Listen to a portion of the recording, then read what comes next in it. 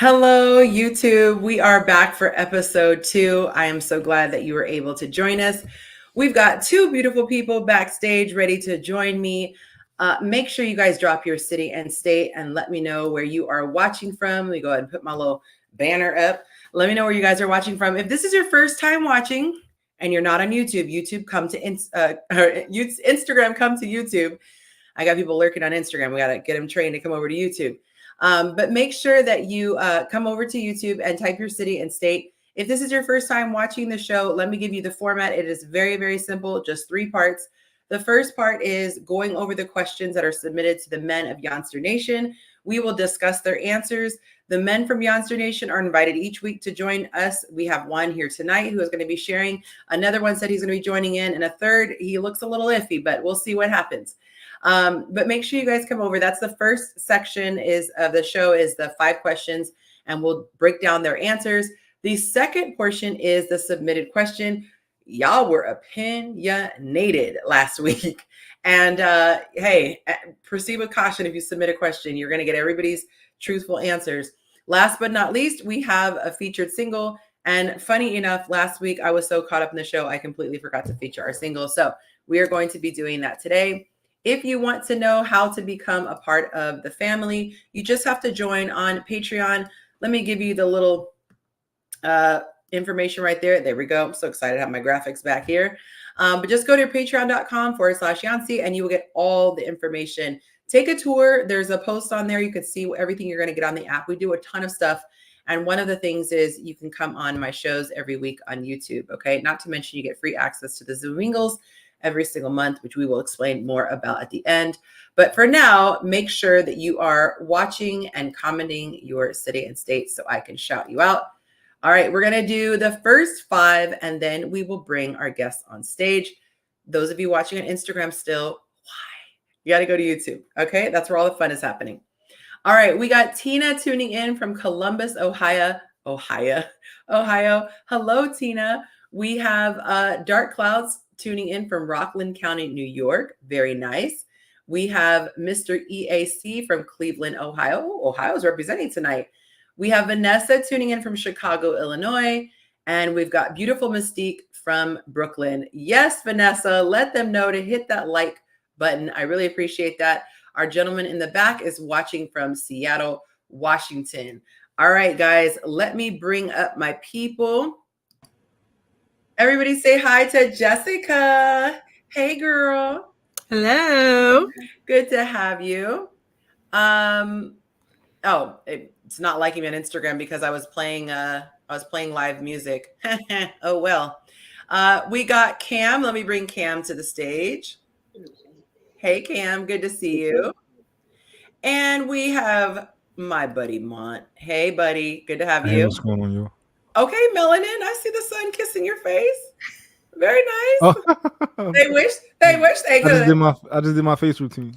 It's the golden hour, where the sun is just like golden on your face.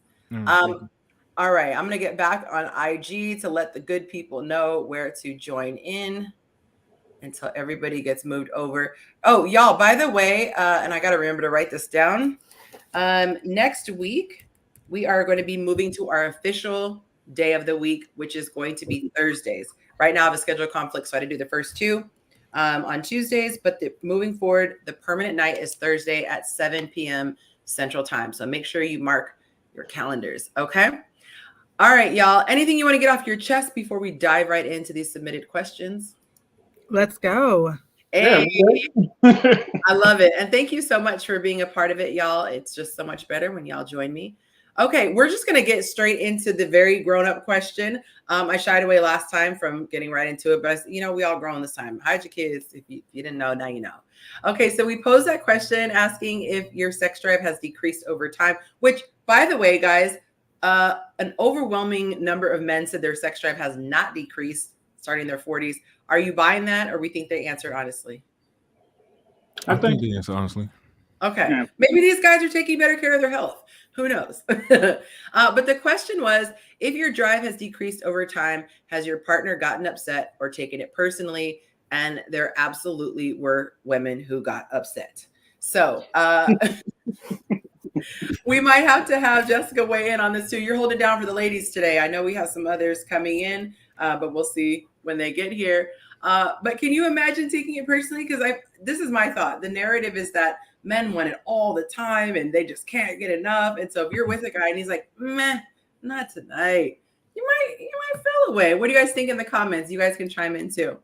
I think when you don't have the answers, you don't know why, there's lots of room to fill in with your own narratives, your own stories. And that's where if you have any insecurities, those are going to show, or if you think something might be, you're going to make it that thing be a reality.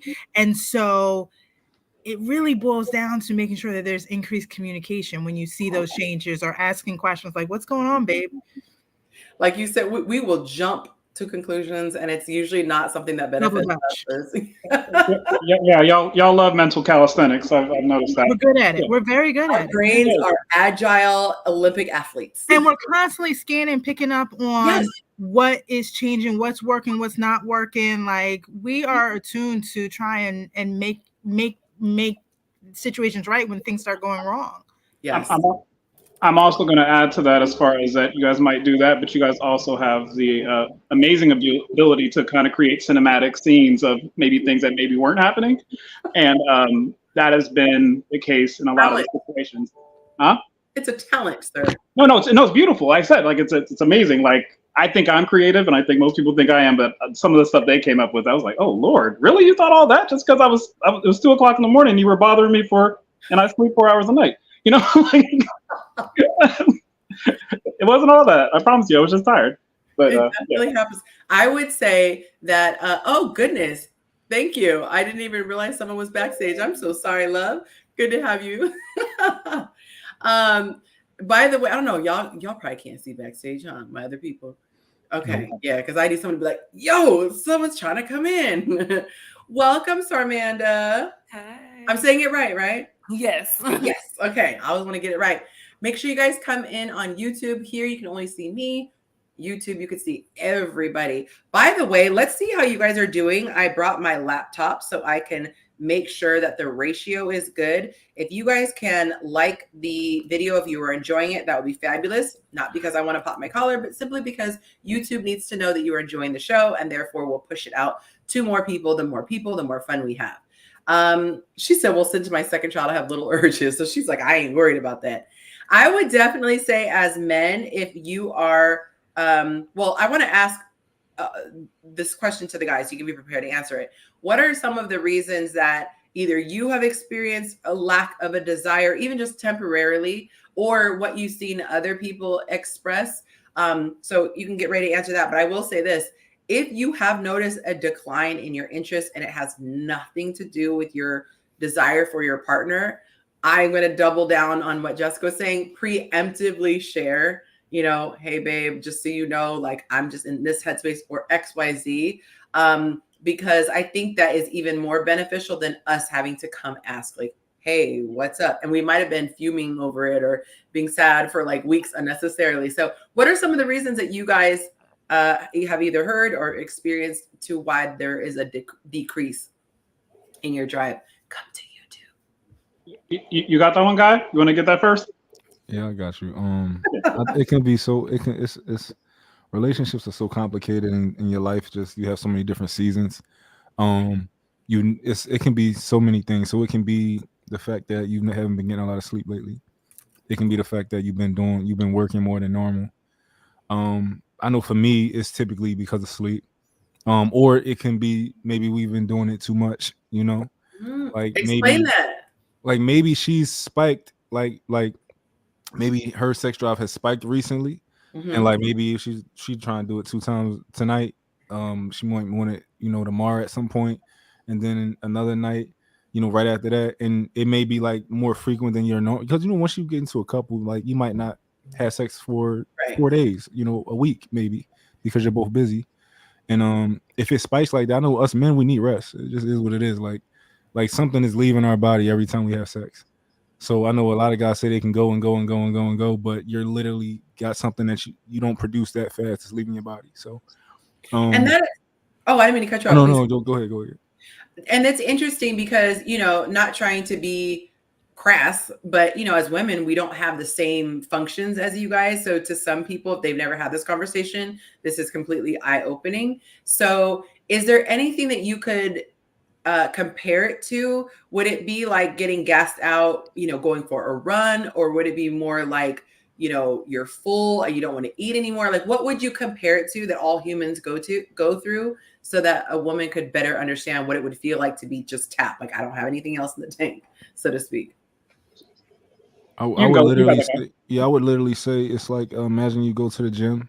Mm-hmm. And let's say it's not that first day back. It's not that first day of need and rest, but like that last day before, oh, I can go back tomorrow, but I just, tonight I'm just not feeling it. It's just a fatigue. It's not an actual, it's just like a mental fatigue where you just kind of like, your mind is not, like she mentioned sex, and you're just like, it's like, oh man, like how do I doesn't set off the my way alarm out of it? Yeah, like normal. Yeah, but I think a lot of girls might have past, like, where guys that cheated, and maybe they're, that's always in the back of their head is like, are you getting it somewhere else?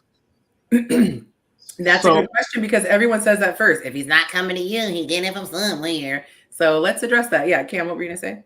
Yeah, so I'll address this question, and then I'll get back to the last one that you had asked about certain factors that might contribute to a decrease in sex drive. So I will say that it can be, and it can definitely be, like you said, like you feel there can be a fatigue that's associated with it. And then also, depending on the women that you're dealing with, there could be like, I mean, if we really want to get into the bushes, how far we want to go. Oh, pun intended. I was going to say.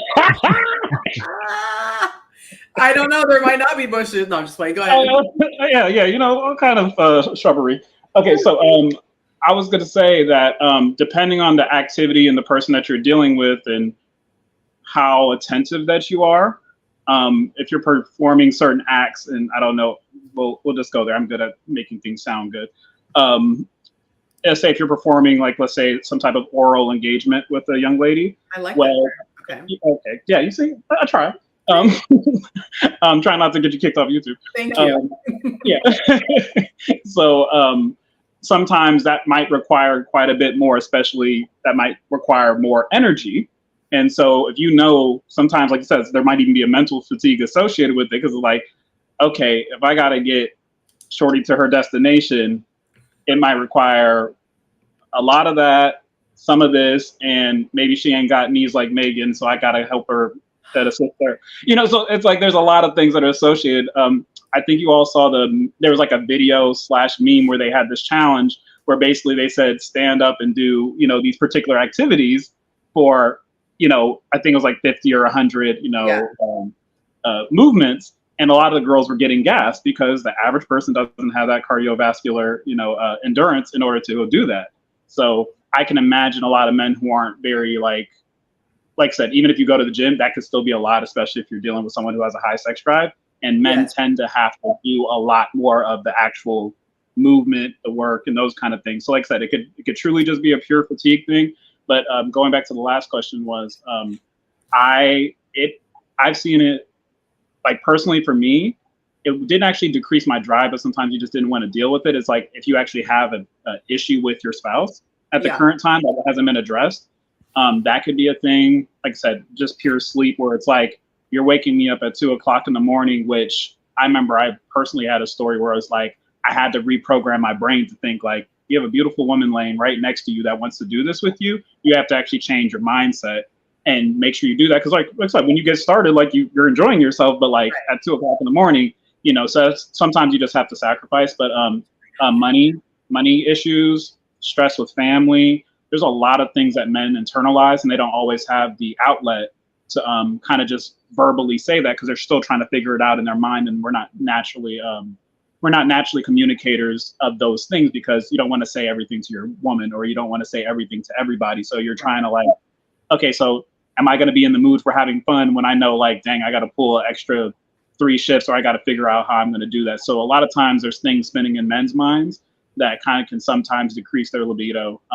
Like I said, stress, money, just mental stressors sometimes can kind of do that, even if it has nothing to do with a woman.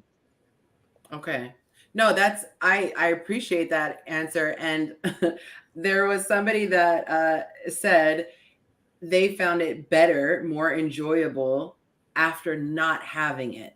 So, can anyone relate to that, especially in the comments? So, let's just say, you took a week off intentionally, or, you waited a period of time. Does it feel more desirable once you guys reconvene, shall I say?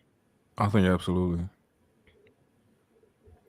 I'm looking at these likes, y'all. This can't be right. Let me refresh because I know there are not still just 7 likes. By the way, if you are on, okay, we're at 17. I didn't need to refresh. If you are on a cell phone, you will have to close the chat box in order to be able to see the like button. So close it, hit that like button, and then open it back up, please. Hey, Maverick, thank you so much. We got someone from Yonsternation on there. Nice to have you. Okay, so I had another question. Well, actually, I got the percentages because I forgot to pull it up. I'm so glad you said that, y'all. I'm telling you, I don't be seeing people in the backstage. Willie, welcome to the stage. Thank you for joining us, sir. Well, sir. We jumped in with Rated R. We talking about, well, let's talk about sex, baby. We're talking about sex drive decreasing over time. But women taking it personally. So by the way, I have the percentages. 67% of the guys said yes, their partner absolutely got upset and took it personally when their drive decreased. 33% said no. And in a second, I'm going to go ahead and read some of the comments that they left. But anything you want to chime in, sir? Hey, Blondie. No, I don't have this experience. So I really don't have anything to add here. It could be hearsay. Okay, so let me read some of these comments before we go on to question number 2. Okay, this gentleman said, well, unfortunately, but fortunately, at the same time, my drive was higher than hers for a while. And then when mine decreased, it actually aligned with hers. So now we're both matched, and it's a good 2 times per week.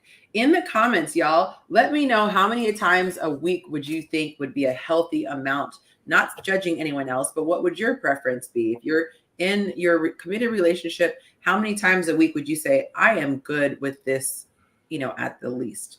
Okay. 2 was kind of surprising to me. Someone else said, guys, he said, this is a pride question. Guys will fight to either answer or be honest. By the way, we normally have tons and tons of responses. There were literally like 4 on this one. This gentleman said, I answered truthfully. There's no shame in the truth either way. If a woman understands that men have lower libido and accept it at an older age, their relationship is in a good place. Someone else said, my drive naturally has changed, but honestly, I haven't gotten any complaints thus far. And then the last one says, women actually appreciate that you aren't trying to tear their clothes off all the time. And then it's time to go to work. Oh, and then I think you meant to say when it's time to go to work, it's rhymes with strong. And it's not. Okay. I was like, I'm not reading that. Like I'm reading some like romance novel. Whoa. Oh, wow. Yikers. Okay, so let's see these numbers. We see 3 to 4 times. Someone else said 3. What are you guys thinking on the panel? What is a healthy amount of time? I think the 5th. Just go like this. You think 5th. I think it's important that number is determined between you and your partner. Like people are going to have different wants and needs, and like you already mentioned, it's going to ebb and flow. So the right number can only be decided between the 2 partners. What if you have 1 or 2 times a week and you're Gucci and your guy says, I want it every day, sometimes multiple times a day? I think that's part of the conversation. So like, are there other things that can get you there that we can do that might not be something that I can say to get you blocked? We need a list of a legend of like alternative words. So it's looking like so far is 3 on average. What'd you say, Cam? I said I'll submit in the DM like a bunch of words, like we can have a key that we submit to everybody. I love that. I love that. That'd be kind of dope. We'll be like when his cauliflower is. Yeah. Oh, I love it. Okay. Anything else that you guys want to? Yes, please. You hear me? Oh, so I was going to answer. Yeah, please. So for me, Okay. She said, let's clarify. About 5 to 7 times, but it depends on your health and then also what you got going on too. But the health, I think, is the biggest driver, and your connection in a relationship too. Yeah. There's multiple factors, similar to what Jessica said. It just depends on you and the partner. You have to decide. But I noticed that your mental health, your physical health, and then the connection you have in a relationship determines that too. Yeah. And I think when you have, oh, go ahead, Jessica. I was like, I think we also, that conversation also needs to include, what are we talking about? Like, are we talking about we're going to do different activities for a couple of hours, or is this like a lunchtime quickie?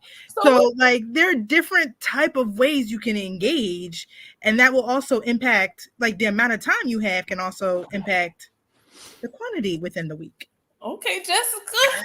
Okay, she's like, I think going for me, foreplay. I'm a big physical touch person. So I think there are degrees in which I would be okay. And I think that, let's just say if my partner was not in the mood that night, I still want to spoon. I still want to cuddle. I still, it's that affection. And, for a lot of people, it's like the natural end to the day or the start of the day, however, the preferences are. So I think at the end of the day, making that person just feel loved, because a lot of times if someone has a physical touch as a love language, it's not about having an O. It is that happens to be great, but it's more so about that connection. Like, I'm tapped in. This is something I'm only doing with you. This is what differentiates, you from a random person or a friendship, or what have you.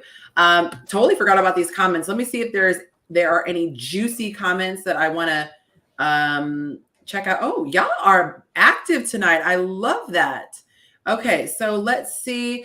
Sleep 1906 says that is definitely the narrative, that men only want bound chicka bound wow, we'll just say. He said health is a big factor. Someone else said health and exhaustion. Let's see. There was another one I saw. Viran, I hope I'm saying your name correctly. I agree. It is more of a buildup and a desire to really want that person more than usual. Sleep says mental fatigue is real. So that's interesting. Lamont was talking about a mental fatigue.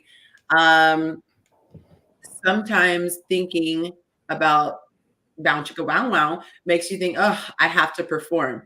And it's funny because who is it that was mentioning the physical side of it? Was it you, Cam? Yeah. Women.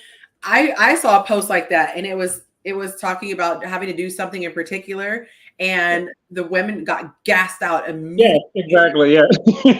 What we have to do every time, pretty much, unless we're laying, the guys saying, unless we're laying down.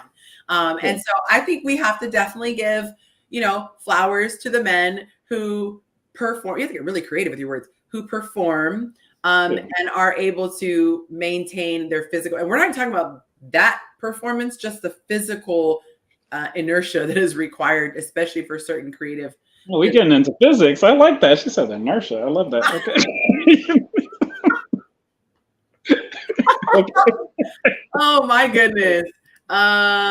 Okay, let's move on to the next question, y'all. Could you marry a woman who has in the past had an OnlyFans page? And in the comments, when you answer, please explain why or not. Why not? Okay. I love it. Oh, hey, Tay. I love it when I see some of the OGs here. Please explain why or why not. And I would like to hear. Tay, let me know if you want to come on. DM me if you do. She's always a good time. All right. So let me know what you guys think. Would you be able to move forward? Wait, who's? That was Beeman. Oh, okay. I didn't see anyone's mouth moving. Okay, so he is absolutely not. Okay. Absolutely. The TF, no. Thank you for the sentiment. I did a poll on my women's page. Sorry, y'all. I'm turning off Instagram now. Y'all got to just come and watch the show. Okay. I did a poll on my women's page asking if women would do that if they absolutely were in a pinch. And it was a small percentage that said yes, but there were, you know, a decent amount who said yes, they would resort to that if they needed to get some money. I'm seeing if I can. It was a little while ago. I'm gonna see if I can find it. But feel free to weigh in, guys, while I'm looking at that. I would say so I wouldn't 100,000% say no. Okay. I'm close to 100 on it. Uh-huh. The only thing that could make me consider it is, for one, your content has to completely be solo. Solo, That's okay. like completely be solo. No Secondly, co-stars. you would have to be such the perfect woman, and I would have to probably be not the age I am right now. I probably had to be climbing up in age to the point, like, the more mature I can imagine, the more mature I become, the more small ego things don't mean so much to me. Because right now it's my ego, you know, of like I wouldn't do that because I don't have to. And secondly, it's just, you know, it's probably an ego thing. But I can imagine if I'm 50 and a girl is younger than me, and, you know, I don't know, but it gotta definitely be solo content. But right now it's close to 100% no. Okay. Why is it an ego thing that I don't want my woman, like I don't want the next guy to be able to see my woman's butthole for the change that he finds in his couch? That's not an ego thing. That's a standard. Well, I think it's an ego thing, and I'll explain why. I think it's an ego thing because it's one of those things that doesn't have actually, like, it's one of those things that, like, I don't like hoes, right? And I can say just because it's my standard, but in the reality, it's literally, I can't explain it. I don't like it. So it doesn't matter because another man has touched you, and I want to feel like I'm the only man who really has seen these things, and you've waited for me, and you just want to give it to me because I'm special. I think and when I say ego, I don't mean that's a bad thing, right? Ego's not bad to me. I think men need ego. It's a positive thing in some aspects. Like, for example, my girl doesn't open doors because of my ego. She doesn't pay for things because of my ego, and it's a positive thing for her. Yeah, it's the ego thing. I think you taking it as like a negative thing. I don't think ego's negative all the way. I'm taking it as the way the word ego is used. And No, when how people say it's an ego, that's why. Because it sounds like you using words all willy-nilly to describe things. Like, you don't let your woman open doors because of how you were raised. No, it's an ego thing. Out of chivalry. That's not an ego thing. It's ego. That's a custom thing. That's a politeness thing. It's not ego. Okay. Ego is me getting mad because, or like you get mad because your girl's new dude's penis is bigger than yours. That's ego. That's a bad ego thing. That's exactly. It's super ego. Or him making more money than you. That's an ego thing. But you not wanting to date a girl because, again, she used to have her butthole on the internet. Like, that's not an ego thing. You just put code words out the window, huh? No, butthole's it's not to get you banned. Like, okay.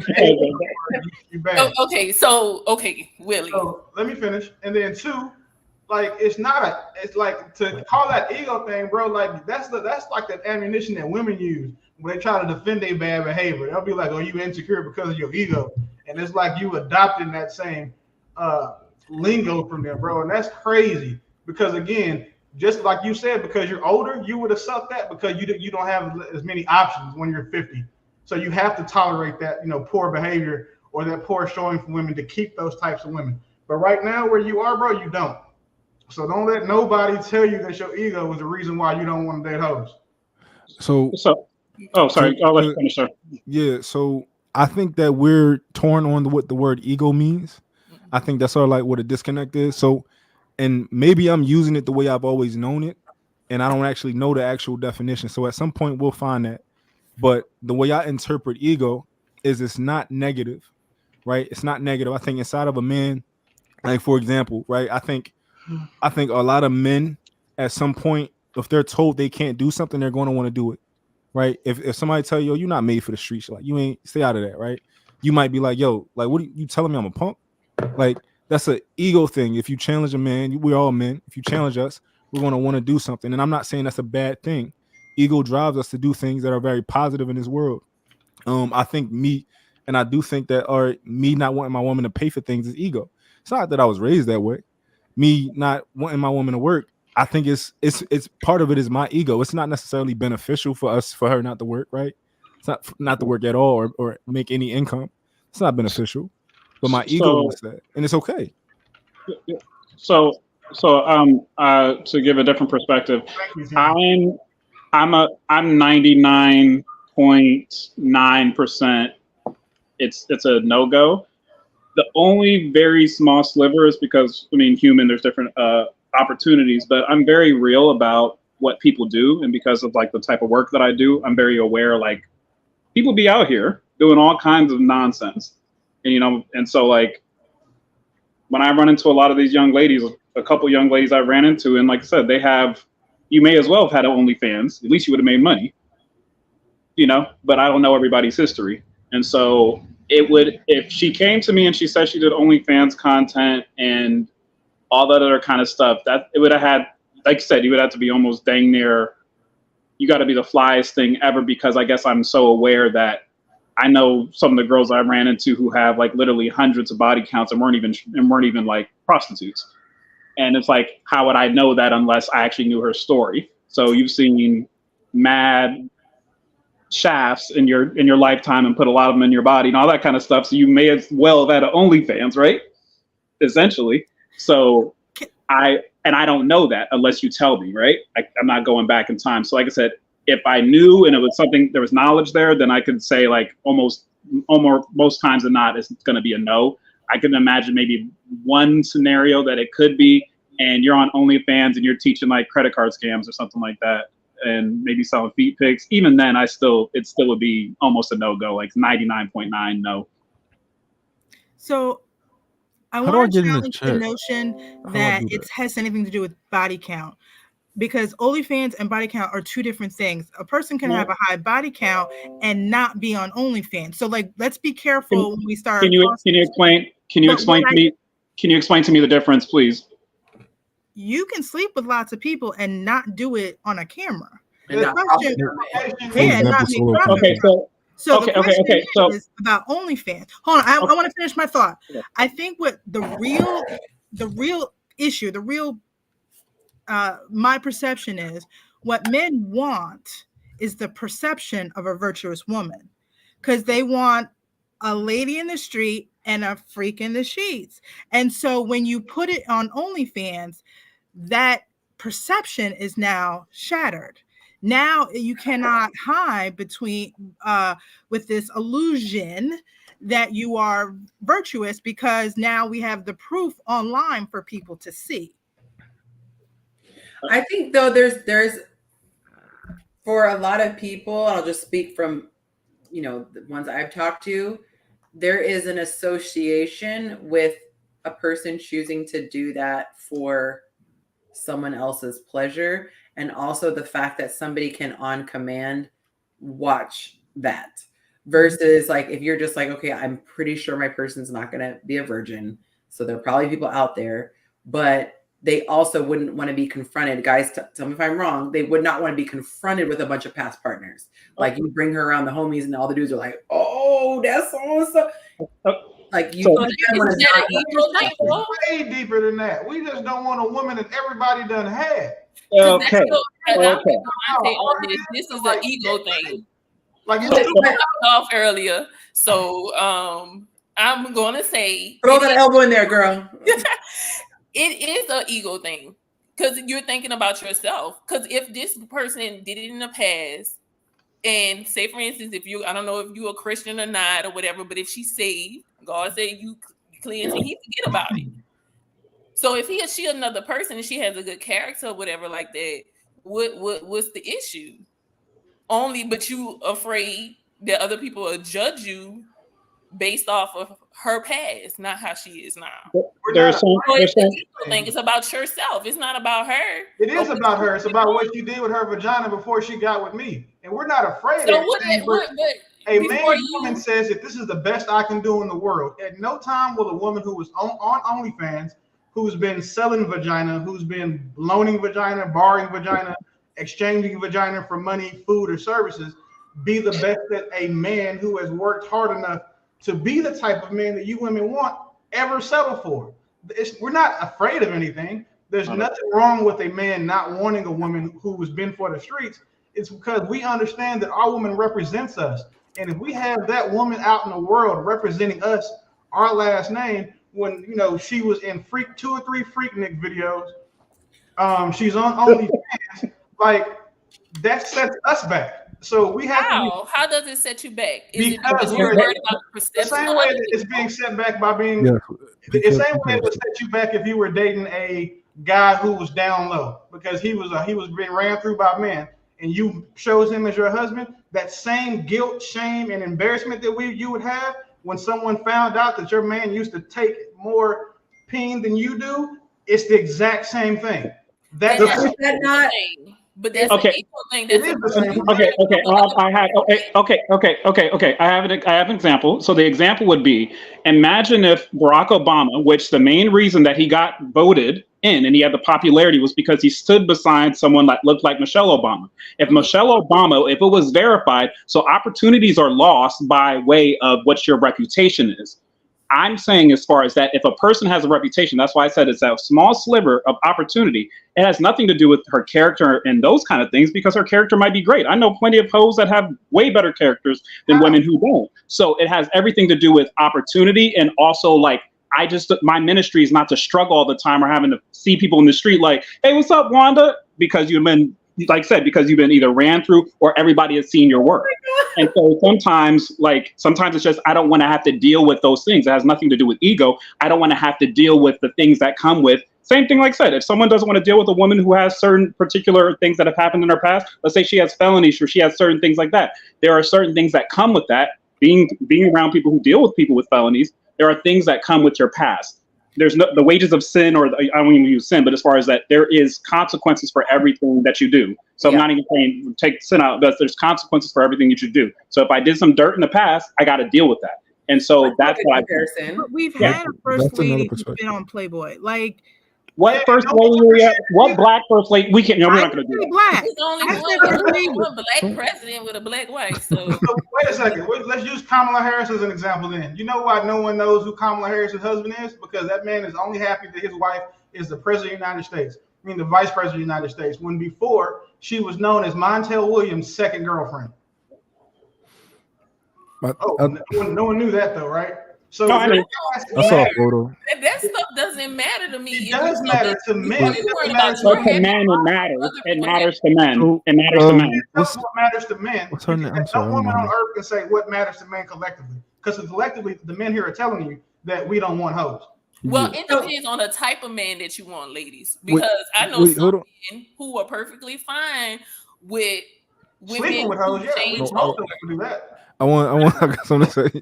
So I agree with a lot of the things that's being said. So like when I use the word ego, I'm using it in the term of like I just described it of a definition I found, and it's hard to find. But the one I found that I like was an inflated feeling of pride in one or one's in your superiority to others, right?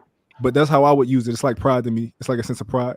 But men, and y'all might not know this, but men like respect, right? We love to be respected by other men. It's the way we operate, right? If I'm dating a hoe or a woman who's been on OnlyFans and I come around some guys that I respect, they may not respect me, right? Or they respect me less. It's really that simple, right? And you guys can be upset about it or whatever, but we operate off respect. That's the way we speak. That's the way we navigate through this world. And if you know a guy who dates hoes, right?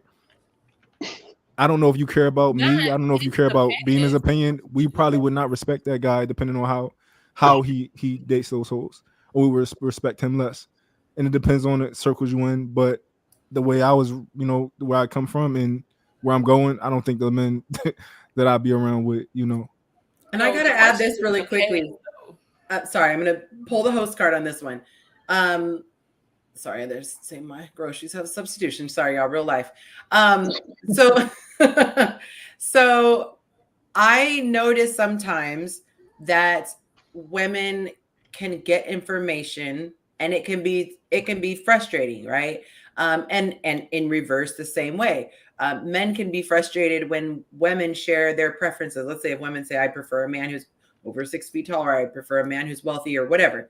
And the best thing I think to do is to just take in that information and use that information to your vantage point, because it is a numbers game. This is how I look at it, with the whole pick me concept. It is a numbers game because a lady was upset today that I said, what dish is most impressive? And she's like, why are we trying to impress men? But at the end of the day, we are trying to be liked by the highest number of men and vice versa, so that you have the greatest amount of choice. Will we agree at the root of it all, right? Like, so as long as you're not compromising yourself, as long as you're not selling out, you're not going against your morals and things like that, I think it would behoove us to understand what the greatest common denominator is as far as wants and turnoffs. So I take this to be, ladies, if you are considering choosing, understand that a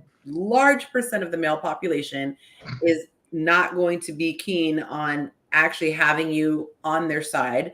And I'm gonna throw this little curveball. Is Playboy in that same category, or is that considered modeling today? It's the same category, I would say. Probably. I don't think any of us have seen a Playboy magazine in 30 years, though. Yeah, I was going to say that's kind of hard because, like, at one point, Playboy was actually like has journalism in it. It had beautiful women, but there was actually like articles. But that would have been, like I said, if something's done tastefully. And I want to give this caveat because I know we're probably going to move on to the next topic. Is that it's like I said, that's the reason why I said it's not impossible, because people all have past. We all have past. But like I said, it's not something that's really. I wish women would understand more that it's like you can't just make some of those moves so easily, because, like I said, it does affect how people look at you. So that was really the main point. I had a question. Yeah, I had a question, Yonci, for the girls. Like, so did your fathers didn't tell you these, like, growing up? Did they not tell you men don't like hoes and not to be one and all that, or this is just like a new concept? But I'm just thinking about girls who grew up in certain environments where they felt that this is the only way, and then when they learn better, they change. Would you guys say the drug dealer with that same? And so that's what I'm just saying. I know that I already know that my dad, he had I grew up very modest, so I understand that. I understand that. Yeah. But I'm just speaking to ladies who might have grown up in a situation where they didn't know any better. They didn't get that guidance, and then now they know, and they're the person that they're supposed to be. Yeah. And I just think that it's unfair for them not to have the potential to marry someone because of the past and how they were raised. Question. And I don't think it's about what I would do. I think everyone deserves love. Right. And so finding someone that mirrors your values is important. So if you're like, never me, great, that's not your person, and so I think it is important, just even though, like Yonci said, it's going to reduce your chances. That's a conversation that needs to be had so that you can find someone that aligns with the things that you believe in.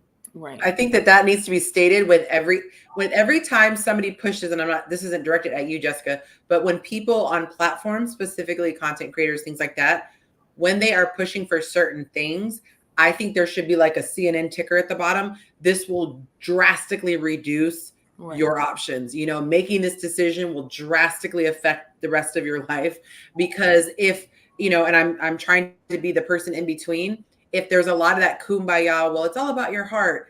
That's ideally what we would like, but the reality is going to smack these people in the face. So I think it's necessary to have that. And I did see that your hand was up. I think it's I was going to say, I think it's interesting. So like, people don't think about, like, when we say people deserve certain things, like we're literally saying that people deserve other human beings, right?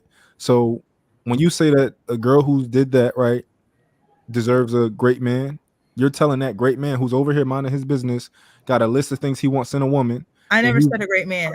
I'm just saying in general. Someone whose values align. Okay, so it can be a bad man. She can deserve a bad man. Not if it's values. It's too subjective. What's great for one person is not going to be great for someone else. You, but a lot of people would say that, I think she deserves that. I'm sure they're not saying I think she deserves just like a poor homeless man, right? She deserves a good guy, right? He got his teeth, though. He got his side teeth. Yeah. So there's a good guy somewhere, right, who got a list of things he wants in a woman, and he did good in his life, and he's worked hard to get to a certain place. And you're saying that you over here, she deserves you, take her, right? That's what you're saying to this man who knows what he wants. You're saying that she deserves love, so she deserves another human being who knows what he wants. And you're literally, I don't think people think about that. Like, if I said I deserve that girl over there, She's minding her business. Why would I do to deserve this human being who lived their whole life and know what they want? Why do I deserve her? Well, I think it depends on, for me, it depends on your faith and where you are in your walk. I know everybody may not have, they're not Christians, I get that. Mhm. But for me, if she follows the path, doing it God's way, and she find a God-fearing man who definitely understands forgiveness, then she will get somebody who's good.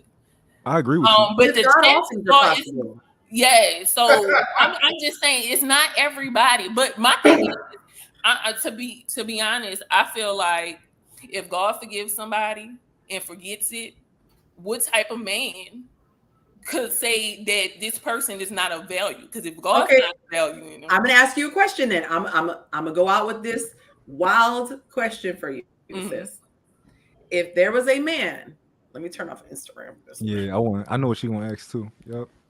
If there was a man who was confused at a little point, and we'll say, how do I use it? I need my legends, Cam. And he was touching If you used to date men, would those you who are not, he was not curious. even men, not even men. He's touching Curious. those who are not eligible to drive yet. Okay, don't get okay. That's wild. Okay. But he was confused. It was like a family dynamic. It was whatever. He did his time. He's turned from his ways. Are we accepting him, ladies, with open arms? He's changed. He's found God. He's never doing that again. He's a completely different person. Does he deserve? I'm gonna use that word. Does he deserve love? Should he be considered just like any other guy? I think, does he deserve love? Yes. Will his options be drastically reduced? right? So Oh, she gets it now. They get it. Oh, now it makes sense. I never said I have a whole lot of They questions. had a lot of options, or they had, but I said that it is possible, and I don't think that somebody should be disrespected or told that their value is less. Exactly. Because I mean, I don't feel like no one is here to judge them. But I think there's a difference between telling someone and putting them down. You suck. You're not valuable. They're just saying, I'm passing her over. I'm not. I don't like Curry. I'm not going out and clowning Curry and making videos against Curry.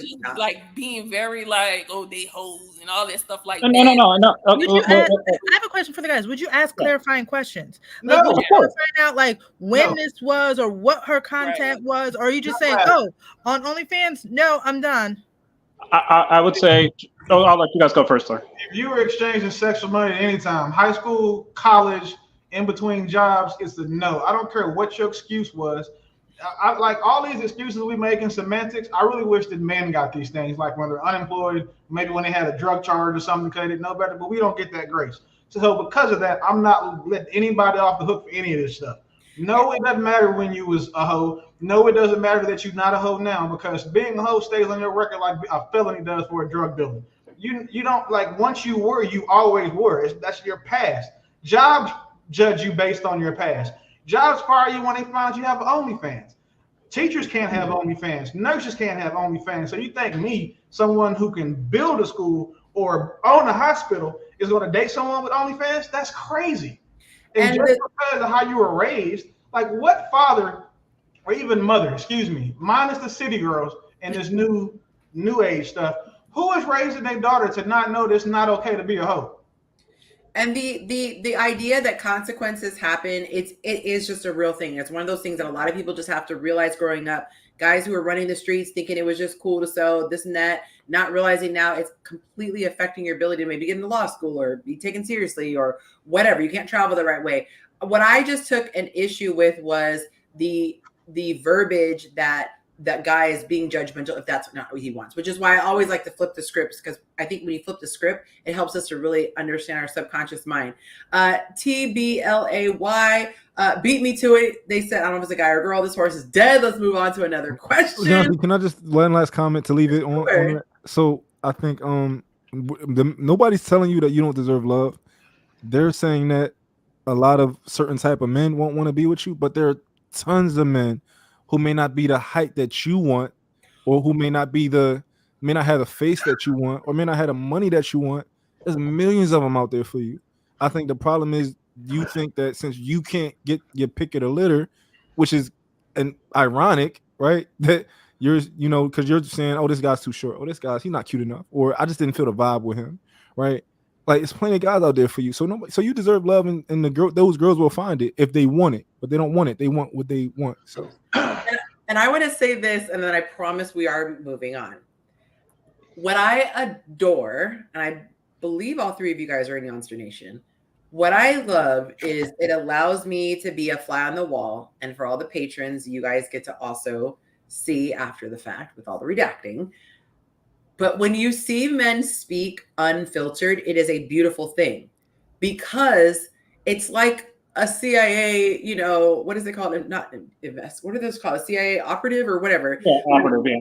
Right. You don't want to do spying and know that the people are, you know, the people know you're listening, because then they're not going to really tell you the tea. That's usually how it is in mixed company. The men are like, I don't want to piss off somebody. I don't want to offend somebody. So let me change how I'm saying it. But it doesn't change how they feel inside and how they operate in their personal life. And so the purpose of this information is to be able to allow us to make the best moves to get the most options. The same way if a woman, you know, we had a girls locker room and we're all talking and we see a man who's all buff and we're like, oh my God, girl, when he has a big old thick neck and his shoulders are like, oh, and he can pick me up. And men be like, oh, noted, they like big muscles, you know? So we got to really be careful to not, I know I'm saying this over and over again, but we have to be careful when men speak their truth, that we take it as cheat codes. And do with it as it's insider trading.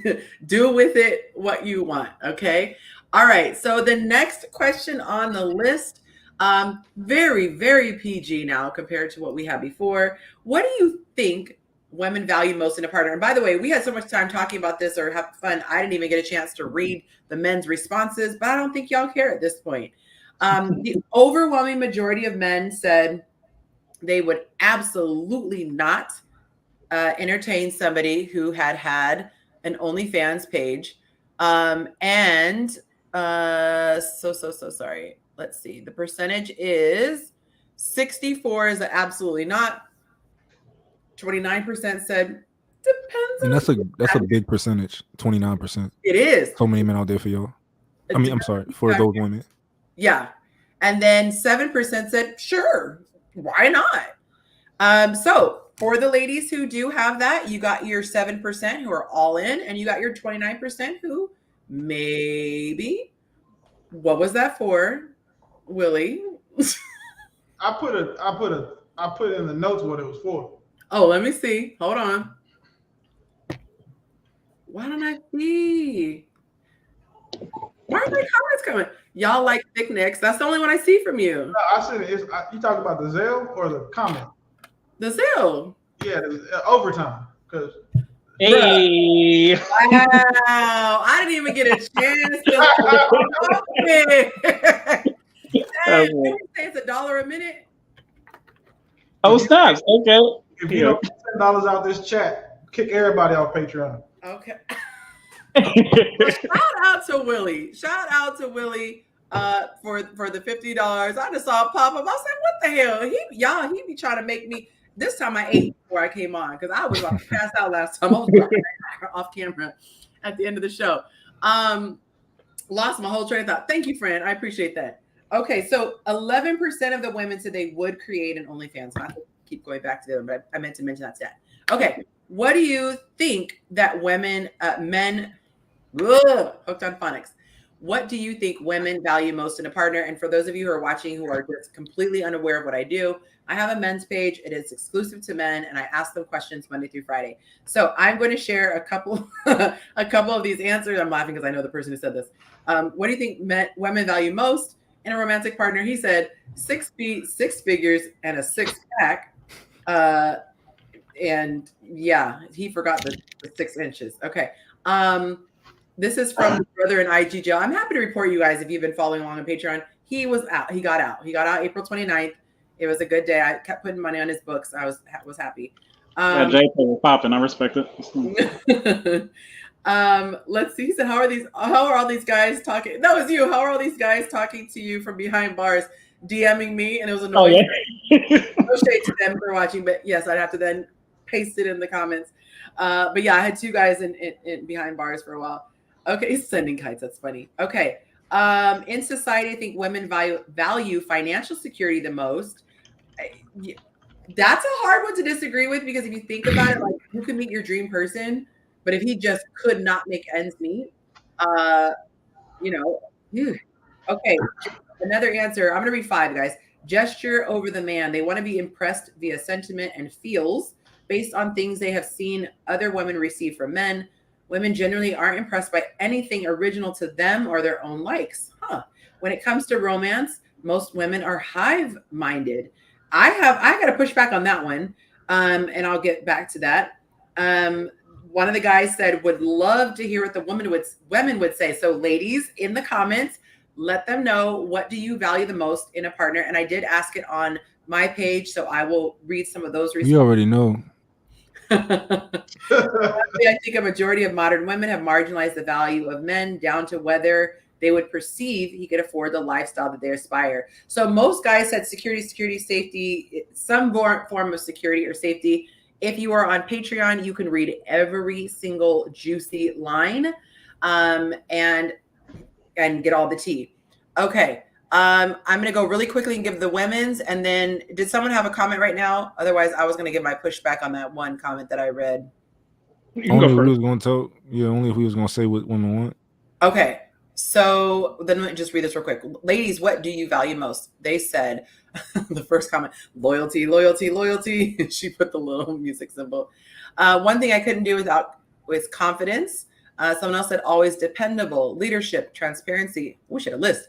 Generosity, kindness, honorable, trustworthy, communication, and patience. Integrity, loyalty, faithfulness, emotional intelligence, self-awareness, good communication, his peaceful demeanor, prayerful, loyal, communication. Okay, I see. Y'all hear the word that keeps coming up over and over again? Stuff that benefits them. Loyalty. That's what I keep seeing. Relationship with God, spiritual leader, loyal, respectful, safety, authenticity, submitted to God, reliable, accountable, leadership. So go back and read those answers, but that's what the ladies were saying, and they are coming in now. So Lamont, go ahead and respond, and then I can say it quickly. As far as something that everyone else likes, I would say I'm definitely unique, because I know most women love flowers and jewelry. I could care less about either. I am very specific. And if you guys see my Patreon page, I got so excited about my little on-air sign that Monte got me, my heavy bag stand. Like, I like it when someone gets me things that I am looking to get. Like, it's something that I need or could make my life easier. That really does it for me. And then words of affirmation. So I'm going to push back on that. Now I'm going to shut up and you can go, Lamont. Well, it's so many different aspects you can talk about. Of course, you got like the aesthetic, right? Of course, they would prefer a tall guy. Some of them, I mean, women who are more immature, like kind of have that higher on the totem pole. Money matters. It doesn't. It's a lot of girls who date guys without money, right? Because they don't really qualify to date men with a certain amount of money. So it's many women who date average guys. Is that who they want? Probably not. If they had the choice, they would probably put some more money in his pocket.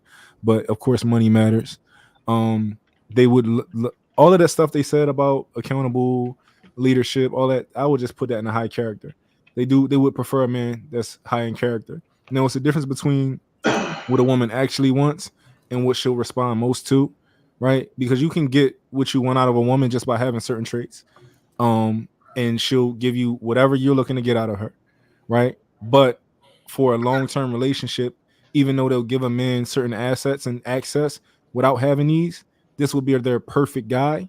So what's the difference between what you need to gain access to them and also what you need to be their perfect guy? So those are completely different. Okay. Anyone else? Yeah, I'll go next, Willie.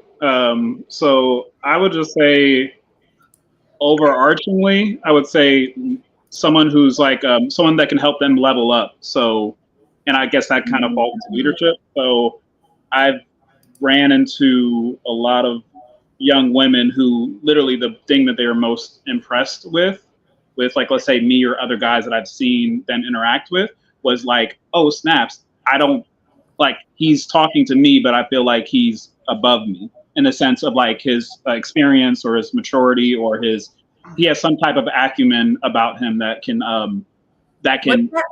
What's that called? Hypergamous, is that where women want to level up with the guy? Is that the word I'm looking for? They want their best option. They want the best man they can find. Hypergamy. Yeah, I thought it's like they just want you to bring them up from at the least from where they are.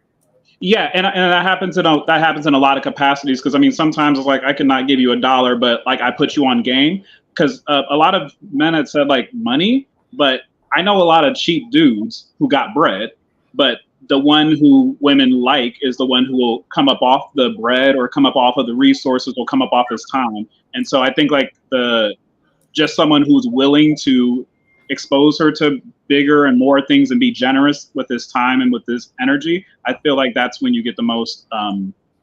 That's what it seems like overarchingly. The more women I interact with at all different levels, they want someone that can help them level up, even if they're emotionally shot, but like he can help them kind of like regulate, or he can help them, teach them in that capacity. So like I guess I don't know if all that's considered hypergamous, but they definitely want someone that can help them level up and that is generous in his ability to do that.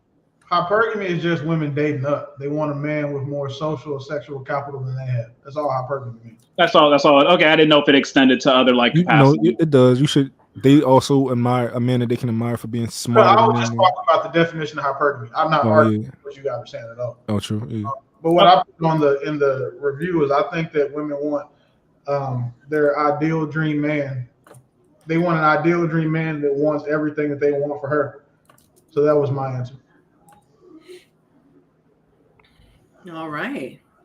Any other thoughts? I do think it's interesting reading the comments how I think like the lack of self-awareness in women is I don't think it's very helpful to them or useful for them. Like, because if you're leading with things like faithfulness, integrity, reciprocity, and there's so many men right now that you can find that have those things. But those are that's not your threshold for most women. That's not the threshold.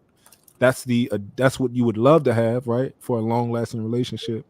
But the sooner people start being honest with themselves, the sooner that they can actually maybe change the things that they don't want to be what they want in a partner, right? If they're not worried about height, then maybe if you realize that that's what you into, then you can change it. But I think a lot of women aren't even honest with men or men aren't aware that there's two standards for women have. There's the standard for women have that for like the men they'll sleep with, and then the standard they have for the men they want to marry. And the standard for the men they sleep with is significantly lower than the men that they want to marry. That's why women break rules for guys they actually, like, and they create rules for guys they want to see long term. We've all heard of women saying, well, I made him wait because I thought that he was a better long-term choice and I didn't want him to think I was a hoe. Or then the guy that, was fun, big, sexy, flexy, 6 foot, dancy, muscles, tattoos guy she meets in Jamaica. They spend 3-4 days together getting them clay rub downs, and then she go back home to the dude that she was dating, that she actually wants to marry and pretend like nothing happened. So, I mean. So are we asking about value or what we want to attract? Like what we attracted to or what we value? Yeah, what you value most in a partner. There's 2 different lists for what type of partner is what I was talking about. Okay, because the responses that I'm hearing is more so of what we're attracted to. So we might like them. Well, let me not speak for all the women. We might like a tall guy with tattoos and, with a lot of confidence. But I think a lot of us are at the age now where we know that we need a little bit more than that. Yes, I would love that. But I've learned that they could have a whole lot of money and their character is terrible. And I'm not going to stay. So women who mature and understand that, yes, they're going to be looking at if they're God-fearing, if they have character. Yep. They're going to brush past, the height thing and stuff like that. If we talk about older, mature women. Now, if you talk about immature women, they going to want the dollar. They don't care. If you were shorter than me if you make less money than me, but you're consistent, you're reciprocating effort, you're speaking life into me when I'm having rough days, like that goes a long way. I agree, and I think that a lot of women just need to they need to really hold men to that standard, because a lot of them aren't. And these things that you're saying, right? And when I used to be a player, when I was a little younger, right? Like, men know you in and out. Especially if a man is good with women, he knows you in and out, right?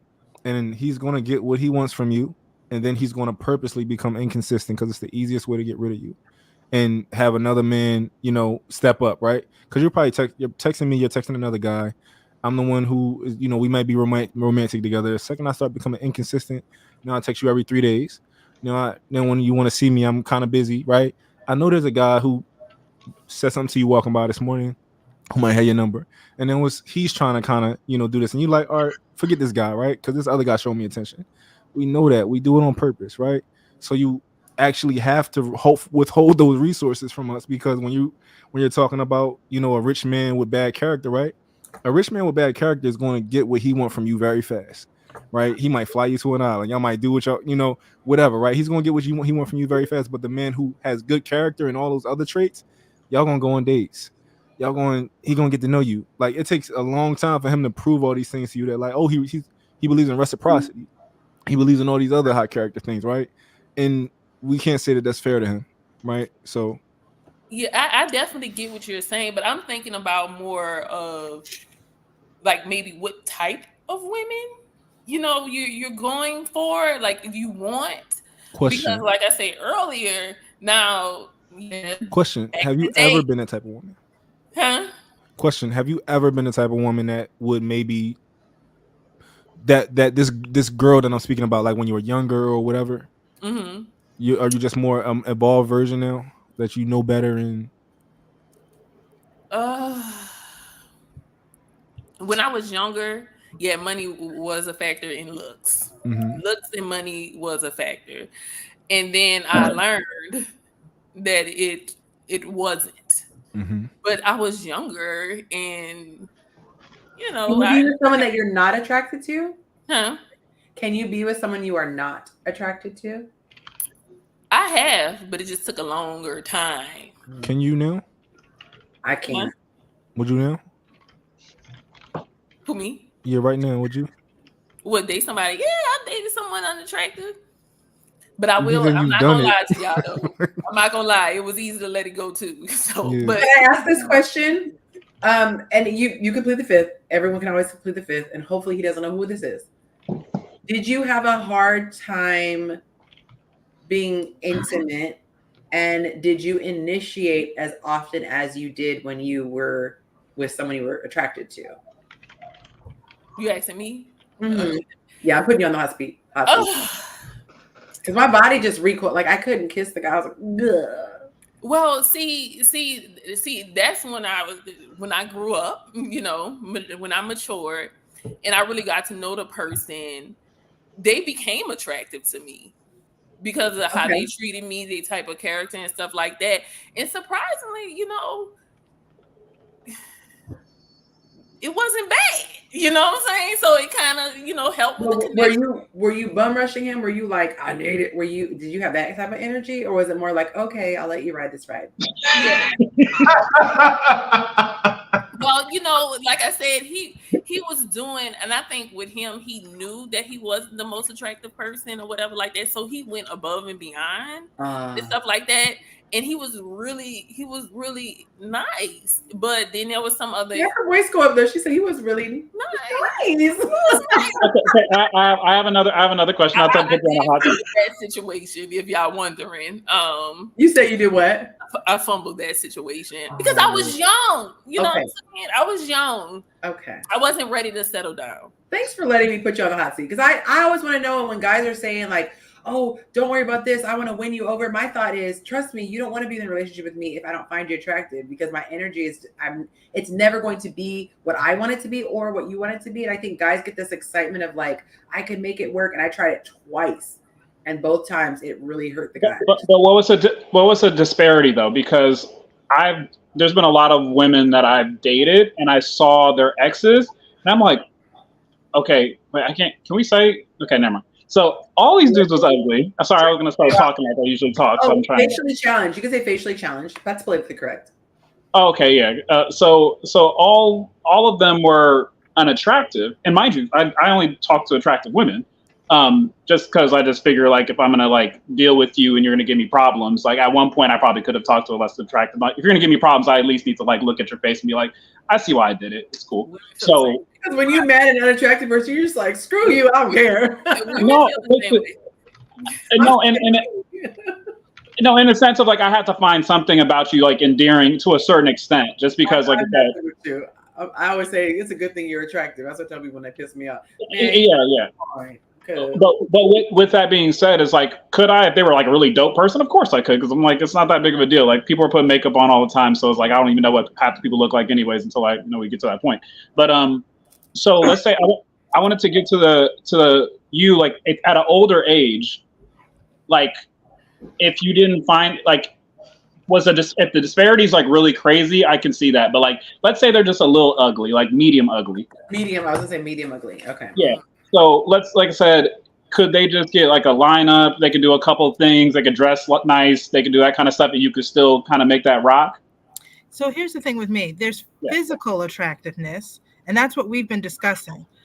But can you also stimulate my mind? Like, what's your intellectual level at? What's your emotional intelligence? Like, emotionally, can you provide safety and security there? Like, there spiritually. Like there are a lot of different ways that someone can be attractive above and beyond the physical. Mm-hmm. So to the other women, can you guys answer that? Like if a person, like I said, if we talk specifically, like I said, they're dope, they're intelligent, they're witty, they have all that other kind of stuff going for them, and they're medium ugly. So how do you handle that? And can you make that happen? You asking the people. And here's the other thing. Are we talking about when we initially meet someone? Or are we saying like 2-3 dates in? Because I think as you get to know someone, their attractiveness level can also evolve. 3 to 5 dates in. 3 to 5 dates in, Yonci and the other young lady. I forgot what your name was. Sorry. I think if you don't find someone attractive, it's a no-go. Like that's being able, like Yonci was saying, not recoiling and being able to share in physical intimacy is important. So yes, I do think it's important you find that person attractive.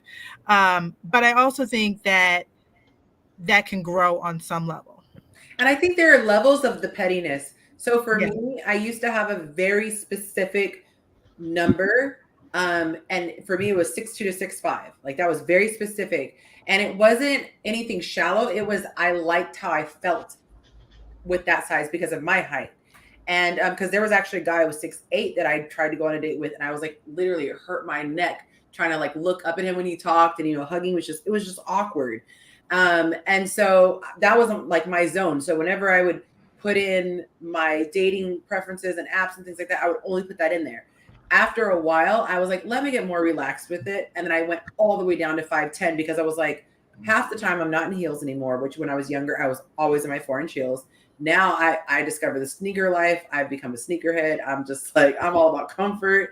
And so it's opened up a world of people who I normally wouldn't have dated. And so for me, it could be certain aspects, physical aspects, but like in the face, I have to look at my man and be like, that's me. And Cam, you were asking me. Yeah. I was just asking how y'all feel about like, let's say medium ugly. I might even go crazy ugly, like Randy Quaid or something like that. But like something, yeah.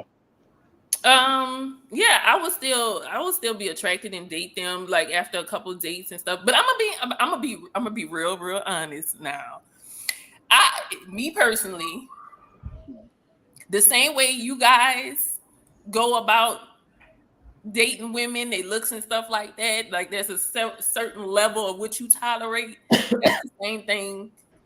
Well, at least I have as well. But I still would date someone who is now, who's medium ugly after, Why though? This is what I don't understand. Why would you intentionally date someone that you don't think is It does. Okay, I'm trying But to. I'll give them the chance. I will give them the So, chance. I respect that, but what I don't understand about the logic behind that is why are you giving someone a chance who is going to have to grow on you? But kind of a lot of men are asking them to do that, right? Because a lot of us are saying.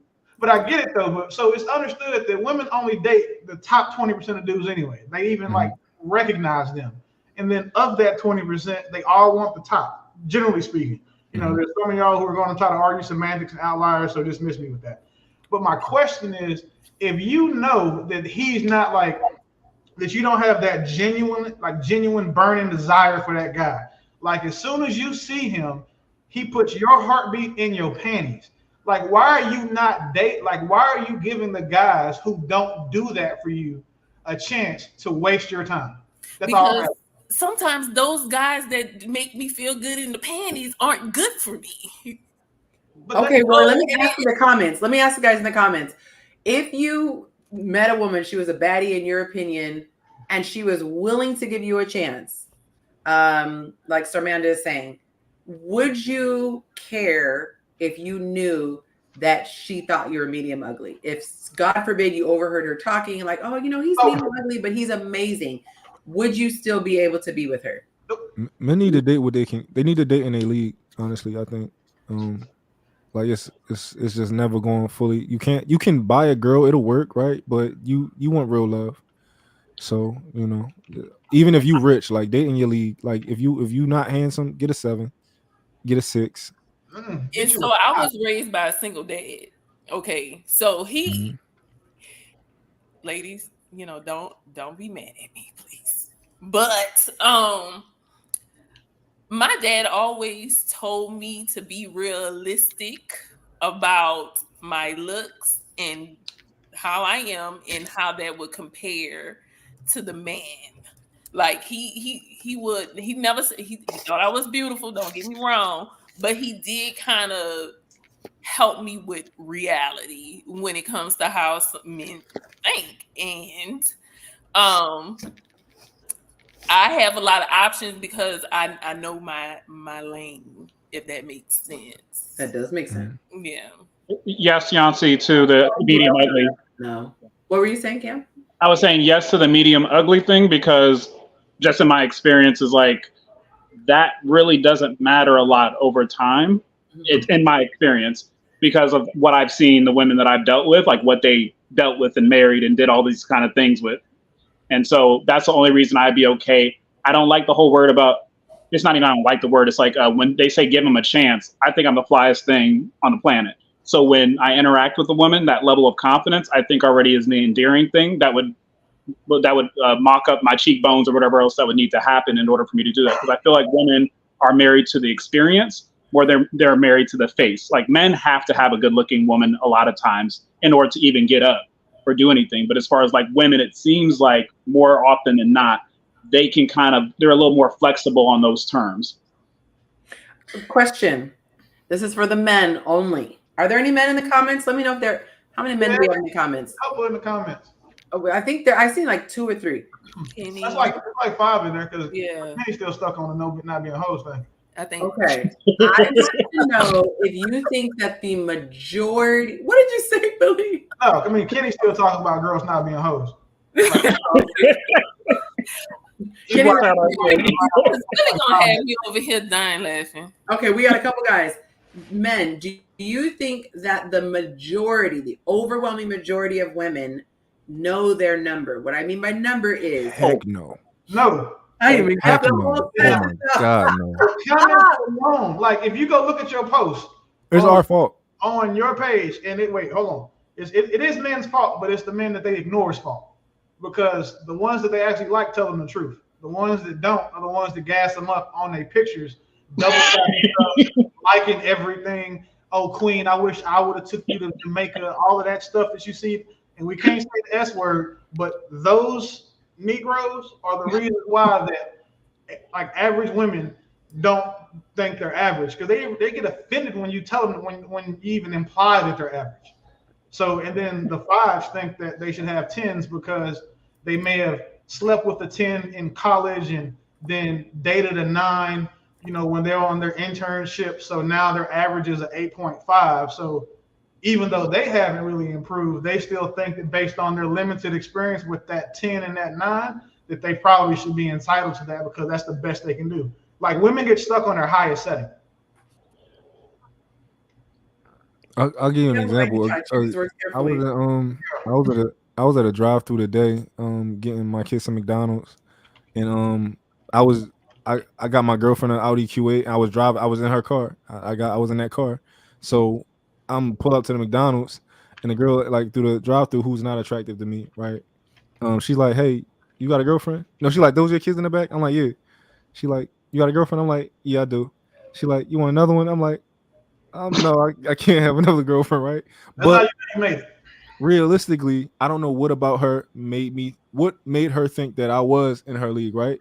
Physically, I don't think we were in the same league, but also the car that I was driving, I don't know if you would think that a man who has this type of resources would, like what about you would think, and I was curious, this is a genuine question.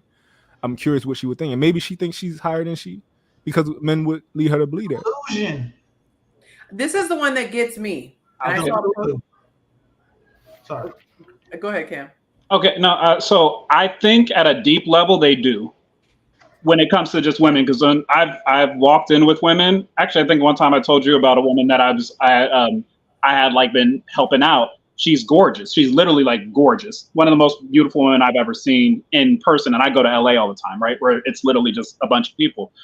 I think a lot of them know when the really pretty girl walks in the room where they know their level. But when it comes to men, because we stick our ding ding in a lot of them, they don't realize the difference between that and that. So I do think they know their beauty rating, but I don't think that they're, with respect to men, I think they can get anything, like you said, like Damon said, because you slept with a couple of guys and guys will stick the ding ding in anything. I don't think they know it because I think it's blinded by hate. Like a lot of times women will tell themselves things, whether they like it or not. Like for example, right? You may have and I don't know if this is just a theory, right? You may have a dark-skinned woman who's drop dead gorgeous, right? And she wherever she goes, she get the red carpet, no matter where she at, right? And it's another dark-skinned woman who's like, yo, nobody likes dark-skinned women. Nowhere I go, right? She'd prefer to say that nobody likes dark-skinned women versus having to kind of deal with maybe I'm not attractive. So in her head, she's telling herself it's the skin. It's all of us. It's not just me. It's everybody. But it's really just her. And she doesn't know that because she's lying to herself. Man, I like you, bro. You are all right. I love what Mr. EA says, and I had to add a little bit of qualifier on there. He said, ladies, you know what level of man you qualify based on the type of men that usually approach you. Now, I would add want a relationship with you, because there are guys who, based on the questions that I've asked, would hook up with a woman who they did not find attractive if her body was banging in their mind. Right. There's certain positions where you don't have to worry about her face. Read into that. And so I think somebody was, I don't know if Billy said it because I was doing something over here, so I might have missed you saying it. But if, let's say, for example, a celebrity hooked up with her, which is easy, as long as you're in the right place, the right time, it's like they just get free, whatever. They think there was something special about me that made that celebrity hook up with me. What would make you still, not that being with a celebrity makes you special. I mean, not that a celebrity is more special. However, you could somehow a little bit pop your collar if he married you or was wanting to publicly put you as, this is me, this is an extension of me, or a public figure, whatever. I hate that example because it's like, celebrities are just regular people. But the reason why I brought up the celebrity thing is that I've heard a lot of women be excited and say, oh, I slept with this person, this person, this person, not realizing that's not a flex, because they'll kind of get with anything. Some of these people will, the way that women throw themselves at them. But the caliber of men who are asking for marriage, if you're having established men, who have great careers, who have, great reputations, things like that. If you have a bunch of those people and they're consistently men you find attractive, then you're doing the right thing. And I say that to the girls in my class.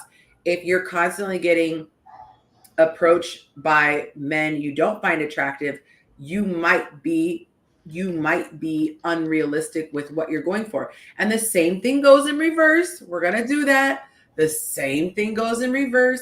If you're a guy who's bitter and says, no woman ever responds to my DMs, no woman ever gives me a time of day, you're probably shooting for the stars. There are always going to be some people. You look at Walmart, there are people who fight each other.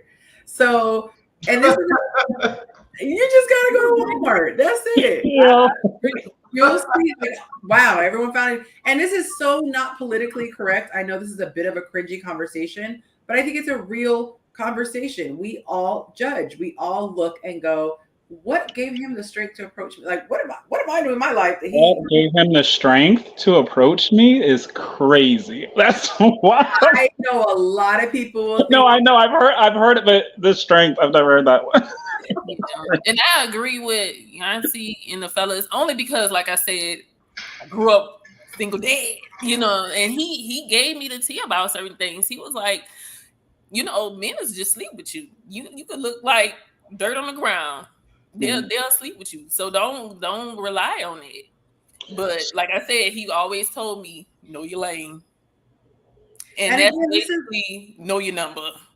This is the reality. I actually started, I don't know if you're in there back then, Willie, but I started this group. I ended up getting kicked out. I didn't realize you need multiple profiles on Facebook in case Facebook blocks you out. But it was called What's Your Number? And it was wildly fascinating. I might bring it back for you guys, but you could drop your photo and you had to have thick skin. But the whole purpose was to know what the average person thought. What does the majority of people think your number is? And it could absolutely be humbling. It could be confidence boosting. Like, whoa, I thought I was a 6. Everyone sees me as an 8. But the reality is people judge. They really do. I mean, they judge you everywhere. They judge you at your job, how you present yourself. If you come in with like a wrinkled suit or you're all scrawny, like they say, people take you more seriously when a man is built. You carry yourself a certain way. There are all these factors. And so I think as women, we tend to get in our feelings and go, that's not kind.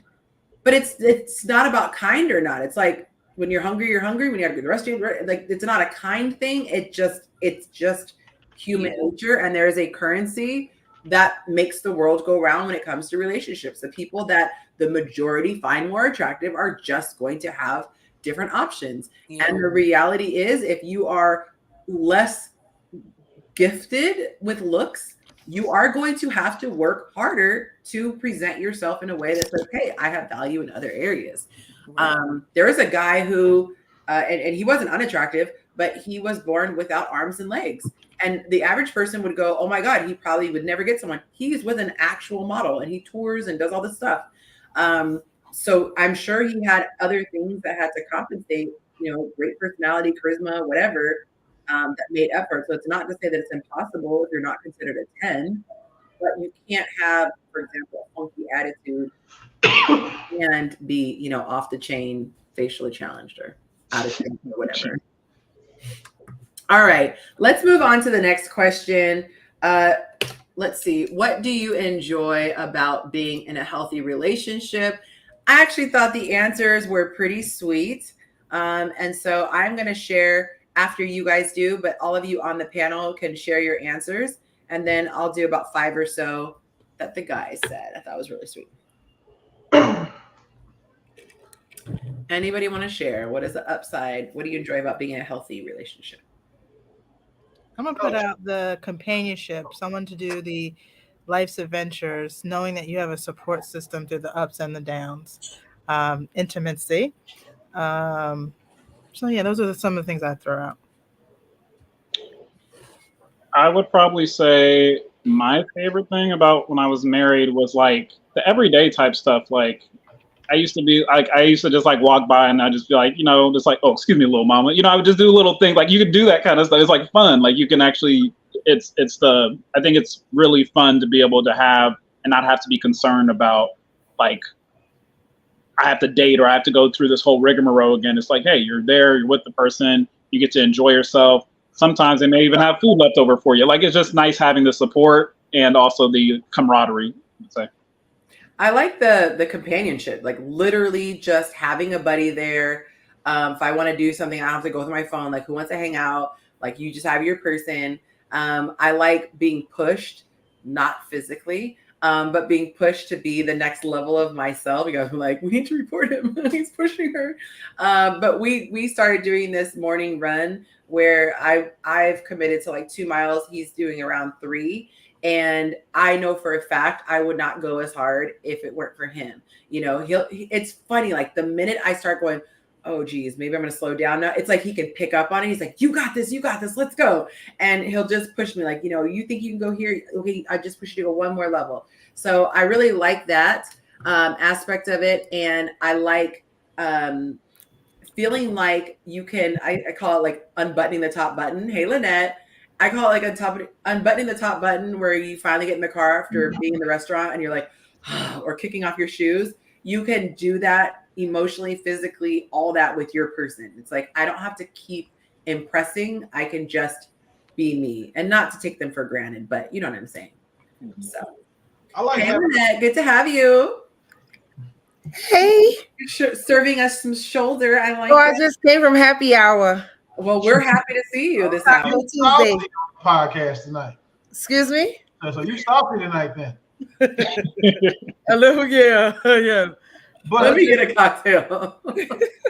Yonci, I like having a default, like having a default person to do default things with. Yeah. Like, and then having somebody makes it, you know, all the work that we put in to get wherever we are in life, having somebody to share that with is cool, because, you know, you don't have to worry about, like, it's really difficult for people, you know, who are far along in their walks toward their purpose, to find people who, you know, have good intentions. So when you have someone already, you know, it's nice, you know, only having to like send one good morning text, you know, instead of 30.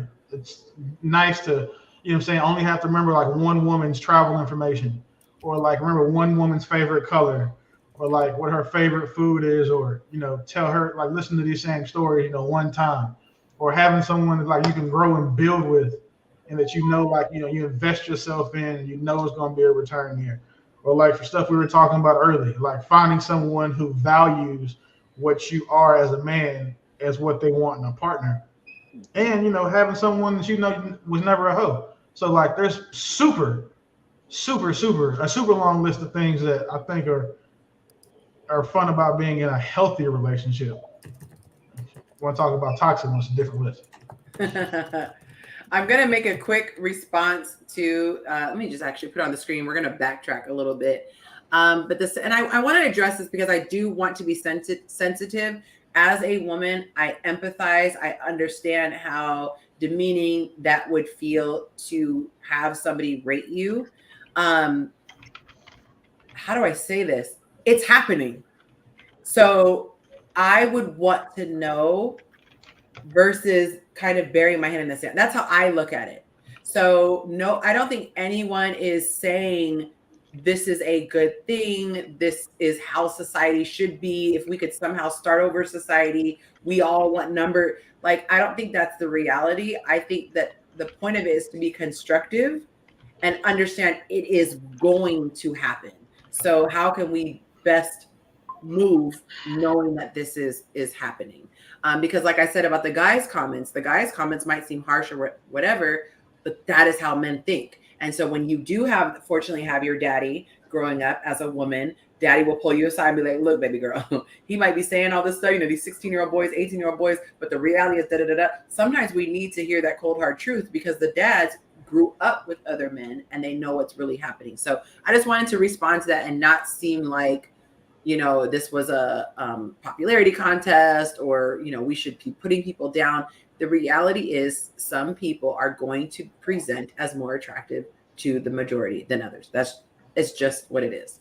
I'm going to be more attractive to people if I lose 20 pounds than I am right now. That's just the reality. That doesn't mean I don't have value. That doesn't mean that I don't deserve love. It's just a fact. Shoot, I feel more attractive when I am at a different weight than when I'm overweight. So I just wanted to address that. Why does the number even affect people though? Because again, like, you know, we tell men every day, like, hey, you short, or you fat, or you bald, or like, you know, if you rate a dude, Like if someone told me I was a 4, I'd be like, cool. I mean, shit. If that's the general consensus, I mean, hell, but it's 200 people telling me that I'm a 4. There's no argument that I can make. That's it's, generally speaking, there must be some truth there. Like there shouldn't be anything wrong with someone telling you that you're average or unattractive because again, it's beauty is not like people say beauty is in the eye of the beholder. That applies to art, stuff like that. But physical beauty is a generally acceptable thing. If you put 10 men in a room, and I give women a benefit of the doubt. You put 10 men in a room that you like, that you would want, that are your ideal man. What do those men rate you? Because if those men feel that you're a 6 and you feel that you're a 10, you think those men are going to put in a 10's worth of effort to get a woman that they see as a 6 to them, then that probably will keep you and that guy far, far, far away. I don't think it's a matter of what's the reality of your number. For me, it's the objectification that I can reduce a person to being a number, and that number then comes along with certain consequences, or because you're a certain a quantity of affection. So as women, I don't want to overgeneralize, but in my experience as a woman, we deal with the objectification, the catcalling, I'll sleep with anyone, but only certain people get wiped up. Like that all boils down to us, our bodies, and we have so much more than just that to offer. Okay, Jessica, I got to do it again. I got to do the flip side. And I love that you are a team player when it comes to this. Men absolutely get objectified. If a guy has a patchy beard that doesn't grow in, if he's super, super short, if he doesn't have the finances, I don't think that it's a woman thing. I think it's a human thing. Even animals, if you have a one-legged dog or three-legged dog missing a leg, it's mangy, whatever. I'm not denying that happens, but what I'm saying is when we tie numbers to people, that's what's happening. Okay, so my question is, do you think that it's bad? Let's take the number out. Let's take 1 through 10 out. Do you think that it's bad that when a person looks at another person, their mind either says, I find them attractive or not? Do you think that's bad? I think that's human nature. Okay, so you're saying then converting that sentiment into a number, that's the part that you feel is going overboard. Converting it to a number and then limiting your response only on their physical attractiveness. But do you treat, okay, who's somebody that you think is extremely attractive that we would all know? Who's a well-known, like, do you think Idris is attractive? Do you think that the guy from Water, whatever that movie is with the big muscles? Idris Elba. Yeah, I said him for Idris, but then there's another guy is he Samoan or Jason? Oh, yeah, I was thinking of Rock. Jason Momoa. Like, do you think that like one of those two are attractive? Sure. Okay. If he came and was chatting you up at Lanette just said she was out having a cocktail, whatever.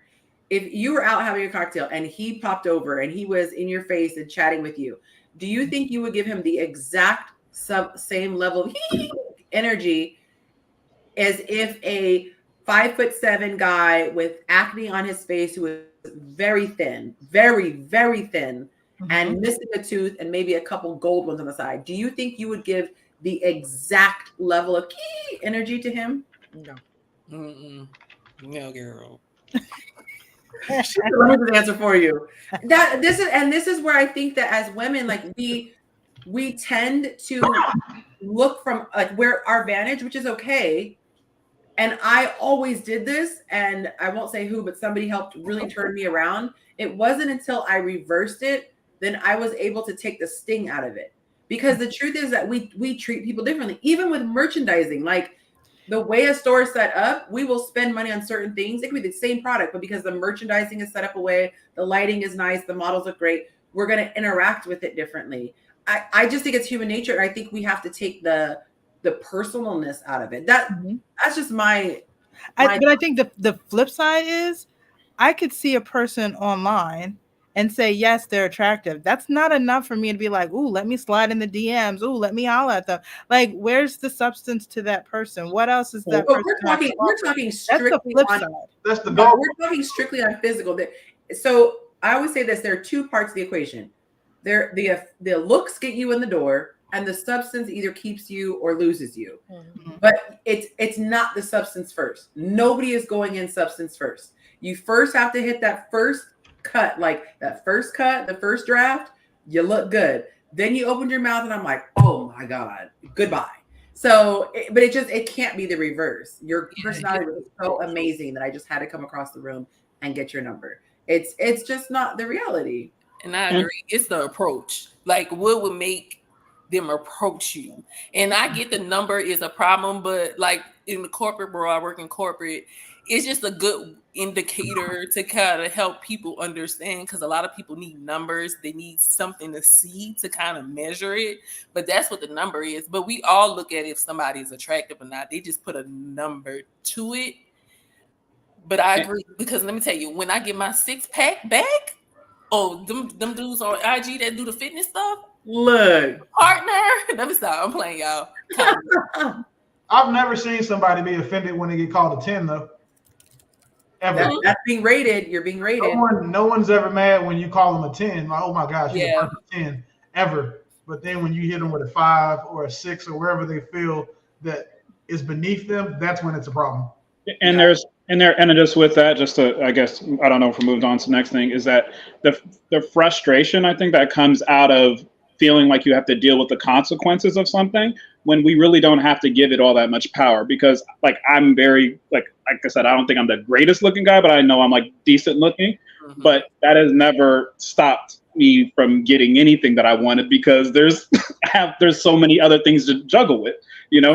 So it's like, so I think even as a woman, there have been women who weren't the most attractive women, but like I said, she was charming, or she had other candor. So like I said, I think sometimes people like their personal experience and knowing that, dang, for a long time I've had to deal with this. Sometimes you could just level up in some other type of way, or put yourself in situations. I eat fine dining a lot of times, and it's not because I'm like trying to spend extra money. It's just like I want to be around better crowds where certain things don't happen. And sometimes you can just by relocating yourself into certain scenarios can find different opportunities. But I don't think we always think like that sometimes, where it's like, yes, this is a thing, but at the same time, there's so many other contributing factors to all those things that this doesn't have to jail us. It doesn't have to be it doesn't have to be just that. I appreciate that. All right, we're going to close out with a couple of these sweet comments from the men, and then we're going to move on to our last question. And then I'm scared, the submitted question. Y'all tore the last person apart. DM me. Okay. This guy said, so what do you enjoy about being in a healthy relationship is the question. He said, when you're in a healthy relationship, you feel like you're not walking on eggshells, afraid of unnecessary drama. You feel trusted. You feel like you can also trust the woman you're with. In a healthy relationship, you feel like you can be yourself, and you can be open to show all emotions when you need to show them without being criticized or misunderstood. In a healthy relationship, you feel and know you are appreciated. And likewise, you can appreciate that special lady because it is well reserved. The list can go on, but I will keep it at that for now. I'm going to give a slow motion golf clap because that was beautifully articulated. That was beautiful. I almost said his name. This gentleman said the trust, the ability to communicate respectfully, the vulnerability we have with each other. Oh, the vulnerability is beautiful. It may be 7 months. Oh, he met someone recently. I forgot. But it feels like we've been together an eternity. Okay, thank you, because I surely didn't notice. Okay, let's see. Man, listen. I always be hearing people's voice when they read it. He said, in a healthy, loving relationship, everything is enjoyed. It's all essential, and you don't have to question anything. It flows harmoniously, truly divine, and you won't even realize the peace. The few times I've experienced this peace, has always been with someone I ended up with. So, and a lot of guys said peace, no drama, peace, peace, peace. That was very reoccurring. But Lanette sees these questions all the time. Beautiful answers, very sweet. So I recommend you guys go back and read those. All right, last question, y'all. And then we're going to get into our submitted question. What things do women do? Ooh, this one trigger folks with the number thing about their job. What things do women do that turn you off? You probably have 4 pages on that question. Look, how with the one about sex drive going down, there were like 2. Oh, that's only 3 people that answer those questions. Like, you got anything talking about women turning off women did this and that. The page is 4 pages long. Let me find out you on the man's page, Lanette. People Excuse tend to. I said, let me find out you infiltrated the man's page. No, she sees the answers, but it's true. If it's something negative about women, I've noticed that it's like it's a whole list, and If it's it's like something negative in general, wait, don't do us like that, because for years, if you ask women negative questions about men, 400 comments. What are you liking, man? 60. We get it, but it is we a just universal thing. Yeah. In marketing, they say, I don't know what the number is, but it's like someone's 8 times more likely to do a Complain. review when they're complaining versus when they're giving feedback. Oh wow. Okay, so here are some of the things. Lack of reciprocity, which was number 1 on the reel that I did. Lack of reciprocity and respect for the relationship. I know I'm supposed to court you, but it is not my job to be the sole source of your entertainment and validation. If you're out here entertaining attention from other men after it becomes exclusive, it's a wrap. I can empathize with a lot of things, but a lack of reciprocity and respect for what we got going on is a definite buzzkill. Our IG jailbird said smoking, cursing, being rude, disrespecting masculinity, and being prideful, just to name a few. The third person said a tie between entitlement and lack of accountability. Another one said, challenge me in a way that a man would. Big turn off. It's a sign they lack respect for you. And on this one, I want to say, there is a show that I've been watching. They're not sponsoring, but I will say the names on the OWN network. And it is the Never Ever Mets. And it's the show where people who have only dated online are getting a chance to meet in person, and then they get to live in the house for like 30 something days. By the way, guys, if you are enjoying the show, please go ahead and tap that like button. You got to close the comment section, the like button, but please do that so that YouTube can know you are enjoying the show. But they got into an argument, voices kind of got raised, and she started doing the buck up. Y'all know what I mean when I say the buck up, and she kind of got in her face. And I'm going to say this repeatedly. I do not condone what he did next.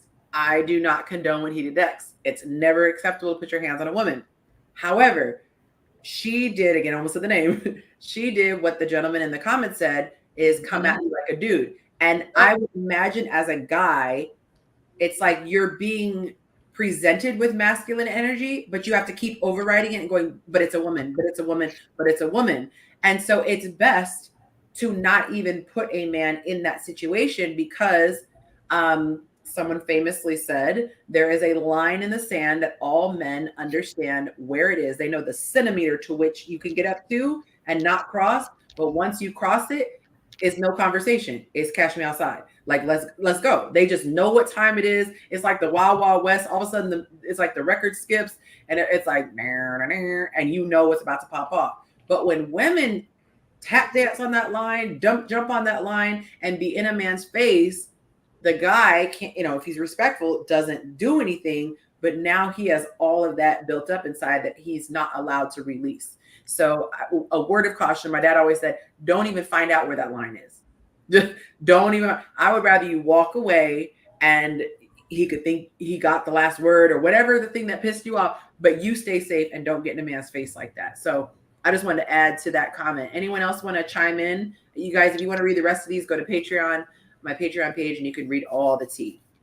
I don't think that men should hit women either. But I do respect, I do appreciate when a woman respects or understands that, like with men, like say if me, Cam, and Montana were having a conversation, it got spicy. We all understand that there is an underlying threat of violence that comes with disrespecting a man. And that I appreciate a woman who understands that the reason why she's even comfortable disrespecting a man is because most men won't treat her like the man she's portraying herself to be. Because, say, for example, if the majority of men said, hey, if you hit me, I'm hitting your ass back. Like, if most men were like that, women would be a lot more nipped in the bud when it comes to, how they treat men. And unfortunately, for a lot of the women, I saw the video you're talking about, for a lot of women like her, she won't learn that lesson until somebody breaks her jaw. Yep. And that's, and so I appreciate women who never put themselves or their men or any man in general in that position, because I've seen a lot of that. Just even going back and forth with people, like seeing the comments that exchanges women have with men on social media, like understanding like that, being feminine is way more than just looking good and wearing dresses and stuff. It's about how you carry yourself. So I definitely understand where Buddy is coming from, where he said that's important to him. I think it's harmful and I think what I want to say, I'm gonna preface this by saying like I don't believe anybody should hit anybody, but I There think you it's go, that actually part. I think it's harmful for men not to check women when that happens. I think, and I'll tell you why, because we enable them. If a woman come on my face and throughout all your life, if a girl get in your face and she put her hands on you, she do whatever, right? She's gonna go through life thinking that man doesn't have the right to hit her back. So she's gonna approach a man who may not have been taught what you were taught inside of your household, which is not a law. It's just a cultural rule that you have, right? And maybe he follows the law, and this person put her hands on him, and he's like, "I'm gonna defend myself," right? Because maybe he wasn't raised with the same type of parents. That's his right, So I think that it's kind of like it teaches them the wrong thing. Like I'm never gonna teach my daughters that a man never supposed to put his hands on you. I'm gonna teach them that you never supposed to hit a man. Well, you never supposed to hit a human being that you don't think you can beat. Like if you don't think you can beat them, don't hit nobody you don't think you can whoop. Like just like That's good use advice. your brain. Use your brain, and if he hits you, that's different, right? If he hits you, then he's a coward. He's a dweeb for that. But if you hit him and he hits you back, like I'm teaching you never to do that. Don't ever do that. It's not a win for you. Like you're not going to win that, and you have to be tactical and not emotional.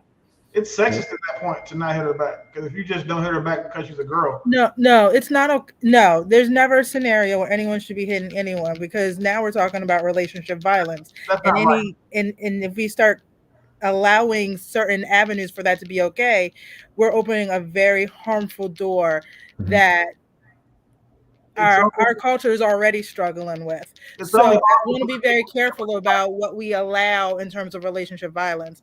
I think it's important. We've already said tonight that respect is something that men crave. And so if we don't learn how to communicate with respect and give respect even through conflict, that's what we should be trying to teach and model. So I like the perfect, beautiful caveat to what I was going to say, because I want to touch on what you guys were touching on, because that might be the number one. I have my own that I was going to contribute, but that might be the number one thing.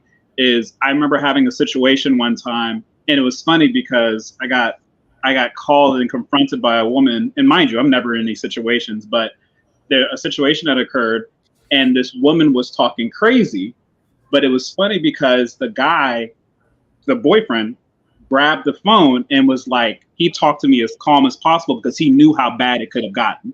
And it was just funny to see the juxtaposition where it was like, she was talking like whatever, but he was like, yo, so is there any way like, and it was just so it was just so different because like I said, he understood where we are at that point. And it was just funny just to kind of see that. But I think my other one that I would say is a woman's approach to conflict management can make or break if I talk to you. Absolutely.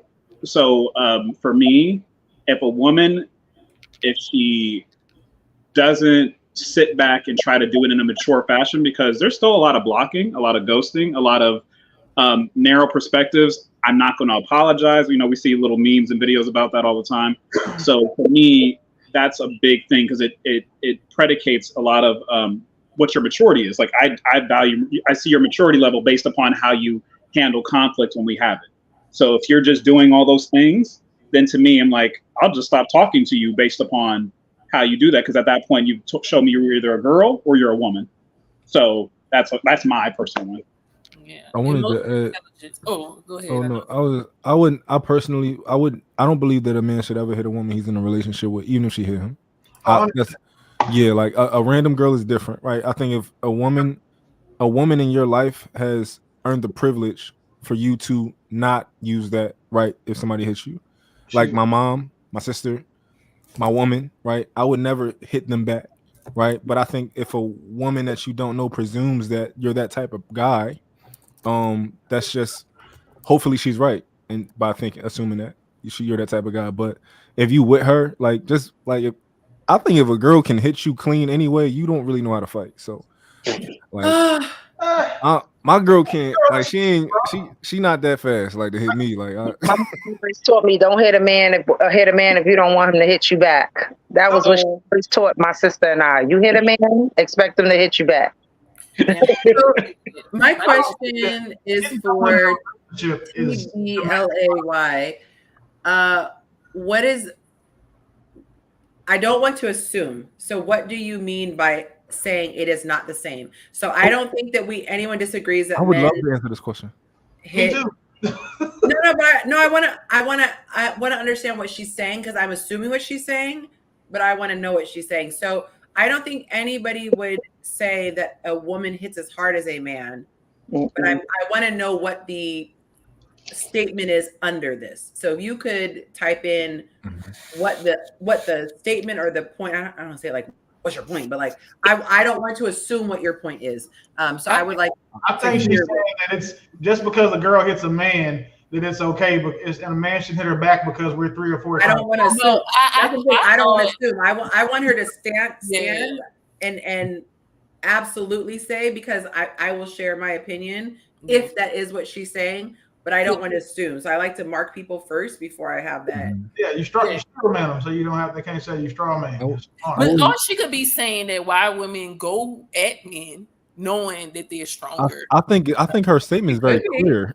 Yeah, I took it that way too, bro. But that's the thing though, when you're having conversations like this, right? It's good to just have everything itemized on paper. True. Just if you know what I mean. True. I have a perspective on this, and I've already talked about this, and I don't think anybody has ever really beat me on this point. So I would love to. Unintended. Sorry. I couldn't help it. I mean, because he was 3 or 4 times stronger than her before she hit him. So you know what? But also, it's like if we're going to give these things like specific reasons and rules, right? Like if somebody's 3 times as strong as you, you shouldn't fight them. Then there's plenty of men who shouldn't fight other men, right? And we should not be able to fight other men because I'm 3 times. I can bench a lot. I can bench press a lot. It's a lot of men who's not nearly as strong as me, and it's a lot of men who I'm not nearly as strong as. So I should be able to smack them and just be like, "Oh, bro, don't hit me. You're a coward if you like it's." That's an interesting perspective from a man to a man. Like you see my size, you see I'm only, my arms reach is only this, and da da da da. I agree. Unfortunately, she hasn't clarified what she's saying. That's what I said. I would love to know specifically what that meant. I did a poll in my Facebook group years ago, and I asked how many men were victims of physical abuse. And of course, the number is not reported. It's not accurate because it's not reported as much because there's a stigma with admitting, a woman hit you. I almost said beat you up, but hit you. But if you think about this, whether or not that person has the upper hand as far as strength and, punching power or whatever, the idea that you're not safe in your own home is probably the scariest thought for me. When you're out and about as a man, and even as a woman, if we're by ourselves, we have to have our head on a swivel because you're like, you keep your purse near you, whatever. I can't imagine not being able to just let my guard down 1,000%, sleep with both eyes closed. To me, that's almost the worst, the emotional damage is that I was just laying in my bed and I was awakened to hot water being poured on me, or I was minding my business and my shoes got all burnt up in a fire. It's like the violation of either your property or you're not safe in your own home. And also there's a lot of sucker punches, I'm sure not a lot of it is like, hey, let's square up and meet in the backyard. It's like frying pan when you weren't expecting it, or like I said, sucker punch or whatever. So, and really what we're talking about is trying to control someone else's behavior. Right. So if I'm becoming aggressive with you, I'm trying to get the other person to stop, to change, to do something. So rather than trying to control someone else's behavior, I think we should be taking a look at our own behavior. So if I don't feel safe in the situation, if I feel as if this situation needs to end, or either you're saying something, you're setting your boundaries, you're removing yourself, like there's lots of different options. Rather than controlling someone else's behavior, you're deciding for yourself how you're going to respond in that behavior. So by squaring, so I understand what you're saying. Like, give an example of focusing on your reaction versus trying to control. So going back to the TV show, when she bucked, it was because she didn't like his behavior and she wanted his behavior to change or to stop or something. Or I think he was getting loud with her. Right. Because he was trying to change her behavior because she was flirting with other men in the house. So all they were doing was trying to get the other person to change, stop flirting, don't yell at me. So rather than playing into that, I'm not going to participate in this conversation. I'm leaving. Right. Or if you want to flirt with someone else, that makes me feel disrespected. I can't be with someone who's going to disrespect me. Yeah. So it's about understanding what your own limits are rather than trying to change someone else's behavior. I would definitely agree. It's a lack of communication skills. One of my pet peeves is someone yelling. For me, yelling and cutting off. If we cannot have a civil conversation where you can express yourself in a calm voice, if you feel like you have to keep cutting me off and I can't get my point out, that takes me to a level where I rage, like actual rage. And so I can't be with someone like that because I don't want to constantly be triggered to a level of rage. So for me, that's one of my deal breakers, because the first time I start feeling like that, like I need to go hit my heavy bag, I don't even want to be in the relationship with you, because I should never reach that level of anger. And if you're constantly sending me to that place, I ain't got time. I ain't got time for that. But yeah, your words should be enough. Even if it's you really pissed me off and I'm so livid right now that I can't talk about it. I'm just going to take my time and That is like the highest level of emotional intelligence to me, to be able to go, I'm not in a good space right now. I need to go walk around the block. I need to talk to you tomorrow. I need to get off this phone call, not hang up in their face and cuss them out. Right. I need to get off this call right now because I'm not in a good headspace. So hopefully everybody has those tools. I guess she's not going to clarify. So you guys, we're going to make assumptions. No. I wanted clarification, but let's jump to conclusions. We don't even have to make an assumption. She said what she meant. That's why she don't want to explain it. Like her reason is men shouldn't hit women because they're stronger. And no disrespect to anyone who agrees, but that is the dumbest point you could ever make. Because again, that man was stronger than you before you hit him. That man was 3 or 4 times stronger than you before you put your hands on him. So don't wait. So you don't get to hurt someone and then say, well, you shouldn't. You can respond this way, and this way, but not that way. You can cuss me out. You can leave. You can say, well, I need to take a break, but you can't defend yourself. That's crazy. Maybe she's saying that it shouldn't matter if women do it because it doesn't hurt as much because they're bigger. That's another thing. Like, I don't think women should get to choose when they want to be treated like kids. Right. I think you can have that stance that you don't want to be treated like a child, right? So you can inflict more damage than a 5-year-old. When I was 18, my mom blacked my eye, because I think I was being lazy. I was going through that rebellious stage, right? And she punched me, and she blacked my eye. And I had to lie in school, and I should have told him. I told her that. I tell her that. I should have told her what you did. But yeah, like she black. Like, do y'all think that y'all can't draw blood on somebody's face? Like, y'all can. It hurts. It didn't feel good. Yeah. You treat people how you want to be treated, regardless of if the person is stronger than you or not. You don't want nobody hitting you, so don't hit them. And I have a son. So my thing is, I do tell him, if a woman hits you, walk away, because I don't want to have to bail him out of jail. But I do feel like emotional intelligence goes on both ends. Like, the woman needs to be able to control her emotions where she don't put her hands on anybody. A woman. Now, these little girls, I don't know. But as for men, you have to have the strength to just walk away from the situation so you won't end up in prison.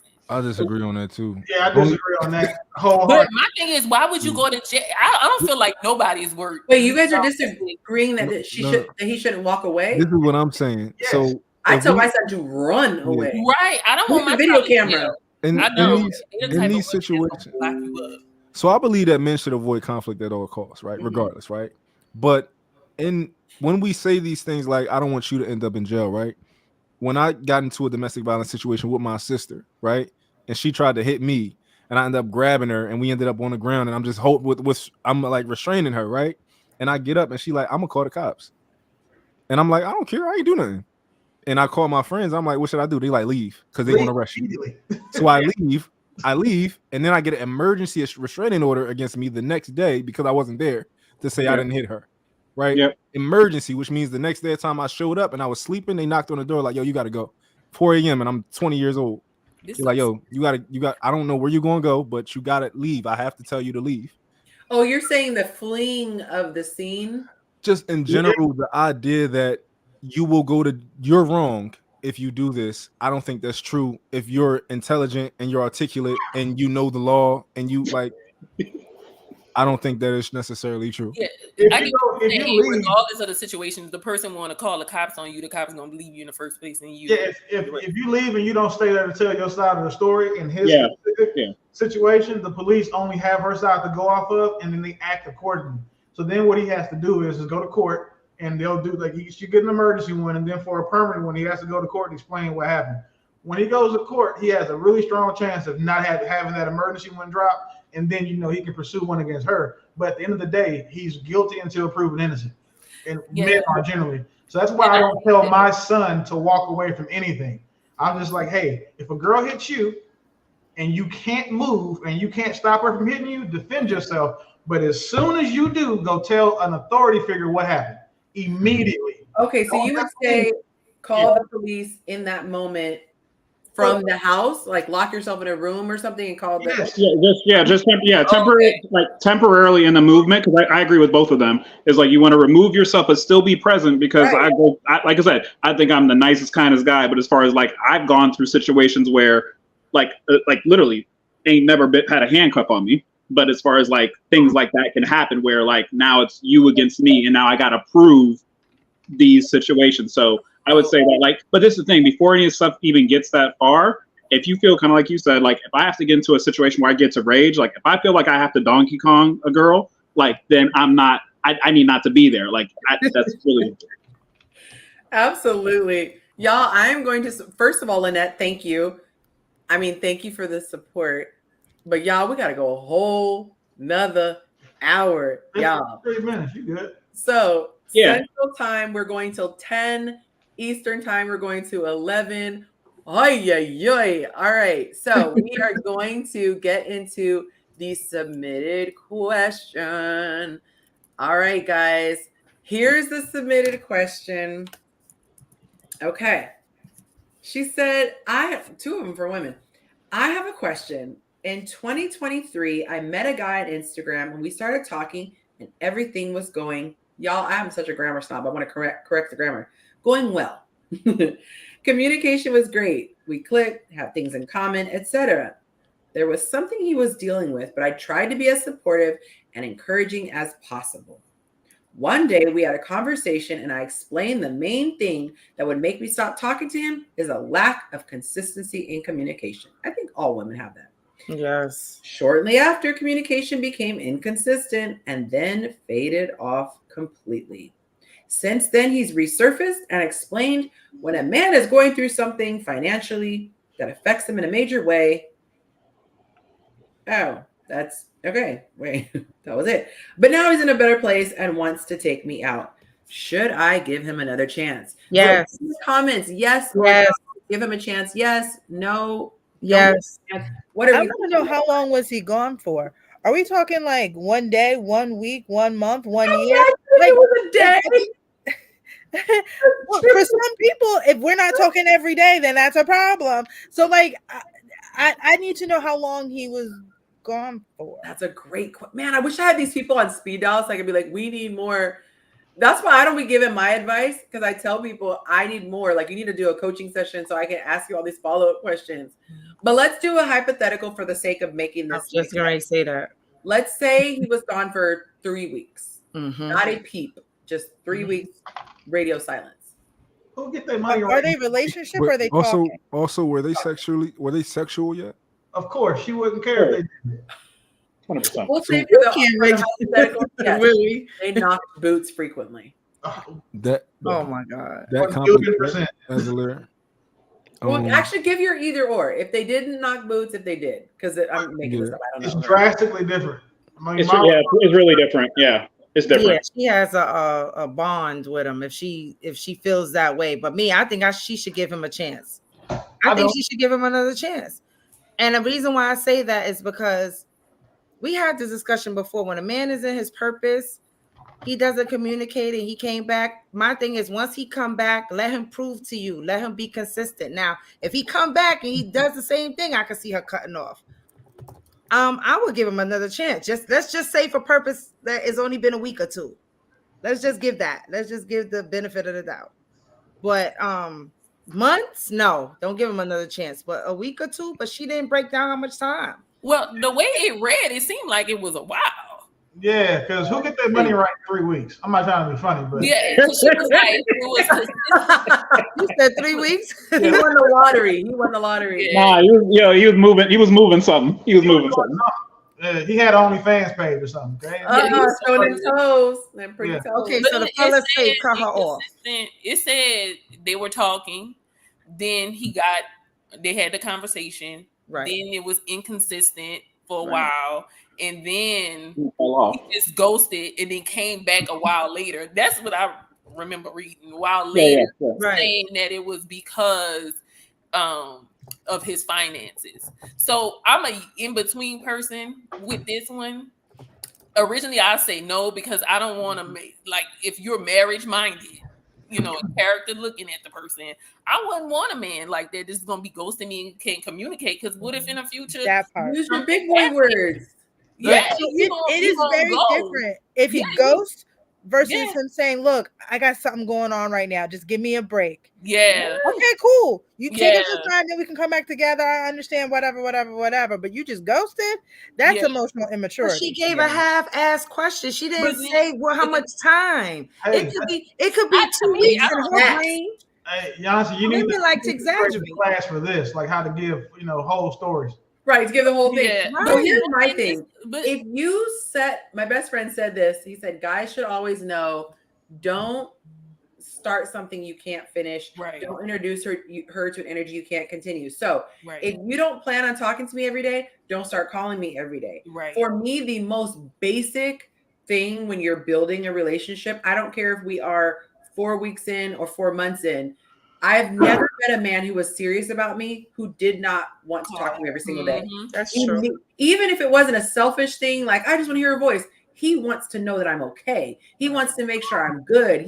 So to me, if you just go missing, I have lost respect for you as a man because I can't count on you. I don't know what to expect. I like that cadence of, I know what's coming. I need a level of predictability to feel at peace. So you didn't speak up, and I'll tell myself, I put in the comments, back in my petty days, because I have been known to be petty.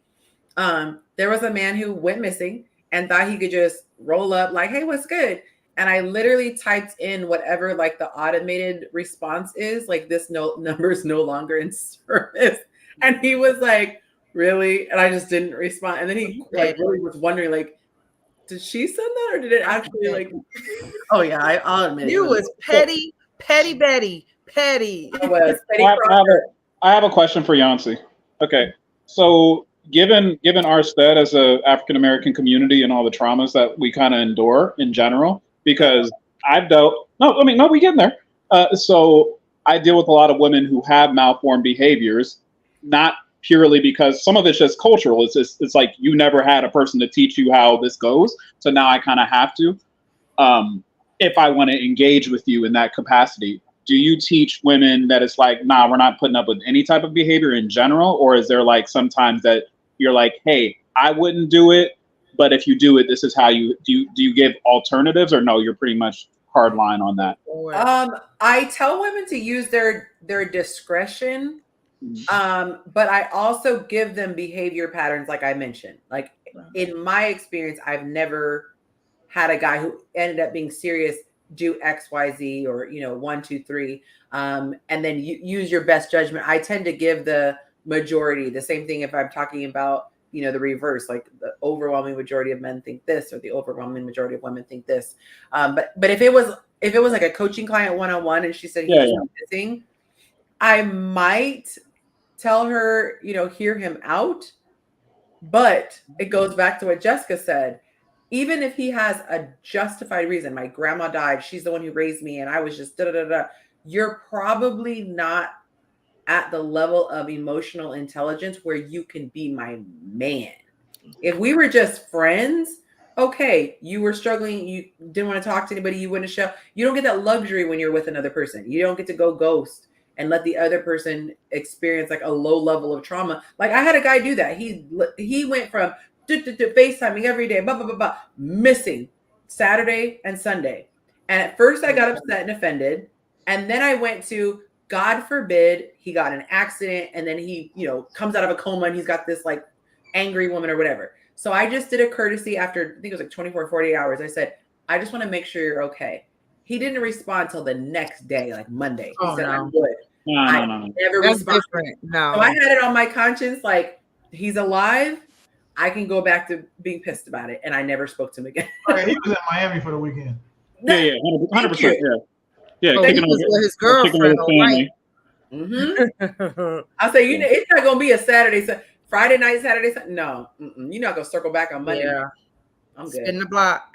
I said no because your first impression with a woman is going to set the tone for anything that you go past that. And even if she's okay with it, it's always going to be in the back of her mind, and she's going to be worried about it. So now if you do got to go 6 hours without talking to her, because you're at work or you have one of those jobs where you can't have your phone, anytime that she can't reach you is going to be a little more amplified because of your past. There you go. That's why I say no. And then just never give somebody a chance to waste your time twice. That's crazy. I love that. Yeah. Okay, guys, we are going to move on. Last week, I was so into the conversation, I absolutely forgot to do this. Okay. We are going to actually feature 2 singles. I wasn't sure if Lanette was going to make it. So I have someone else. And so I'm going to commit to both of them. Lanette was out getting cocktails. Okay. No judgment. I wish I had a lemon drop. I didn't say nothing. All I said was, oh, and somebody else said something else. And I'm like, girl, I'm at the bar. It's Taco Tuesday. I didn't say yes. I said, oh. Somebody else said, and they couldn't make the show because it was Taco Tuesday. One of the guys was funny. Taco Tuesday. But you got your shoulders out, so I'm gonna go ahead. Because I went out. But you should. Ew, you should be dressed for my show too. That's not shade. I'll take it as a compliment. Y'all see, I put my little see-through little mesh shirt on. I put a little red lip on. I don't think wear a red lip around the house. Okay. I wish there was a way I could make you what happened to Jess? What's up with y'all? I'm Dolo here. I'm smiling. Everybody's sitting there like, I'm like, what's good? All right, so I'm gonna try this out and see because I'm still learning StreamYard. Okay, so I'm going like one of those dating shows where you can have like the wall and you can see the 3 guys on the side. Oh, when we finally get people who are consistently showing up, we can do a lot more fun stuff. Okay, I'm going to temporarily put. Oh Lord, that's really big. That's real big. That's like you can see every bit of crevice. See, I wish I could use this one and then flip it the other way. Okay, well, let's go with this one. Okay, so I'm bringing you guys back up in a second. But I'm going to put Lanette on the spot. I wish it wouldn't take the names away. That's the one thing that bugs me about StreamYard. When you put a graphic down there, like the title, it takes the names away. But we're going to ask her a couple of questions. And in the chat, and also my backstage people, you guys can put in the private chat, if there are any questions that you are dying to know, you can also submit questions in real time, and I will ask her. Okay, we're going to start out easy. And then should we increasingly make it hard, y'all, until she pleads the 5th and gets out of the hot seat? I'm honest. I just don't want to be judged. Oh, I like that. I'm honest, but I don't want to be judged.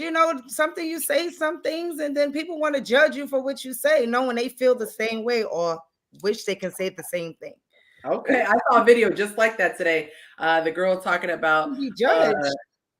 Oh, we got the question details. That's Willie. How did I know? No. That's Willie. You got the question details from the submitted question. Okay. We might have to just pause for Yes, pause this. 5 minutes. Okay, hold I on. want to see. hold Bring on. everybody back. Yes, child. This just got juicy. Okay, hold on. Wait a minute. All right, let me go back here. You're not off the hot seat though, so don't trip.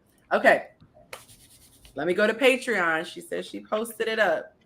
Okay. Ooh, I love that she was watching. Well, shoot, let me go to Patreon and see who it is. Look at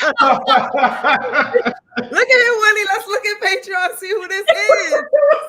Y'all on Patreon too. Wait a minute. She's talking about no judgment. Listen, I want to see. I'm not judging. I just want to see who it is. So it is a submitted. She direct messaged me for privacy. Okay. Okay. All right. See. Okay. I hope that she is watching, so that if we have other questions, you could answer them. Okay. But she said it's a few months that they have been talking and no sexual contact. Y'all, this is that awesome. changes. How do we feel? How do we feel? Why does she care? She ain't even hit yet. So what difference does it make?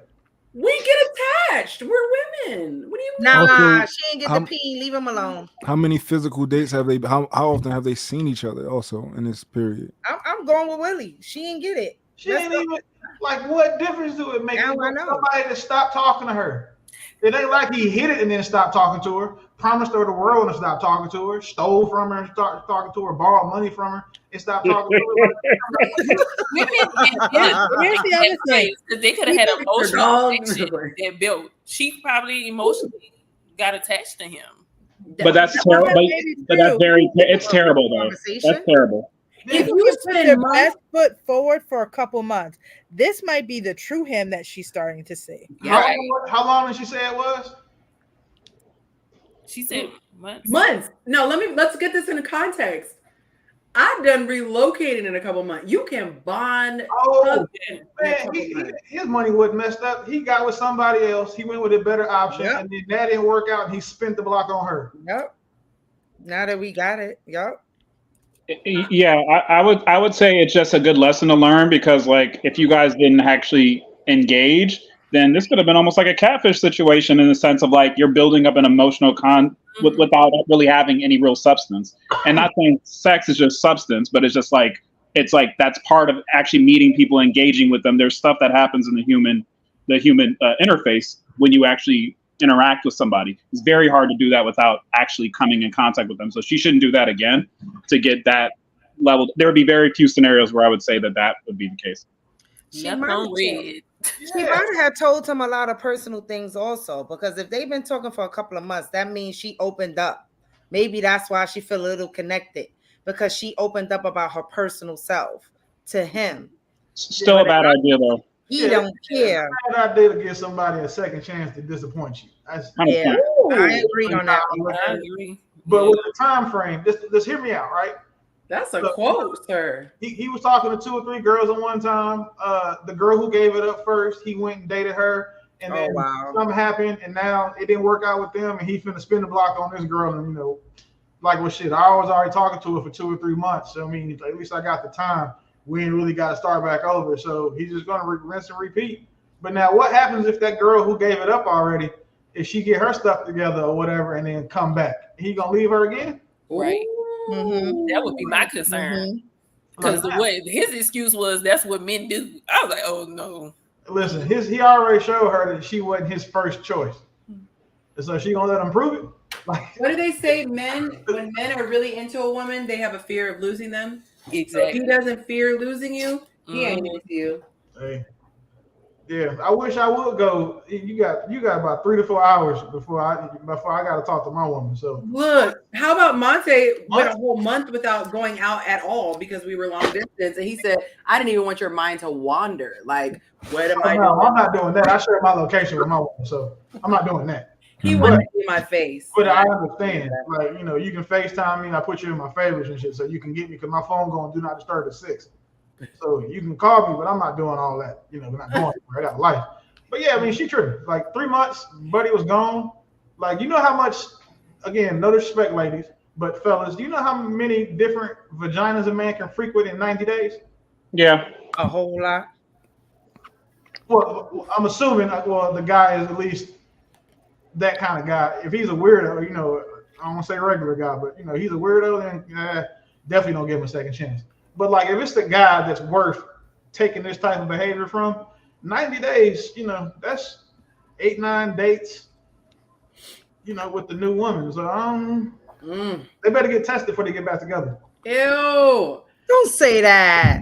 Wow, No, that's it's fair. 100%. She didn't sleep with him, Willie. She What? didn't sleep with him. No, she 100%. get back with her. Well, that's a basic measure, yeah, but in them 90 days. Listen, 90 days is a long time for somebody to go without sexual activity. So I'm just saying that she and that guy should probably get tested before, she opens her legs, because in that 90 days where he was getting his bag right, he was getting somebody else's back right. That's all I'm saying. I think it's important that sometimes that we do kind of assume things, because that keeps you safe, right? If you assume and that's normally how men And be operate. pleasantly surprised if not. Yeah, men normally operate that way, and women typically give people the benefit of the doubt, which is kind of why we typically don't end up in the situation y'all do. Sometimes you should judge a book by its cover, even if you're wrong, because 90% of it is a 90% chance you're right. That 10%, it ain't that big of a deal. As long as chapter 1, 2, or 3 prove you wrong, you never. That's a great way. But she did say they were talking for a couple months, and so now I don't even think he might be that type of guy, because you talking to someone for a couple months and y'all had sex with, I kind of know you might not be. No, but I'll say this though, because I know dudes that literally I might knock some down all day, but they actually like having that camaraderie, and they can't get that from the type of girls that they deal with. So I could see it's still, like you said, he'd be out here in these streets contracting all kind of viruses and all kind of plagues and stuff. Like I said, you could literally. Hey, you can get rid of syphilis in 30 days. So yeah, no, real talk. We keep keeping it funky, like you said. So no, but sometimes people just they Voltron their women in their mind, right? She's good at this, they're good at this, they're good at this, they're good at this. So that would be even a bigger reason to tell her. It's like, listen, unless you guys are really, You're telling them too much. That's news to me.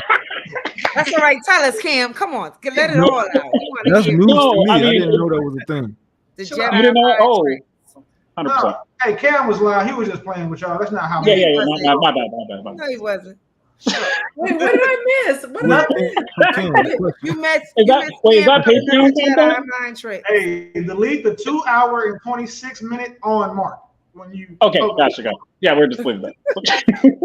That's Patreon content, I guess. I think I know what you're talking about, Cam. I think you do too. You do too. Yeah. But still, that 3 months though. I'm not. 90 days is a long time to be. I'm not, that Steve Harvey shit sound cool, but I'm not 90 days. I can't say that. With my ex, we waited over 90 days before we slept together, and we lasted about. Yeah, but it didn't last though, which is the point. Like it ended. So that's what I'm saying. Yeah, it did. I'm not angry at what he said. Listen, I can take his criticism. I'm not being. It don't bother me. But yeah, I'm not being funny. Right. If we bring up relationships bringing up a relationship that ended kind of doesn't move. You're right. So that's all. But you get it. But you understand my humor anyway. Well, you are absolutely right. Ladies. No disrespect to any of you guys. I don't want to know your vagina facts or nothing, but I'm just going to say this. Has it ever taken you 90 days to give a man that you genuinely desired the yams? And listen, if you can sorry, I started typing. What'd you ask? If you can avoid making a semantic argument, or talk about the one just barely reason why you can say no, generally speaking, do you think that if a woman is genuinely sexually desired to a man, that it's going to take her 90 days for him to understand what that? So for me is if it's a moral thing. So I'm going to speak from my personal experience. Like for me, I did not want to get into bed with a guy that I was just getting to know, and I didn't want that to just keep adding to my number one. Right. But if it didn't have anything to do with my belief system around premarital sex, then I probably wouldn't wait until marriage to be intimate with a guy. That's my honest answer. So I would say I don't think there's funny business always. I think there are a lot of other factors that women put into effect. And a lot of times women are hurt by guys and used by guys. So they'll say, you know what, I'm not doing this. I'm going to actually see if we have something first before I give him my body because I can't take this number back. We are very emotional when it comes to. It's not about. Go ahead. I'm sorry. Oh no, I was saying, but Yonci, coming from, and I think you know the story that I have, is like I literally still, even with what you're saying, I think it's a very, very, very, very, very small thing. And I came from a religious background that people even do that. It's very small. Like I said, it's so minute where, like I said, with Beeman saying it's that 90-something% of the time, I probably put it at 95. Like I said, you can be hurt and you can even say you're in the church a lot of times. But literally my prayer, I don't know if y'all know my thing, is that I actually lost my virginity to my wife, which like that was my thing. So it was just funny though, because I'm saying I remember seeing in church as I was going forward, like when I was heavy in the church where that was like my belief at the time, everybody was getting pregnant. Even though that they had this premarital sex type thing. So people were still doing those kind of things. So I think a lot of times you can have those belief systems, but there's very few people that I've met that adhere. I probably put it at 5%, like 1 out of every 20. Like I said, very few. We're the anomalies. Yeah, I made it all the way into my engagement, and then it was actually stupid why we ended up. I mean, the average couple has sex on a 4th date. So I'm not trying to be funny, but the way that women claim that they want men to date them, they want to go on a date or 2 a week. Also, I have to ask this question, and this was what was mind blowing because I put a post up about if a woman had 30 partners in her past or whatever, right? I randomly said 30. If somebody is going on dates, and by the 4th date, not relationship, just the date, do you know how quickly a woman could get to, I'll say 40 or 30? Like that's the part where like guys will argue on the one hand that this is normal, this is what should happen, but then they would be repulsed if the woman actually did that. That only works with you, like the guy that, meaning whatever guy is saying it, it works good for you that after the 4th date we're knocking boots. But then we don't work out, we don't really have sexual chemistry, or you ghost, and I'm like, and now I move on to the next guy, and I wait 2 months to meet another guy, and then 4 dates in. Boom, that's another. Like those numbers can add up. It's crazy. And that's the norm. That's what happens. Because women date for food and shit and stuff. Women date for sport. I mean, because look at the same statistics, right? U.S. Census Bureau says that once the person starts having sex, they sleep with 1.5 people a year. So if you started having sex at 16 and you're 40 now, it's if you're 40, say one. 1.5. No. Excuse me, 1.4. Excuse me. So I can. That seems that they're going all year and just he has to explain. No. Wait. I'll break it down for you. So what they're saying is, so if you start having sex, right, it's 16, which is the average time that a lot of women have sex in America, apparently. The average person has sex with 1.5 partners a year. We're not saying that basically they can go 4 years with one person, but in that next year they might catch up with 4 or 5 more people. That is the number from the U.S. Census Bureau. It gotta be skewed. Mind blowing, right? So now that's why we care. That is exactly why we care, because we see the data. So now, if we know a woman's going on 4 dates, and the average woman has sex on 4 dates, and we know you're dating 5 different guys, that's why men don't like women who roster date. That's why we don't want women who wait. And I got some after that. Go. 4 men. The assumption is that she's getting D'd down by all 4 men. Exactly. There's this thing called standard. Women they don't want to sleep with. Okay, again, right? So say a woman is dating me, Montana, Idris Elba, and an athlete, right? And all of us swear that we're just those type of guys. If Montana sees that she's dating 2 athletes and an entrepreneur, or I see that she's dating Montana, an athlete and an entertainer, no disrespect, but if you dated Drake, Chris Brown, and Reggie Bush, I'm fairly certain that they hit. Yep. Fairly certain. But you're saying at the same time. You're saying that. Okay. Yonci. Okay. Yonci. Listen. Yonci. Yeah, 4 different men like rotating in between. B-Man, can I get a tag? Okay. Cam, go ahead. Okay. So now let's add to that fact. Mind you, I work in these fields, so I be hearing. Okay, so what happens is then they don't even include in that count when they do stuff that's not considered what they don't consider sex. So when you're starting to do other things, they will act like, oh, that's not a thing. I'll slob some dude's knob off and won't count that as a body. So now I'm out here catching mad bodies. And I'm doing that. Oh, that didn't count. That didn't count. Can I ask something that y'all asked of the women earlier? Can you listen to us and our experience? Because I'm hearing a lot of assumptions. Right. Oh no, this is true. I do. What girls are y'all talking about? Right. We are not dating multiple people. People we are having sex with. And to assume that it's happening on the fourth date is being reduced to like a quantity, like a number. There, women who have standards, they're looking for other things, not just the number of dates before they're deciding who to engage in sexual activity with. Not even just like penetrative sex, sexual activity. So when you're talking about slobbing the knob, like I'm gonna count that as when we're talking about sexual activities. So like there's. Real quick, not to cut you off. Idea of what's happening. So Yonci, can we? It's not reality. Oh no, Yonci, no, it's 100% reality because I've asked multiple friends. I'm a woman. You're telling me. No, I have girlfriends. No. Listen. I promise you, I love the black woman. I'm the patron saint of single black women. I promise you, I deal with them all the time. I've literally asked. No, 100%. I've asked my girlfriends. Like these are just women that I know that they're just dope. Mind you, I told you where my stuff comes from. Like I'm a very, very selective about how I do stuff. I'm like most women should be, right? So I've asked them, I said like, so we've had a conversation and discussion, and mind you, they don't know I'm not judging them. I'm just trying to understand how things work out here because I'm not from out here, right? So I'm asking them, they're like, so do you count that as that? I've asked 30 women, 30 different women, and mind you, if you've met these women, you'd be like, oh, they're just like me. I've asked 30 women, do you consider oral sex? That's a body. Do you consider that a body? 27 of them said no. They a lie. That's a body. Yeah, you know that's a body. In the same circle, they're gonna know you in the same circle. That's no, but girls don't talk. Okay. Wait, Kim, I need clarification on this.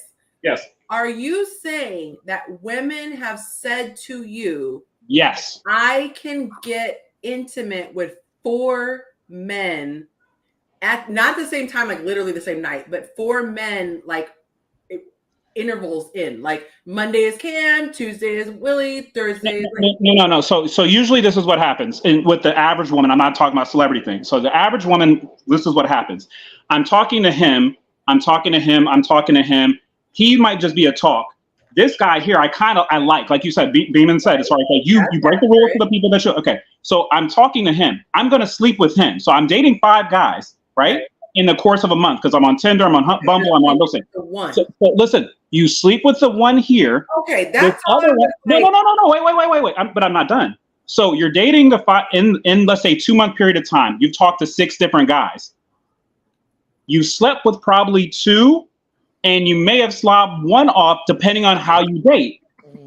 So what I'm saying is that sometimes it might just be you slept with 1, but think about this number, Yonci, and I'm telling you, and it was saddening to me to even see that. It's like, so you're telling me that you slept with 3 guys this year, but you slobbed 1 off, or you gave him a hand job, or you did this other kind of stuff. And mind you, let's say they may be with a boyfriend for 4 years, but it slowly catches up. So what Beeman is talking about, I didn't even know the Census Bureau one, but I had my own calculation that was about, I said, if the average woman that I've met was around 1.4 times when she started.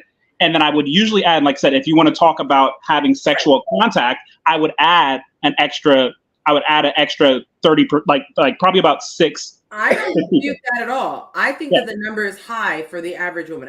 That's not what I'm saying. Yeah. What I'm saying is from my they will 100%. What I know from a woman, and I'm not talking about a woman who has been abused as a child, touched, whatever. Yeah. A normal, healthy woman, from my kiki conversations with women, if they are talking to multiple guys, there's only 1 that's getting the draws. I don't think I've ever heard a girlfriend say, I have 2 dudes that I'm letting hit, 3 dudes I'm letting hit. We're telling you that we have. But what I'm okay, last part I'm going to say, and I'll just let you get there. What I'm saying is that you would be surprised that, like you said, it will be, I let him hit. True story. I was talking to ex-wife, right? Ex-wife, we were with each other because we were comfortable. This was after we had gotten divorced, right? So we were comfortable, we were with each other, but then she had gotten mad at me about something, I don't know, whatever the case may be. Within a 2-week period of time, she dealt with somebody else and then told me when she wanted to get back with me that something else had happened. Then later on, another situation happened. If you're beautiful and you have, like, so it was like a situation where it was like, oh, you were able to accrue this many people in this short period of time because of how situations befell. Is it like 4 guys and I'm like, sleep with him. Sometimes it is 2 guys. I definitely hear that a lot, that it'll be 2 guys, but then you may not be with another guy for a little while. But it's not like a super serial, like I'm just over here like it's a conveyor belt, but it is definitely, That's what I was shook by. I was like, I'm thinking she just has a regular rotation and he coming through Tuesday, he's Wednesday, he's Friday. He said but 2 guys is a very real thing. 2 guy rotation is a very real thing. Please remember, it's not just black women. For everybody that's there's like 66 colors of women in these polls. And again, I took the time to look because my only date, obviously y'all know what my get down is. It's not y'all that's running these numbers up. It's a lot of these younger women who are in these PWIs that go to school just to party and not get degrees unless it's in ejaculation. So, don't take it as if you know what I'm saying, we're not trying to make you feel like you're a hit dog or holler. Like, I'm just saying that again, there are agencies and organizations that put these numbers out for a reason. And just because you don't like them, just because you feel like, oh, I'm not like that, you don't disprove a poll. No. Just because I'm horrified by the poll. I'm not going to argue someone's data. I am standing on, I'm horrified. If someone came to me and she was gleeful and was like, girl, Timmy's knocking me down and Tyrone is knocking me down and Cam is knocking me down, I would be like, come here, sis. Like they wouldn't say that. They would never say it. But this is what we got to understand, right? So for one, it's different generations of women, right? I'm a little bit younger, right? I don't know who else is like 30. I'm 31, right? So like my generation, my mom is mortified when I tell her about certain things. She's like, what? No. The average body, like if a girl had 30 bodies by the age of 30, that's normal to low. like that's normal to low. Like if we keeping it real. So these things are like, you got to depend on the type of woman you are, right? But it's very common for, like, when I was younger, I had friends who was like, I'm like, yo, I just was messing with her, and they like, all right, I'm about to go, do this with her, and they letting me know that, like, yo, yeah, I got it lined up for this, and like 4 friends who like, oh yeah, she's easy, like go, like men know these things, like, and men sorry, you guys need to pick up on this. Men talk about this. So, there's Carfax. Men talk. Okay. How would they know she loose unless you hit it first and you telling all of them?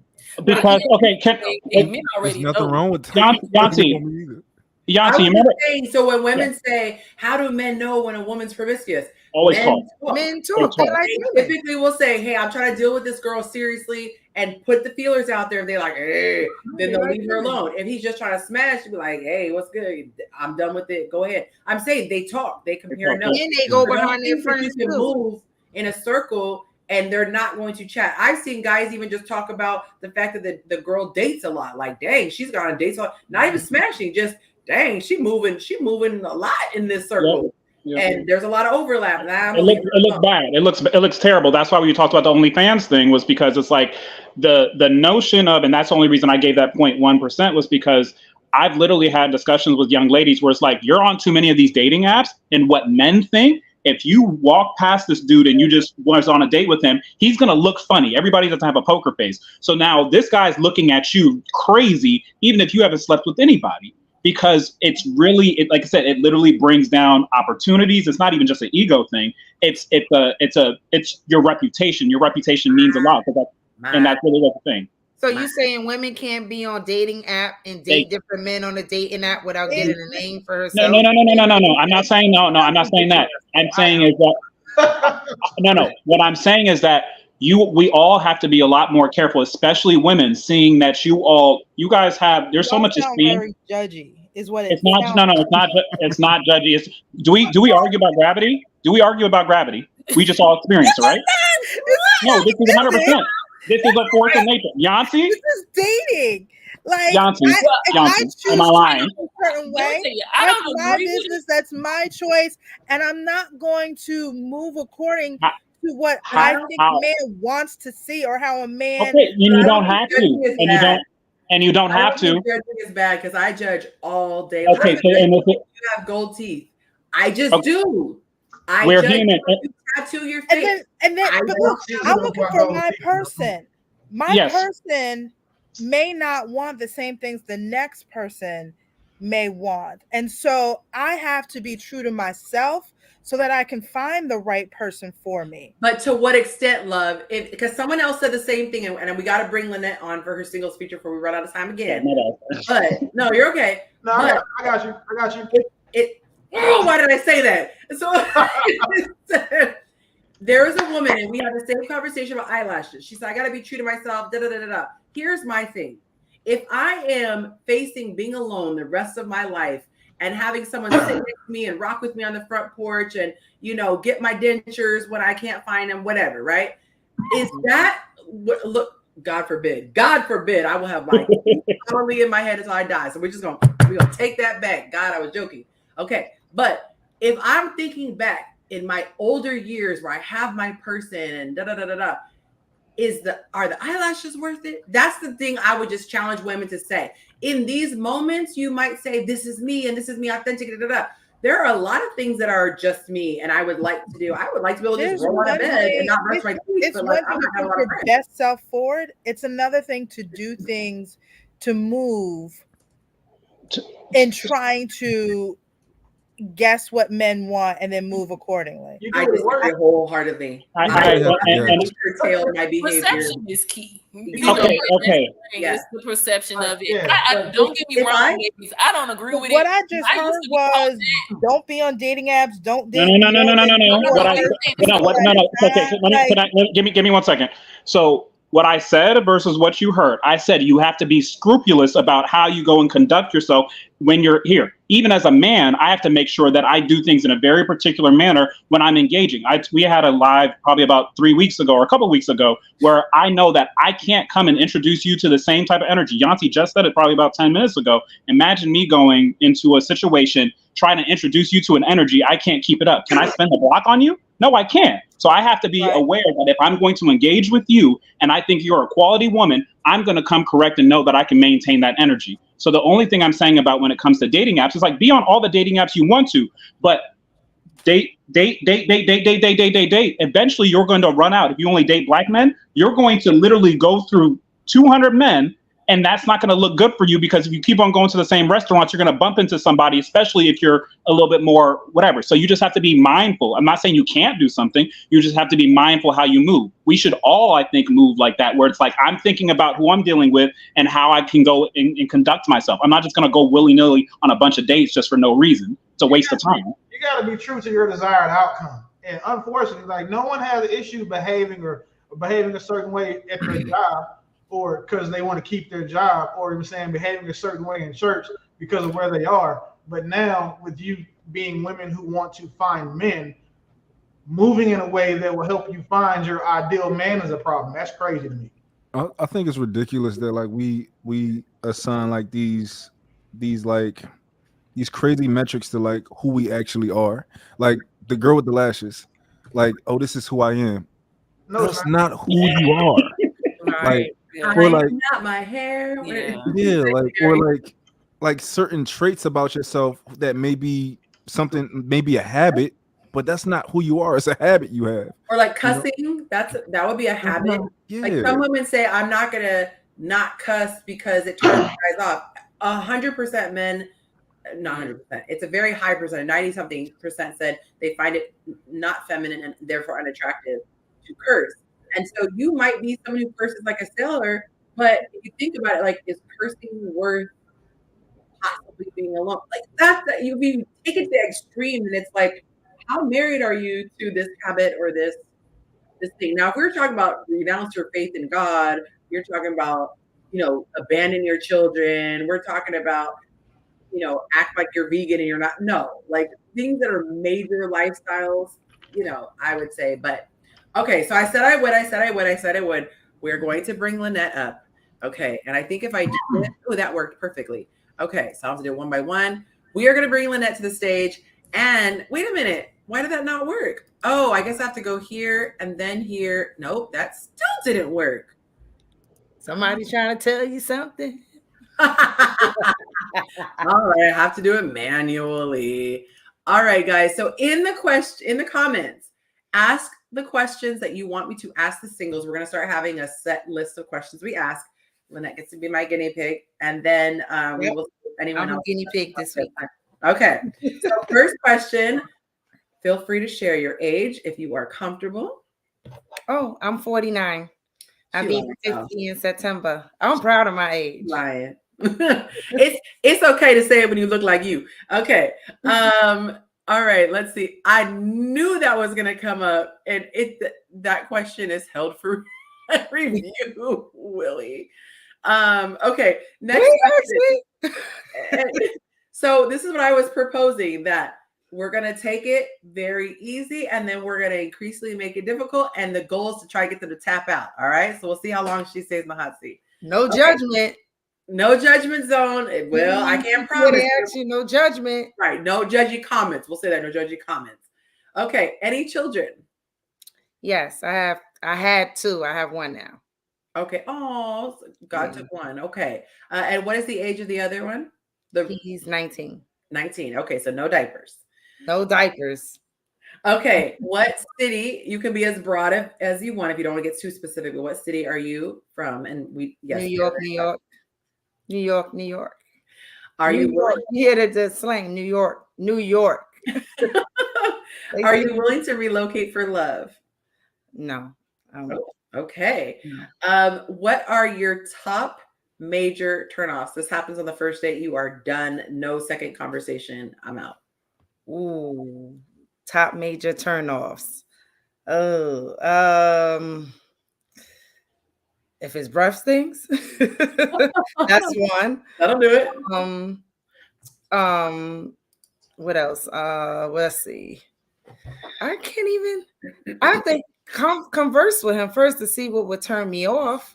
If he comes to, let's say we meet up and he's saying, you had the first date, 6 feet tall, and then he's really 5'7", that would turn me off. Okay. Or let's see what else would turn me off. Smoking. Mm-hmm. That would turn me off too. Okay. Yes. Okay. When was your last relationship? How long have you been single, in other words? 2 years. Okay. 2 years. All right. Willie wants me to ask. We're not ready to ask. Willie, no, I'm for it.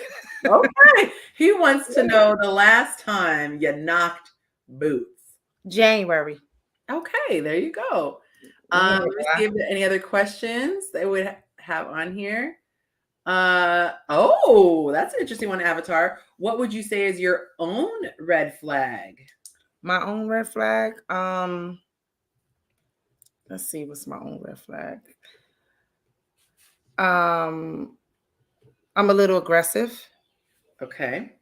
I could say that I'm aggressive when it comes for what things that I'm passionate about. Even when it comes in a relationship, like I'm aggressive where I'm always trying, I want to help. I don't know when to stop. Okay. So I think that would be a red flag for a guy, because it's like, I'm telling you to stop and you're still trying to ask me what I need, what I want. So I'm very aggressive. I'm not going to lie about that. All right. We got another question. What is your ideal weekday with your ideal companion? Be descriptive. So I'm thinking, like, how would you want to spend a weekday? A weekday? Come home, cook dinner, talk about our day and watch a movie. Okay. Montana's asking, is she willing to work on being aggressive? Yes, I've had therapy. I was in therapy for 2 years, so a lot of the main red flags I got rid of. But that one right there, as far as me being so helpful, I do have to tone that down. I have to tone down being so helpful, which makes me very aggressive, you know. So I'm learning to tone it down, but I can't help myself. I just love helping people I care about and love. It's in me. When they said, are you willing to work on being aggressive? You should have said, yes, I'm willing. No, I'm not like that though. That I'm not. I used to be, but I mean, I used to be like that a lot. But like I said, once you go to therapy, you learn the things that make you so angry per se. Because I think with aggression, you kind of little angry. Yes. So that's why so. Okay. How would your ex describe you? Ooh. Honestly? There we go. Oh boy. How will he describe me? Well, he will say, you know, when I need her, she's there. He will say that, but he'll probably say, I probably think I know everything. Okay. I can say that. It's always an interesting question. Like I know exactly how my exes would describe me, like to the T. Interesting. Come on, y'all. Gotta give me some good questions. She got 4 more minutes on the hot seat. She got 4 more minutes. And actually, this is a perfect opportunity to do my church announcements, and then we're going to wrap. I'll bring everyone up to say goodnight. So every first Friday, I host an event called Zoom Mingle. It is where we do a virtual social mixer on the Zoom platform. And so far, we have had 3 connections, okay? I've had other connections happen because of what's called a singles feature, where women submit their photo to me and I post it on the men's page, and then they know her contact information, how old she is, whatever, and they can choose to reach out. One of the people who did that, they are 3 months in and going strong. And so he left the sweetest message about her. But there are 3 people who have connected specifically with the Zoom Mingle event. And the reason why I like this event is because you don't have to commit to one particular person and like put your cards out there. So for example, we just had this panel. I guarantee you, if you're single, you would know out of all the women who you would more likely talk to. Or if you're a single woman, you would know out of just this discussion, even though you're not talking to them directly, who you would really, Willie, really. He said, we did. He didn't put more money on the clock. He said, I want to hear more. He must got see. I'm gonna start standing up and stretching, y'all, because I've been sitting in this chair all day. Okay, I'm gonna adjust my camera. Thank you, Willie. It's like thanks but no thanks. Yes. What was I gonna say? So make sure you come to the Zoom Mingle if that's something you're interested in doing. The way you get to go to the Zoom Mingle is just become a patron, which means you join and subscribe on my Patreon page, and you get a bunch of stuff in addition to getting access every single month. But that's probably the biggest thing. You get access to all of the answers that the men share with the daily questions that are asked Monday through Friday on Yonsternation. And the names are redacted for their privacy, so they can be very, direct. But you get to see really insightful information. Lanette is in there. So she can see all the stuff. She can let you know. It's some juicy stuff in there. We also do a lot of conversations. We have a lot of group chats. There's a fitness thread. There's a lot of different threads.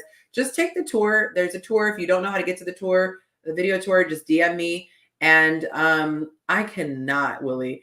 I'll send you the link to the tour so you can see what's on there. But join that.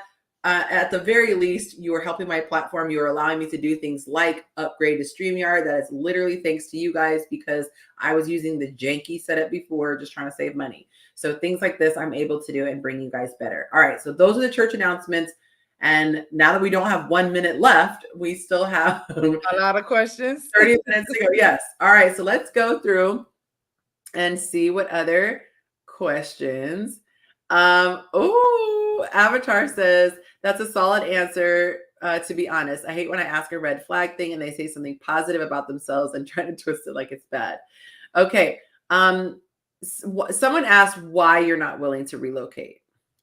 I think I'm settled in New York, but what I will say, if I do meet someone that's somewhere else, but now that my son is older, maybe possibly I might move. But for now, in my mind, I don't want to relocate because all my family is here.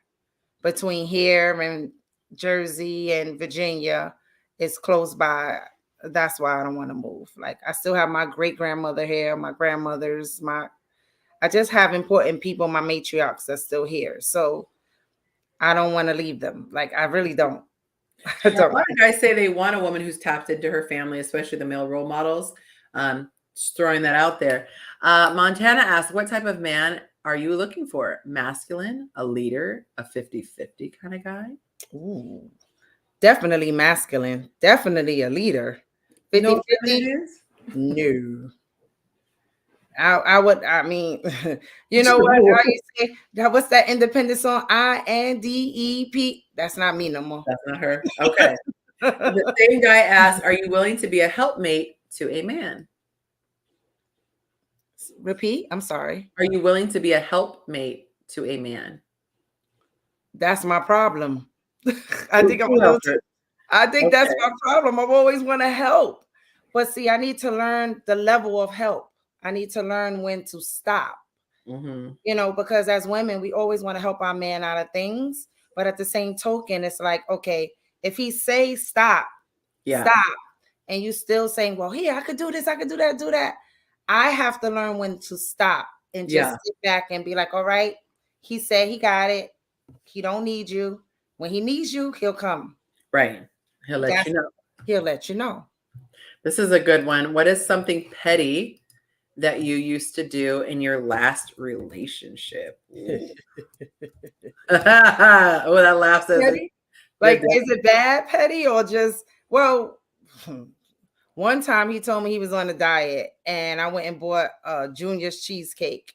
So I went in the bed. I started eating a cheesecake. He looked at me and said, oh, you come break me a piece of cheesecake? I said, no. Then you say he was on a diet? And he got angry at me. And I sat there and I ate the cheesecake. Like, you said you was on a diet and you didn't want no cheesecake. So I purposely went in there. That's terrible. Sat in front of him with the strawberry cheesecake. And I ate it right in the bed. Went and got another piece and ate it in the bed. He was livid. I thought you were going to say you took a cheesecake and put it in a smoothie where he thought he was losing weight. And it's like, why? Oh, no. No. That's one thing for me. Like, don't play about my food. That will have me questioning everything about it. Like that. When I see pranks and stuff where people mess with someone's food, I'm like, don't play with my food. Okay, let's see. Oh, how cute. Chavi says, I met someone on your singles feature. I love that. You have to DM me the details that I can share. Okay, let's see. I'm scrolling. Oh, Avatar is bringing the questions. What are your thoughts on gender roles? Okay. You said, what are my thoughts on gender roles? Well, at this point in my life, I'm staying in my place, in a woman's place. The only thing I want to switch roles on is making plans for trips and things like that. Even though I always say, well, a man can't plan a trip. But then everybody has their own things that they're good at. Like I might be good at planning trips. Right. He may be good at fixing things in the house. I may be good at sewing. He may be good at just buying stuff at the store. I mean, it all depends on what his niche is and what he's good at and what I'm good at. Yeah. So I think roles are gender roles are meant to be on what you're good at. That's how I see it as. I agree. And I've changed a lot. I used to be super rigid and this is how it is. And now I'm a lot more flexible. And like in my relationship, it's worked out, when I say perfectly, everything that we either have completely flipped on or we share. And that is something that I really like. There's never been something that he even remotely insinuated, let alone say. He's never insinuated like that's a woman's job. Right. So do this, which is usually kind of condescending as opposed to, hey, could you help with this or whatever? Anything that he's ever asked me to do, he's pitched in and done himself. Right. And the same thing with the exception of a very few things. Like, for example, he would never let me get his door. Like we joke about that if I ask him on a date, like, are you going to open my door for me? You know, pay the tab. But there are certain things like that, like safety, gentlemanliness that, you know, doesn't go both ways. But even for me, like when I go out, I sit there right in it in a car, and he looks at, like, even when I went on a date or dates, they look at me, I'll be sitting right there. They look at me and they walk to the door, I'm still in the car. One time I went with a friend to Vegas and I'm standing there on a curve on heels. Mind you, my feet hurts. You know, we just, heels are meant to go in, go out, and sit down. And I stood on a curb. He kept walking, talking to his cousin. I stood right there. He came back, gave me his arm because he knew. Yes. Like if you don't demand it per se, yes, you're not gonna get it. Yes. Another thing is I love to ride motorcycles, but I haven't been on a motorcycle in a while. So would you say that's manly for a woman to be on motorcycles? I mean, I think a lot of guys like the woman to be on the back of their motorcycle. My dad had that whole fantasy about my mom riding bikes, and then she went and got her own. He was like, you just killed the dream. Like you were supposed to be on the back of my bike. I had a bike and I sold it because my family kept saying, we don't want you to be on there. It's not safe. Because the drivers make it. Because of the drivers. Yeah. And I sold it. I got rid of it. So, I mean, there's a lot of things that I love to do because I grew up as a tomboy. But then I started to learn later on in life that, you know, you could still have a little tomboy, but still you got to just let a man be a man. Somebody said in the comments, not in these comments, but it was on Instagram, that one of their pet peeves is when a woman has a man's car, like a manly car. And I was like, I never thought about that. I couldn't imagine a guy being turned off that she got out of like a Ford, you know, like the big old pickup trucks, or I had to ask him what a man's kind of car was, but he was saying something like, even when there's a real sports car, but she doesn't drive it fast or something. I was like, okay, now that's really picky. Okay. Cam says, would you make a sandwich for him at 3 a.m.? Yes, I would. He wasn't on a diet, he said. That happens. I had a friend of mine who used to come and knock. He used to come at a friend. I call it, you know, we say a friend. And he used to come like 3 a.m. to the house. And I said, you want something to eat? He was like, oh, no, don't do that. Chill. No, what do you want to eat? Like, I just feel that, what's the big deal? Yeah. I made it that quick. It wasn't even a sandwich. I made some fried fish or something because I had fish in there that was defrosted. It was, you know, like my uncle. I remember as kids, it was literally midnight, and we were, you know, kids get up. Well, we're hungry, Uncle. This man whipped up fried chicken. Right. His wife, my aunt, was like, if y'all don't get some water and go to bed, he over here whipping up wings and drums and all that stuff. My grandmother used to cook past 8. My grandmother used to bang pans when I used to fry chicken at 8, 9 o'clock. I'm like, Nana, it's 8 o'clock. I don't like no fried chicken smelling like chicken at 9, 10 o'clock at night. And I'm like, my grandmother is a mess. Yeah. Montana says, you're cutting out a huge pool of men. What question did that? I couldn't figure out which one he's alluding to. Montana says, help or be the decision maker. Helping is good, but you thinking you know what the right move is different. Oh, maybe he was talking about the help. I don't know. Let us know. Your best friend and your man are, your best friend and the man you're dating aren't vibing. What do you do? Avatar, I might have to have you write some questions for me. These are some good ones. You said your best friend and your man is not vibing. What do you do? She not feeling him. It's not up to her. That's my best friend. It's not up to her. All I can do is listen to what she's saying. I mean, it's been many a times where my girlfriends, there's certain guys that they have dated or met, and I had expressed myself about them, and they have done it for me. But it's up for me to see it. I have to see that. I'll hear, like, you listen, even if it's a male friend, you will hear what they say. You would keep it in your brain. You will watch. But the lesson is really on. That's just like us telling our kids, don't hang out with that boy in the park. Stay away from that kid in the park. He's going to get you in trouble. And next thing you know, your kid is locked up. And you're like, didn't I tell you that kid wasn't good? Your child had to learn on his own. And even as adults, we're still learning. We're still learning as adults. No adult knows everything. No adults. No, facts. They're debating what is a man's car. Yeah, I need to know what a man's car is. Super manly. Like a Tundra. Yeah.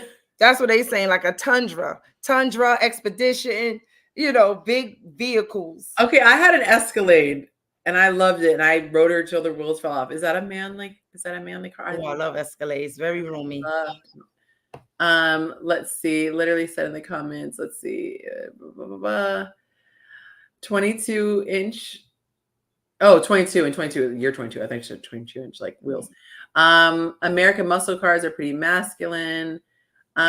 So Sean is asking for advice. I am not versed when it comes to autism, so I would not. You guys can help him if you can. I don't have enough experience to be able to share. Let's see. Lanette's stock tripled with that answer. Y'all better not play around. You were already up. What if you were? Oh, yeah, you were already up. But what if you were dead asleep? Oh, okay. So your man comes home, you were passed out asleep, and he asks you to make a sandwich. That's always a weird thing in my head, because I'm thinking, what guy is going to wake his woman up to make him a sandwich? Well, if you had cooked, would you really have to wake up if you cooked and you called your man and said, what would you like to eat? And he just gets, he's saying you warm it up? Yes, you just warm it up.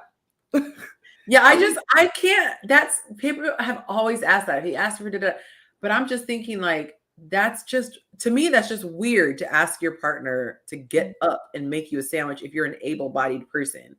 I'm going to bring up the guys. Actually, I'm going to bring everybody up on that one question, and then we'll go back.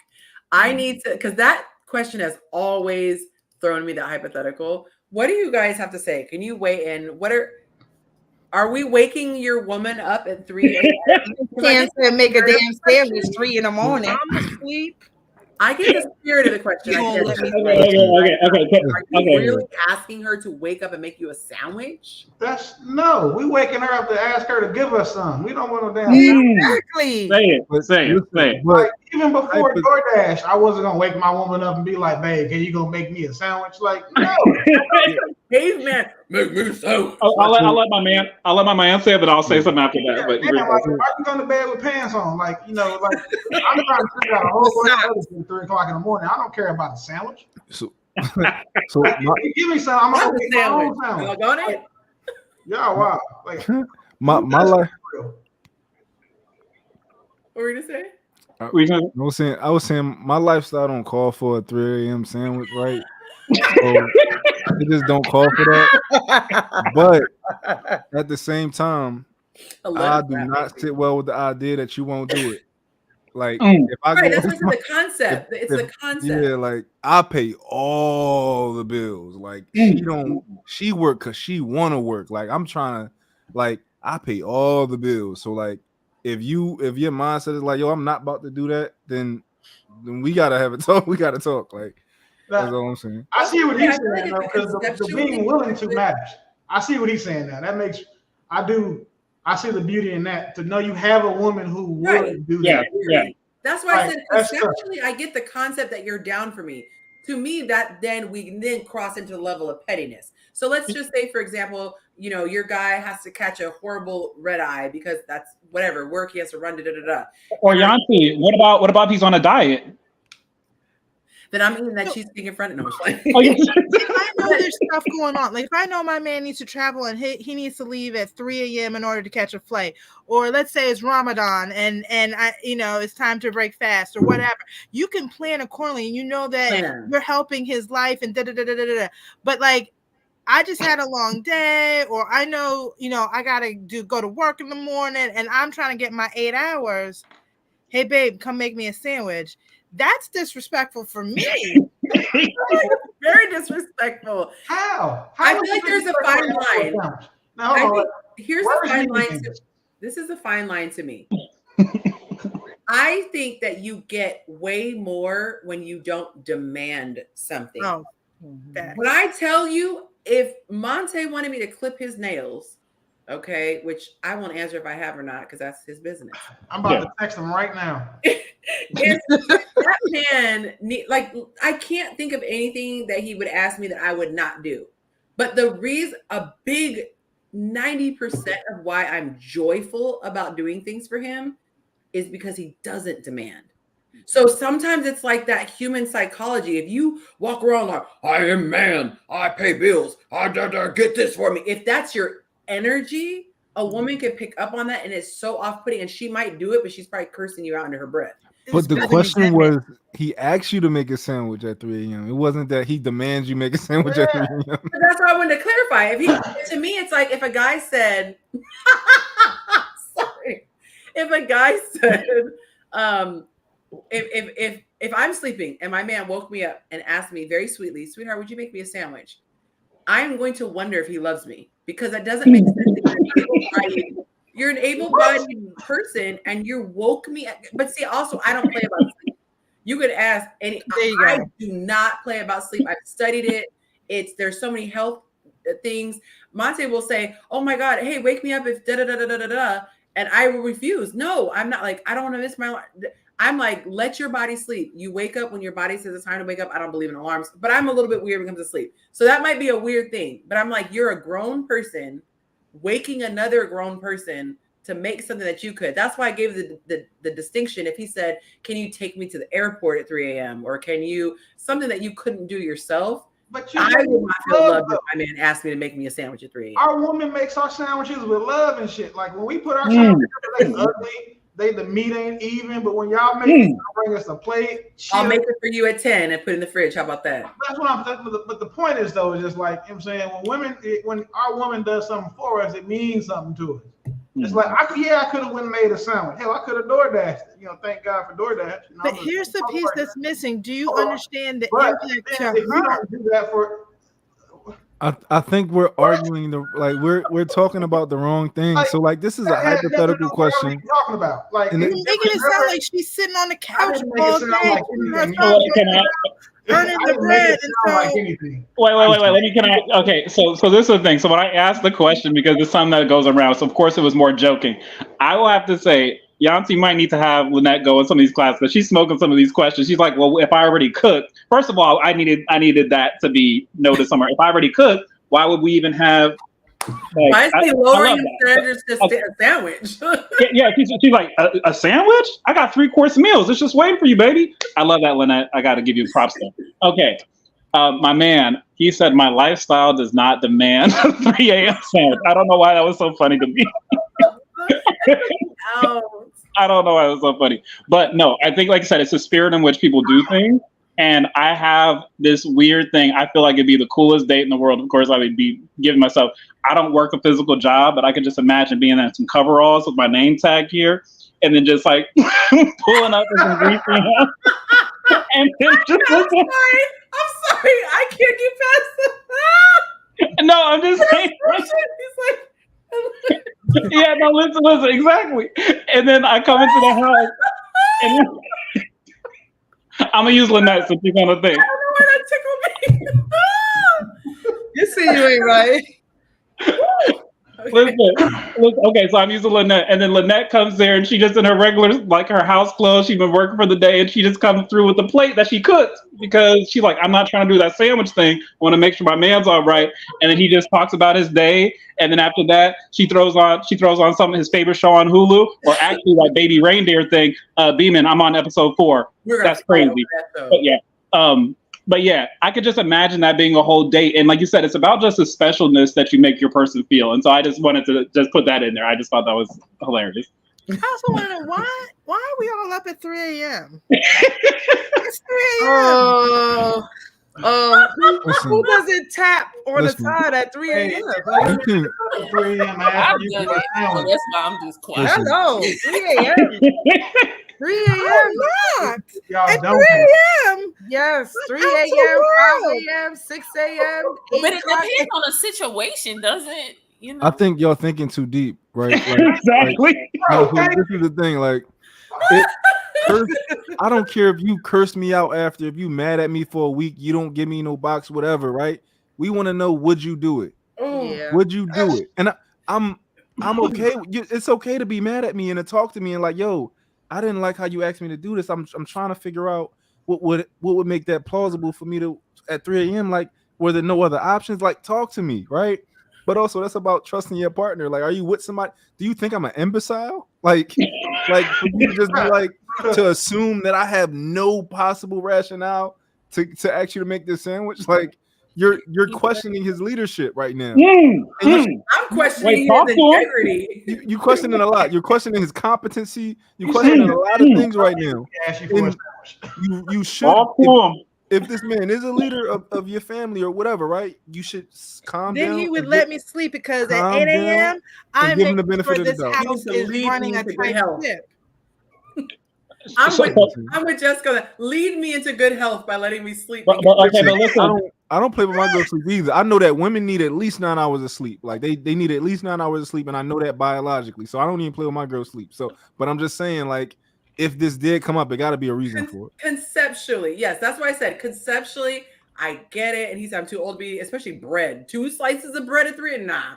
Okay, but I'm just saying I do feel that there's always the balance. Like you're the leader, but you also don't want to be leading us astray. So as we're watching and learning different things before we commit, because of course, why would you commit to someone who you don't find a good leader?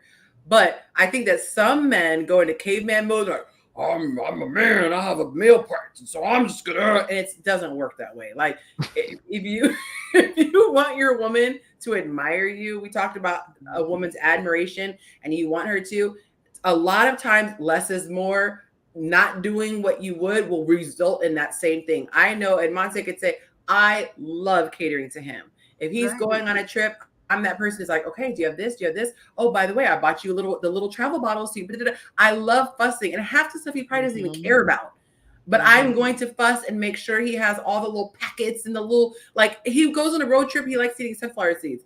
I'm packing the little canister so he has someone to put the sunflower seeds. I'm giving him the little extra bag because when you eat your little to-go thing and you have your silver spoon, that's an actual real spoon. It's not just sitting on your seat getting dirty. No, there's a little Walmart bag. Like I like doing those things. But if he were to ever come in and be like, I need you to make me a travel pack and I need you to, it's like, yeah, I'll still do it, but it's just, it's a turnoff. But Yonci, I will say that you doing it, I will do whatever. If you say like, Cameron, there's a body in the trunk and I got to make sure we got to get it gone. If you did that just on some off stuff, like you said, oh, whatever, I don't like doing that. Why'd you even ask me? I'm the body. Don't just go over there. I'm gonna handle it. Mm-hmm. That's the level of thing. So no, it's a funny question, but I'm just saying, like, so it's a principle. So yeah, because my thing is like, if you especially if you living with your man, if you living together and we're in the same home, I feel that whoever comes home first, let's just say we both working, whoever comes home first, even if you defrost the chicken, I'll cook it. I just need you to take the chicken out the freezer. If you want to season it as you want, but when I come in, I'll cook the sides. I do the vegetables, whatever you want. Just take it out before you leave, and then I can cook it when I come in. We both tired, but see, I like cooking. I love to eat. I'm a foodie. I love to eat. If it's not nailed down, I'm eating it. I don't want no damn sandwich. He said, I will say this, and I'm going to stop bragging on my man. I love that he has a lot of common sense. And if something makes sense, it might even be something that I normally do. It's kind of the default setting. But if he sees I'm, let's say if normally I'm making dinner and he sees I'm on a YouTube show until 12 a.m. because someone keeps putting tips in the jar, he's not going to sit there and be like, I'm going to wait until eat. Like there are men like that who will literally go into a sugar shock or whatever that thing, like waiting. Well, my girl's working late today. Like, really? Waiting for you to fix his plate. I love you to fix his plate. Yeah, but if that's the same reverse. Like maybe you always step up for me as the guy. But if you're not there, I'm not going to sit there and let someone kill me because I'm not going to try to fight back. Or like, yes, normally you do security, but I'm not unable as a human being to step out of a gender role and use common sense. So basically, nobody's waking up to make their man a sandwich at 3 o'clock in the morning unless he pays all the bills. And I said, in theory. However, I've brought trash cans back in. I've cleaned up gross stuff. If I find myself, like, if there's certain situations, I'm not too dainty to do certain things. But I'm also not going to ask him just crazy, like you're asleep and I'm asking you, oh, wake up and help me bring my suitcase upstairs. Like, but like I said, if you cooked prior, You put the plate in the microwave. You put the top on the microwavable plate and say, We don't have these problems. It's in the microwave. The juice is in the fridge. All you have to So do is is take 3 minutes to heat it up. So I have a quick question for the women. So is this different in terms of requesting something that might take a certain level of effort? Is this different than a woman asking you for sex at 3 a.m? It depends on the guy.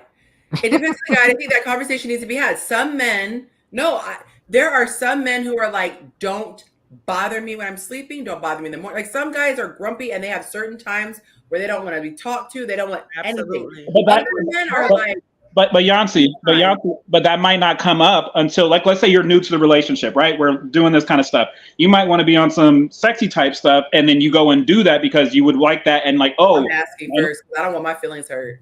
Oh, okay. I was just wondering if this to me. And you're like, what are you doing? Like, no, that'll hurt my feelings. Oh, that happened to me. I know that happened too. Yeah, it does. It hurts your feelings. Wait, it does. So are we saying that there are men who will be upset if their woman woke them up to give them some? When I tell you, I have a knack for finding every I attract them. They are like, Yonci likes physical touch. I'm attracted to her. I had a guy tell me he doesn't like to be touched. He's like, you like touch too much. Even we talked about, I always ask guys like intimacy, He's like, I like to go weeks without it because it makes me enjoy it more. Yes, like I've never heard that. That's crazy. Well, that's a weird one. I don't know. That sounds like somebody. I have a knack for finding men who do not like physical. I didn't grow up getting touched, so I'm not into it. Like I don't like holding hands and sitting on the couch. Not.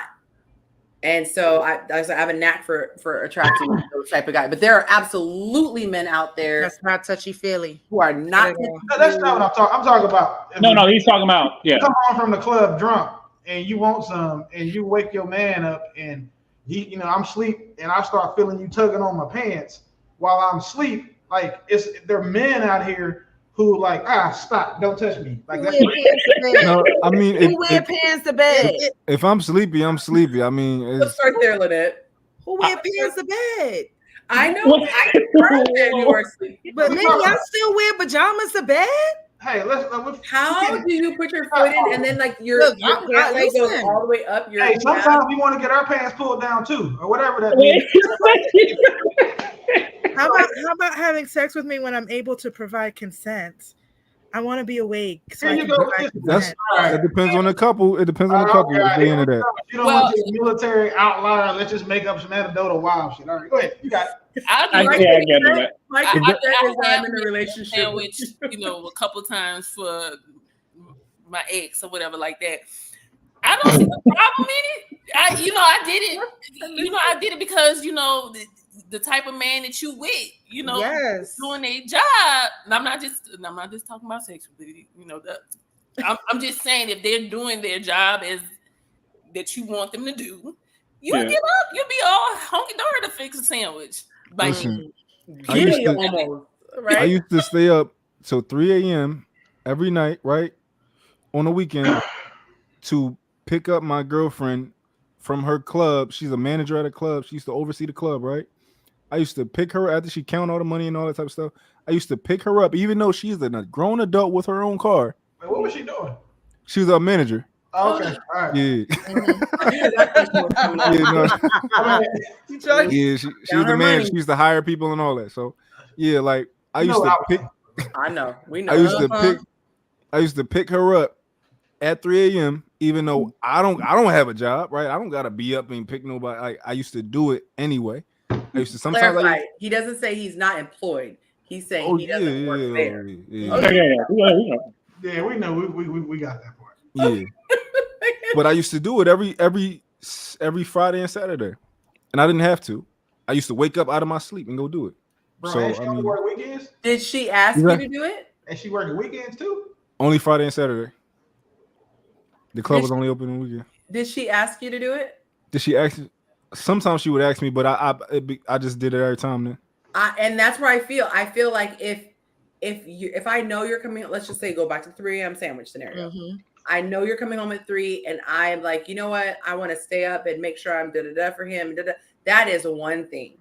but I think there are certain levels where it's above and beyond to even expect something. Now, I feel like that's a little bit of a gray area because like men are wired for safety, and if something were to happen, you'd be like, let's reframe this question and let's do it. As he your man works and he get off at 3:00 every night. Every night. He don't always ask you for a sandwich. Maybe he's never asked you for a sandwich yet. It's gonna be in the microwave, like Lanette said. Exactly. I was just about to say it already cooked. I might even bring it to his job and let him. What if he comes home? He asks you for some physical attention. Then he getting it. That's something to wake up for. Is that cool? Yes. Oh, now it's something. Okay. I think because you're gonna rock me back to sleep with that. Hey, but wait, y'all gotta be careful because we gotta ask for consent now to come home and have sex with our girlfriends. So yes, agreed. And I think if you're in a relationship, this conversation should be had like well before this, because if I'm the type that gets turned on by that, you'll know that. Like, or if I'm not okay with that, my partner should know that. What does that look like? What does consent look like in a relationship? I've never had a woman be like, "Oh, you asking for permission really made me wet." I've never heard the mood. The mood is over, right? What are you talking about? Yeah. No, but that's what I'm asking. What does that look like in real time? Like, how does that conversation? Because I respect that you would want consent in a relationship. My understanding would be the consent is I'm in the relationship. First of all, if I'm still asleep, I can't give consent. So if you're like, "Hey babe, you wake me up," now I'm able to say, "Let's do this," or I can't, not tonight. Are you saying he like foreplay? What? I think she's saying anything.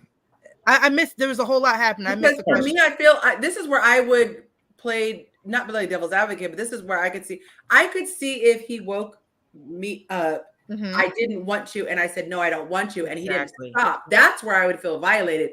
But if I wouldn't be offended that he just started. Yes, I would actually be flattered. Happy. Okay, so question: what about if he asked to give you a massage? What? Huh? So it always no. Listen. It always going. Yeah. It's never a massage. Have you seen that meme where it said it's like it goes from here and then the next sign it's like all the clothes are off? Like this. Yeah. This is like that video where the girl is like getting ready to cut another girl's hair and she's like, "Hey, do I have your permission to touch you?" as she's sitting in the chair to get her haircut. Like, what are you talking about? If I need consent to have I don't want it. with you, like, I don't want to be in that relationship. You in a house that I live in that I pay for. It's just not for me. We did it before I went to work, and I come home, I gotta wake you up and be like, "Hey, babe, can I have some more of that ass?" Like, what? It's not my type of relationship. I think I might start saying that. That's kind of dope. Can I have some more of those yams? When he's like, "I'll have some of that ass." Like, it's a part of the movie. But either way, like, what? A second helping, please. How to turn off? Do you like if they start rubbing on you and stuff like that? You be like, "No, I'm not in the mood," and they keep going. See, no, that's say it again. That's different. She's talking about, well, if I'm asleep, I didn't tell him that he could get none. So why? I agree. I agree with her. I get what she's saying. I was just saying. But wait a minute. Here's a question. If the person starts to touch you, period, wouldn't that be non-consensual? Because let's just say you're sitting on the couch and all of a sudden he starts to rub. If he touched you in a private area. Yeah, like a fondle, like you didn't know it was coming. Right. So when the ideal in that situation, I'm assuming I'm awake. What if you're not? Then I can say, I can moan, I can rub back, all those are all ways of providing consent and agreeing. But if I also have the ability to be like, not now, and then I'm withdrawing my consent, but I'm awake. What I'm saying is, if I'm asleep and something starts to occur, I don't have the ability to say I want to engage or. But how much are you sleeping through? Can we investigate this? Can I ask a couple questions? I'm trying to see how long it takes to wake up. Because for me, like men have tried to go, and not necessarily to me, but men will try at all different levels of sleepiness. So. But I want to ask you this question. So if let's say you're married, you're in a relationship with a man, you've been together for 10 years, and you are sleeping, and he's like, and you wake up and you're like, and last night he's like, "Yo, like last night we did this or something like that." you're like, oh, I don't remember that, I was sleeping, right? How would you feel See, if Bill your Cosby? husband said, yeah, like I licked you, or he did whatever he did to you, right? He just, he went down or whatever. We took a And whole photo shoot. Just kidding. not like that, but just like, I did this, I gave you oral sex last night and you were sleeping. Like, would you feel like I violated at this person that you just Yes. had sex with 20,000 Yes. times? I was Okay. asleep the whole time and didn't even know it was happening. I would feel weird that He's he garbage wanted to if do you that didn't feel while it. I was sleeping. Like, Like, right. Like, he's Okay, garbage. I- Because No. she didn't feel it and wake up, he's garbage. No, that's Straight not trash. possible. that's what Get I rid want of to him. say, because I'm saying No, I but- can see someone starting when you're asleep. What But if Yeah. the person doesn't wake up, they're like in a coma, and they're like, And you keep going, that I absolutely Really, feel I'm- violated. You have to Wait. remember the context. You have to remember the context. I said you have been Wow. married for 10 years. That does not matter. sleep the whole That does not It'll matter. never happen. That's Like, another isn't thing. it supposed to be interactive? Like, I think that's crazy, because me as a partner, if my girlfriend says, hey, you were sleeping and I gave you oral sex last night, I'd be like, good for you. I'm glad you enjoyed that. You would have woke up though. You would have woke up. Even if I didn't, I'm glad. He said, He would have been up. We'd have been like, oh. I'm glad you enjoyed it. Even if I did, let's say I was drunk. Let's say I came in and I'm like, when you want to have sex and you just like, I'm too drunk. Like, you just go to sleep. That's where I draw the line. I don't sleep with nobody that's been drinking. The military broke that in me. I can't That's a do it. good line. to All have. those trainings they gave us, if she's had one drink, she can change her mind. even if We she's talk a wife. I will say this: even if it doesn't matter. I don't care. I have never in my 40 years on Earth, and I've been sexually active for a long time. I have never slept with someone that had been drinking. Even if you just as drunk, No, I don't like drink you and at your all. wife, y'all on vacation, No, y'all. I don't drink at all, so no.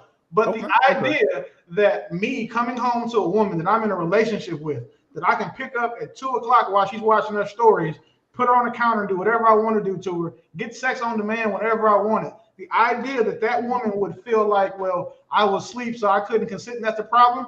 That is a woman that I want to be the furthest the F away from. Because But Willie, So- are you also the man that if you start and all of your maneuvers don't wake her up? I quit.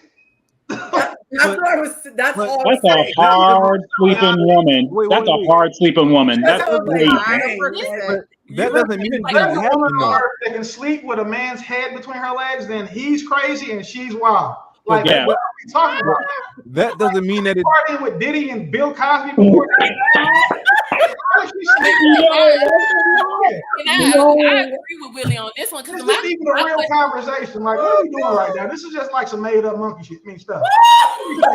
Yo, You come home from the club, your girl is asleep. You try to pull that moo up, or you know what I'm saying, her little gown or whatever you're wearing. So we doing 1950s. he did not just say that in his out loud voice. That's crazy. That's crazy to me. Like, listen, like, Yo, if this is the woman you have, PSA.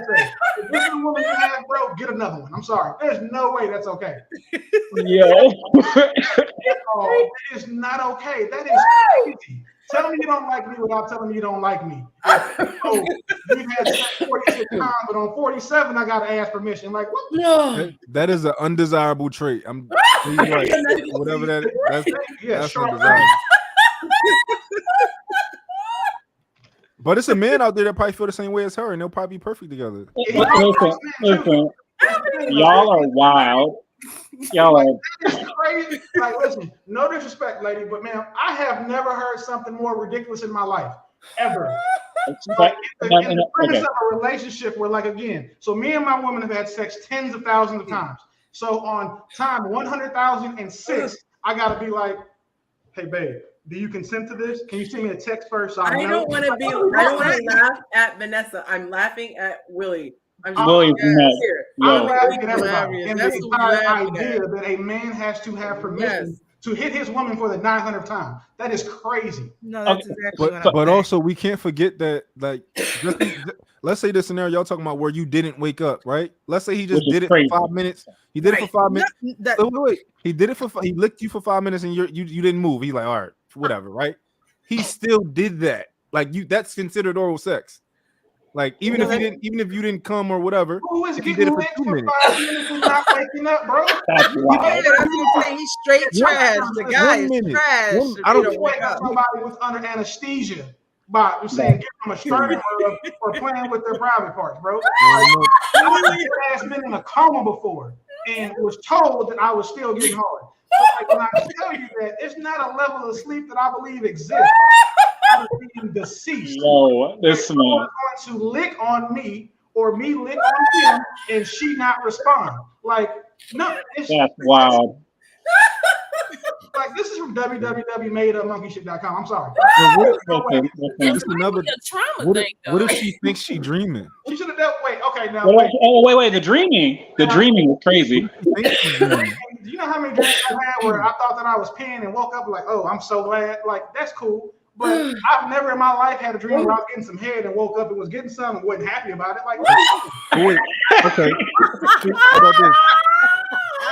like, and trauma aside, right? Trauma aside is cool. Like everybody got trauma and shit. No disrespect. If you have that type of trauma, please fix that shit before you get in a relationship. Because again, that's not fair to your man. Because you know how rejection feels for a man sexually? Like, and this is serious, remotely, what kind of serious? Like, you've I had want you to know, as much as you're calling me crazy, you sound insane to me. I'd like to hear her Because perspective I too. always have I want to hear her autonomy rebuttal. over my own body as to what Crazy as will fuck. happen to me sexually. I don't care. The idea of what you said is crazy. What happened to you personally is your problem. It had nothing to do with me. But what I am saying is that as a man that has had with his woman a billion times, I am trying to tell you that if she's like, it could have been 10 billion on the 10 billion. It doesn't matter. If she thinks that I'm I about don't to ask her for want it, it's not happening. Okay, wait. So I'm gonna hold on. I want to make sure, see how far off we are. So let me see if I understand the stances correctly. Willie is saying the fact that I'm having to ask permission, ask for consent is the turnoff. That's what I hear Willie saying.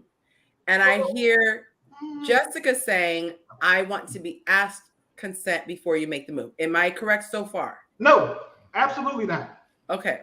The fact that a woman thinks, again, so right, this is like, for example, Yonci, I buy my woman a car, and I give her the car. She's drove that car for 3 years, and then one day she takes the car without my permission, and I'm like, "Why didn't you ask me if you drive the car today?" It's the same thing. Like it's a given that it's your car, you can drive it. She's been giving me this vagina 2 and 3 times a day for years. Oh, her vagina is not a possession like a car that you can just. I knew you were going to listen. I did the car thing on purpose to bait you into making that focus on that one part. Well, then so please keep going because it sounds ridiculous. The point is that it is not a possession. But you know what having sex with your partner is? It's an act of love and something that you guys both share. So if the one time is something you guys both share together, and then now you want to put a new stipulation on it, you're moving the goalpost. And that's what's unattractive. And again, no disrespect, but how has that worked for you so far? Wouldn't you like to know? So I would say, so I want to try to just get an understanding because I know we were joking and laughing about just the other things. But as far as you're saying, the conversation would happen quite a bit early on, as far as if there's a particular, like I said, if something's not common, then I'm definitely gonna have a communication about whatever's going to happen. So if something like I said, we had the conversation, hey, I want to make sure that like I'm awake. Don't wake, like make sure I'm awake before you do that. So that's basically all you're saying is like, make sure I'm awake so that I can at least, give you a signal. That's what you're saying, essentially. I want to enjoy it too. How can I enjoy it if I'm asleep? What's the best? Again, the best type of head is surprise head. I'm not gonna lie to you. I'm not gonna lie to you. And if my man says that that's okay and he wants that, cool. Yeah, but you're not saying. You just wake up. Yeah. Okay, but you're not saying I have to come and say like, can I get a second helping of these yams? Like in your ear. Man is saying that you should be able to force yourself on a woman, but for a man's girlfriend or wife to like that again, if she says no, that's what she wants, and he chooses to deal with it, he should. No man should ever force a woman to do anything she doesn't want to do. But what I am simply saying is, for like the people who want to start making these same type of anecdotal arguments, is that if have had on-demand access to your vagina for the duration of our relationship, the idea of you being like, oh my God, you woke me up for sex and I didn't say yes is crazy to me. Like, and again, regardless of, you know what I'm saying, the humor. It can be crazy to you, but that's what I'm saying. I'm also trying to understand the rationale. There is, bro. Listen. This is I've come to the conclusion that it's either one because of some trauma shit or just for attention. I don't know either way. But the idea that, again, you've been borrowing Montana. We've been doing business for 10 years. We got a credit card together. You use the card for some whatever. All of a sudden, I get mad because you use the credit card for some shit you didn't tell me. But you've been doing it for 10 years. It wasn't an issue. Now all of a sudden, I got to ask for consent. You got to ask permission. That's crazy, bro. I have one more question real quick, if you guys don't mind. Okay, so just because I don't know where we're going to go from here. So last scenario. So let's say he goes and he tries to service the undercarriage, right? Just on some whatever. And then in the process of doing that, like you said, I wanted to be awake, but let's say he was unsuccessful, he wasn't able to rile you up to get you up. Like I said, this is earlier on in the relationship. You've talked about it, but at the same time, he's like, oh, but I didn't feel like this was the same thing because he's not going straight penetration, right? He's just going, just trying to, get you up a little bit. How would you feel after that, seeing that? And then, like you said, yeah, no, I was trying to do something last night, but she just didn't wake up. How would you feel if he, like I said, he wasn't trying to go straight in there. He was just trying to yeah. So I'm all about trying to initiate it, but if I'm not waking up and he stops, we're good. Okay, I was just making sure that he wasn't being indicted or something like that based upon that. Okay, I have a question. Do you think that this is so? Let's say he does look you, and let's say hypothetically he does it for 5-10 minutes, you don't wake up, whatever, right? Let's say in the morning time he tells you or whatever. Yeah, that's what you think. The fact that you have a problem with it, do you think it's an ego thing? The fact that you're, even though, because it's a no harm, no foul type of thing, right? Because my vagina's not in pain, I didn't get an STD, right? This is my partner, we've been together for so long, we did it the night before, every night, for the last 2 months, right? No, because we've had sex previous doesn't give you the right to sex in the future.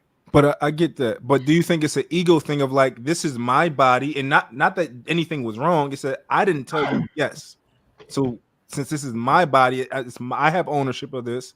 Mm-hmm. I didn't tell you yes. Nothing is actually wrong besides the fact that you didn't ask me. Do you think that that's an ego thing? No. It's like a pride thing of no. I think it's a consent thing. Consent is not ego. Consent is permission. If it's a guy you don't know or a guy you want to date with, that's completely different. But as far as my partner, so there is no implied consent or permission to have sex with your girlfriend that you've been sleeping with for. This is such an interesting conversation. Yeah, I'm trying to get it too. Okay, I need to understand. I think I get it. I get it. I want to be granular to really understand what is being said. And again, I apologize for laughing. Willie just cracks me up sometimes, and so I was dying laughing. Okay. So can I tell you what I said when you left? Can I asked? Okay. So in the process of that, I asked her. I said, so let's say someone. Oh, actually, you left right at the beginning. So if I went to go and your boyfriend went to go and service the undercarriage, but you're asleep, but he wasn't able to initiate. Well, what do you say? The undercarriage, bro. You're killing me.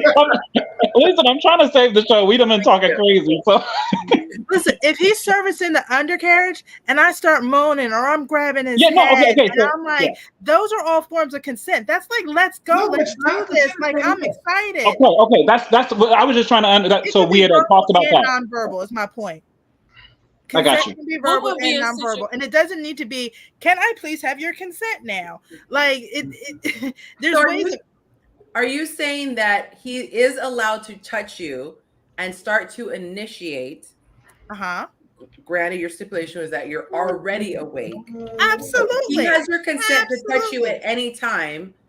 So this is what I don't get. I don't see what's the difference between anyone else's thoughts, because let's just say if I want my man to be able to touch me at any time, but for whatever reason, this day, this hour, I don't feel it, I would think that, yes, I should have the right to be able to say, oh, I'm not in the mood, whatever. That's normal to me.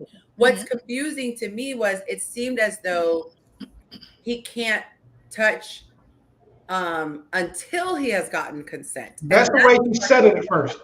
Well, exactly. At one point in the conversation, it was about being asleep. Mm-hmm. Yeah. And so I'm clarifying, if I'm asleep, I'm unable to give consent. So that's where touching is problematic, because I'm not able to say, I don't want this tonight. So And But even you did if say- you were to wake up like 10 seconds in, like Lanette and I were saying, like if you're doing that and I'm sleeping, you have a bigger problem. But you're saying even if you wake up seconds into it and you are able to consent, you still wouldn't like the fact that it initially started when you were fully asleep. For me, yes. So, Okay. spray her with cold water and wake her up first, and then try to get something. Like, so how would he wake you up though? So do he need to be like, he can't touch you? I laugh. I'm sorry. No, it just your gesture just made me laugh. I'm with the guys on this one because I'm just so you could be a little nudge maybe. Man, It's a pride thing. Usually men would just rub on you. They'll Right, rub down rub there, and then that would we make put our meat on you. We scoot up to you on purpose. Exactly. Okay, but I asked, jump over and over and over again until you wake up. and then I asked this thing. I asked the situation, and tell me if it's still the same. I said, like I said, I'm gonna keep on. We might need to coin that term. So let's say I go to partake in the passion fruit, right? With okay. So but I'm not. There's no penetration occurring. Right. So she's doing like you're asleep, but she's gaining. She's like, I'm trying to make something happen. I'm going for about 5 minutes. She doesn't wake up. I just give up because, like I said, we have bigger problems. When she wakes up, she said, and tell me if you said if he said, yeah, I tried to, but things weren't popping. You weren't waking up. She'd be like, okay. She wouldn't be mad and like file a report on him, right? Right. Okay, right, gotcha. right. Okay. Oh, because you just said you didn't want them to touch you. For them Exactly. Thank you. But But that's why I needed to clarify because I didn't feel like she meant that. That's why. there's no difference. There's no difference in her waking up. Is shifting. We moonwalking now. At first was don't fuck me with, don't sleep with me with no consent.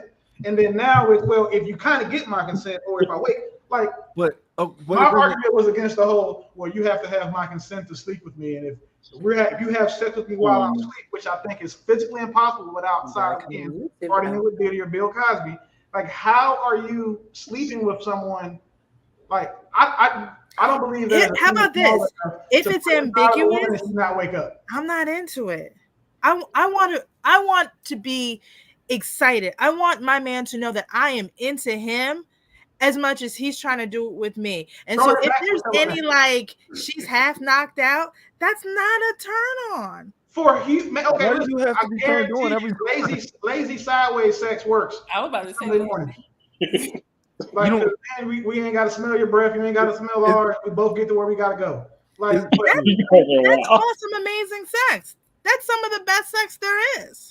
Well, I have to wake you up first, rouse you, and be like, no, I understand. We're gonna be fighting if that's how you're waking me up in the morning. Well, I mean, you mean to tell me you don't have any sensual moves to wake your woman up? You mean you can't caress her? You mean you can't? I would never have to wake my woman up. Figure out how to. Oh, so okay. So now we are getting some clarification. So to me, my thought is, it doesn't have to go 0 to 60, and I don't think most people go 0 to 60. I don't think that the first contact is servicing the undercarriage. It usually, I think, Shamana just said that it's normally just like a rub, and you, as a woman, you know what time it is. Yes. That's why some people play sleep. I'm real sleep because you know what time. We know what's going on. Right. 3 in the morning, we up. That's where the confusion is. It's like that's a gray area. So at that point, is that touch was, I want to get things time to go. It's go time. Is that non-consensual? Because no, that's fine. So it just cannot be genitalia. It just cannot be touching of genitalia. Oh no, she said it could be that too. But that doesn't make sense. That doesn't make sense. What relationship is this? Like, we roommates, we just like have sex every now and then? My thing is this: if we're in a relationship, I trust you to know that you're not going to do anything to harm me. Right. So what's the sense of me being with you if I have to wait for you to? If you have to wait for me to wake up, and I've been with you for all these years, I'm comfortable with you, so I know your signals already. Either the tap, the rub down there, the kiss on the neck. Can we talk about that, Yonci? Can we talk about that? Like, that's actually a good point as far as that knowing and understanding and appreciating signals for our particular person. So, like, for me, like, this is all new to me. Okay, so that's what I'm saying. This would be great to be able to have that. So, like, the massage, the scoot back, like I'm the little spoon and you're going to the big spoon type deal, like for the little nudge. I think the like I said, the caress, you know, if you're like kind of like one of those urban novels where you're like whatever like that, you know, you have there should be like little things that I think everybody should kind of have a checklist of like, what was my partner, like I said, do they move and they moan in a particular way? I think this would be really cool, because I'm definitely gonna start asking for, can I have a second helping of the yams you gave me last night? I think that's great. So I'm gonna start. Excuse me, sir, would you like some head? Like, what are you doing? I don't think it's funny. That's great. Like, There's a clipboard on the headboard, and it's like, is this? Do I have permission to touch your penis, baby? Like, what are we doing? No, not even as a thing. I like funny stuff. So to me, that kind of stuff would be hilarious. Like me wearing my coveralls, that'd be great. Yeah. Clemmy brought something up, and I'm so glad she said this, because we are going to transition to this topic, and y'all almost got me messed up because I'm 5 minutes out and you got me running my mouth, and I'm about to do a whole nother half hour. Okay, but let's put this conversation on. Another half hour? Huh? You said you want to do another half hour? Yeah, I actually already went over another half. Okay. Okay, hold on. Okay, so let me add this, ladies. Thank you guys for the laughs. That was hilarious. Yeah, it sucks when I laugh hard. I cry and my nose run. And I'm like, I can never be that cute girl that's like, because you will have me like crying and snotting. And it was Willie. He's funny. Yeah, he gotta stop. I'm not saying, Jessica, I'm not saying you're stupid. I'm just saying that I think what you said was stupid. So not about you. And when I hear someone say something stupid, it's funny to me. Like I have an allergy to stupidity that makes me funny. I'm not a funny person. I don't know if you made it better with that follow-up. Yeah. I don't. I was I don't think she's stupid as a person. I just think that point was dumb. But Jess, I would love for you to process that. Like think about that, like on your own time. Just think about it deeply. And I have. I thought about it before I said it. No, I'm talking to Jess. I'm talking to Jess. I want her to think deeply about that one day and just work it out. Like and see what see what you don't like about it. The deeper thought. Okay, so here's what I want to talk about. And the ladies, I feel like the ladies are going to be relieved that it's going to be like our conversation. There tends to be a disconnect with men having an urge similar to, we're hungry, you just want to eat. You get to the plate. You're not caressing the plate. You're not talking sweet to the plate. You're not catering to the plate all day long. You get into the plate. And I think that's how a lot of men look at physical intimacy. And while there is a time and a place for wham, bam, thank you, ma'am, as women, there is a desire to be treated like the crock pots that we are. And that crock pot slowly heats up and it gets to a level where you can actually boil water. Like crock pots can get pretty darn hot. I think 425 or 450 is like the highest setting. But it's a slow burn, so to speak. And so ladies, have you ever experienced that? Or, like me, since I'm a virgin, I've just heard of these stories where men are just trying to immediately, thank you, Clemmy. She said, don't forget to hit that like button. Men are just trying to go straight to the deed. I wonder if men could live in a woman's shoes for like 24 hours, how much it would, Willie, how much it would change the game, because the level of freakiness that a woman can reach when she feels secure in her relationship and she feels love, it's like opening up a flower and it just keeps going. You didn't even know it could open that wide. So let's have this conversation. I didn't really ask a specific question, but I'm wondering, do men understand and just don't care? Because it's like short-term benefit, long-term, like. Are you asking the men or are you asking ladies? Yeah. I asked about 15 questions. Okay, so I'll touch on the men not understanding. I think a lot of times there's never a conversation that a man has. He kind of has to just learn by trial. Mm-hmm. And so I think that's why it tends not to happen, is because if you haven't had a lot of like long-term relationships, or if you haven't had girlfriends and stuff like that, you don't always kind of peer. The only reason that I was even aware of that was because I had to be, because of the lifestyle choice that I made. So I still would have had to do the trial and error thing too. But imagine if I didn't have the brain that I had, or like the wisdom that I had to even try to like study, I probably would have been out here effed up in the street, just trying to, trial and error until I got to a point to understand, like, okay, women need the, what do you call it, sapiosexual, like they need the mental stimulation in order for them to kind of build up to that particular happening and occurrence. So I think really it's just because it's just inexperience. It's just like you don't know, and no one's really told you. You don't have a dad, or you were just hanging around the homies, so you only know what they're telling you, and they don't know nothing. I was actually surprised when I started on that journey in terms of like being able to. Oh, We're spinning. Are we still good? Yeah, we're good now. Okay, sorry. I saw something spin for a hot second. It came back. But I was surprised that a lot of women hadn't reached certain places because a lot of men couldn't get them there mentally. And I think it's just inexperience and no one really speaking to men, and men not really knowing that women kind of need to have that because no one told them. It's kind of like with anything. If you don't know, you don't know. Can I say this for women, like for us? If I'm mentally turned off from you, Yeah. it's not gonna go there. Like Right. if I'm mentally turned off, it's not gonna go there. it doesn't even work. Yeah. It doesn't work. And if it works, it worked for 1 second and go right back to the Sahara Desert. It because it's you touching. Jinx. But mental stimulation has a lot to do in how I feel about you.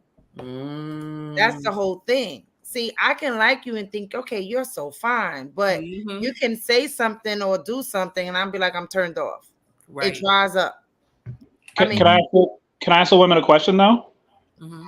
There are times that you guys can, because like you guys have this whole cinema in your mind, you guys can actually pretend or get yourselves into a mindset to do something with a guy who hasn't really contributed much to prepping the plate, right? Because I've heard that a lot. Huh? I've heard women can do that. Yes, I think and I've heard a lot of does women that. can sometimes do that. Yeah, Is that true? There are women that can do that. the guys For that me, get out I and need do some type of mental stimulation. I was gonna say, are you saying self-stimulate, meaning they can Yeah, go in sometimes their mind where they're ready?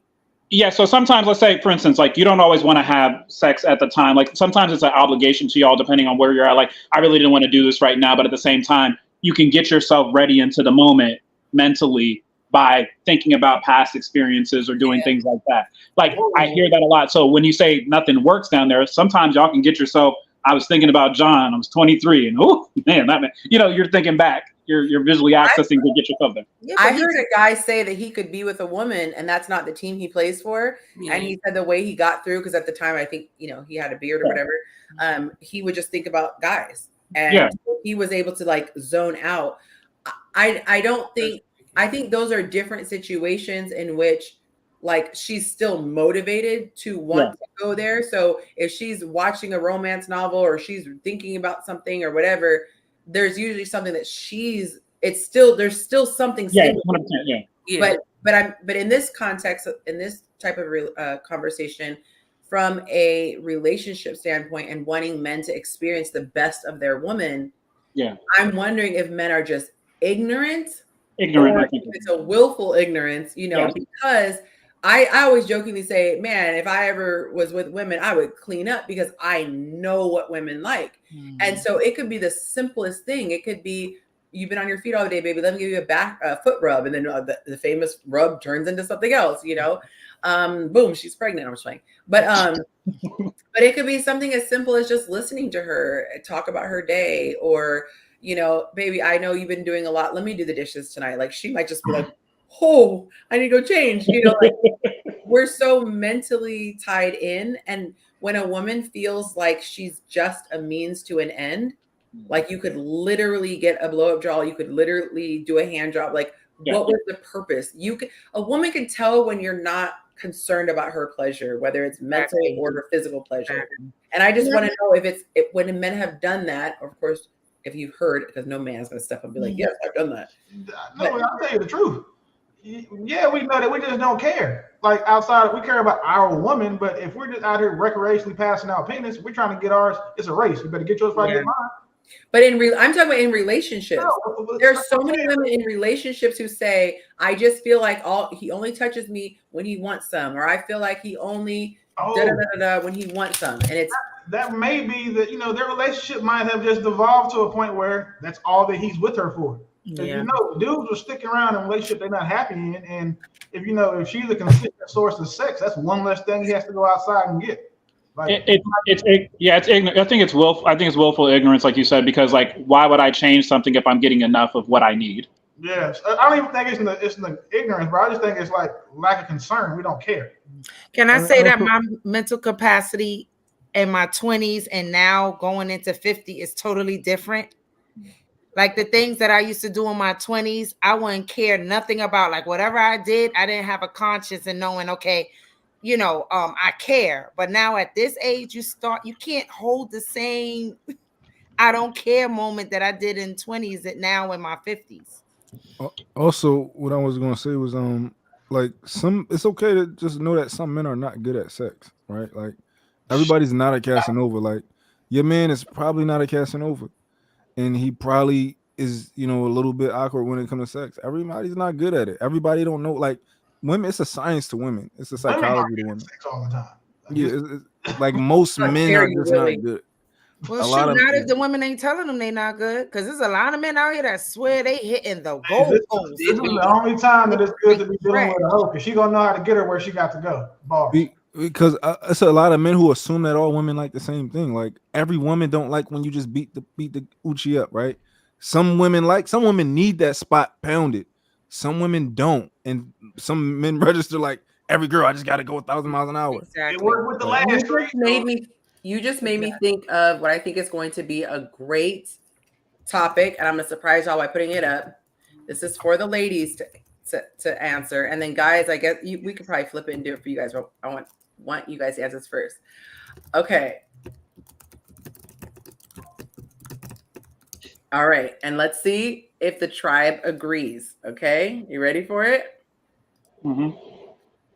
Universal. What is something that we say we all agree on this? Like no woman is disagreeing. Let's give the guys some game that we think all women agree with. Let's see if y'all can give me some I don't know. I'm not So I would say if you are doing something that she likes and she is giving you the indication that I like this, keep going. This is not the time to switch things up. This is not a contest to see how many different creative ways you can touch her, how many different angles you could approach. It's not a contest. You could have one boring way, and if that one way is working, she is going to want you to stay there until she reaches the goal. Ladies, are we agreeing? Is this a first universal law that we are putting on the books for the men? Yeah, I'd agree with that. Yeah. Yes, that's all I'm gonna say. The man on the boat got to be touched the right way. You don't know how to rock the boat. That man on the boat, you got to hit him a lot. Basically, don't change the tempo, don't change the position, don't change anything. Yes. If she's telling you that you're doing it right, don't scratch it. Yes. I have a question. All right, so I 100%, of course, y'all know, like I 100% agree. But if you're dealing with somebody who's, like I said, some of these women aren't as experienced as you would have thought. Right. And so they don't know some of these things. So like, no, this is great. But then like you switch something up and then you start giving like the different rhythms and intermittent things. And then they're like, oh crap. Like, and things go good. Is that something that's permissible in the sense of like, if they're not as experienced or maybe they haven't experienced, I think there's a difference though. If she's literally like on her way. Oh, of course. Yeah. That. Okay. Yeah. That's what I'm speaking of. Okay. I got you. Yeah. Because it's so difficult for a woman to get that. You know, there's nothing worse than you're on your way. Don't experiment when we're almost to the finish line. I got you. Okay. I'm opening the door. They just gave you a universal rule. I have another it is universal what it is. thing. And I think information. Sorry, my bad. Well, yes, that is universal. But what I was going to say is we talked about experience. I think there's quite a few men who can be selfish and until you've experienced someone who is really about providing you pleasure, you won't know.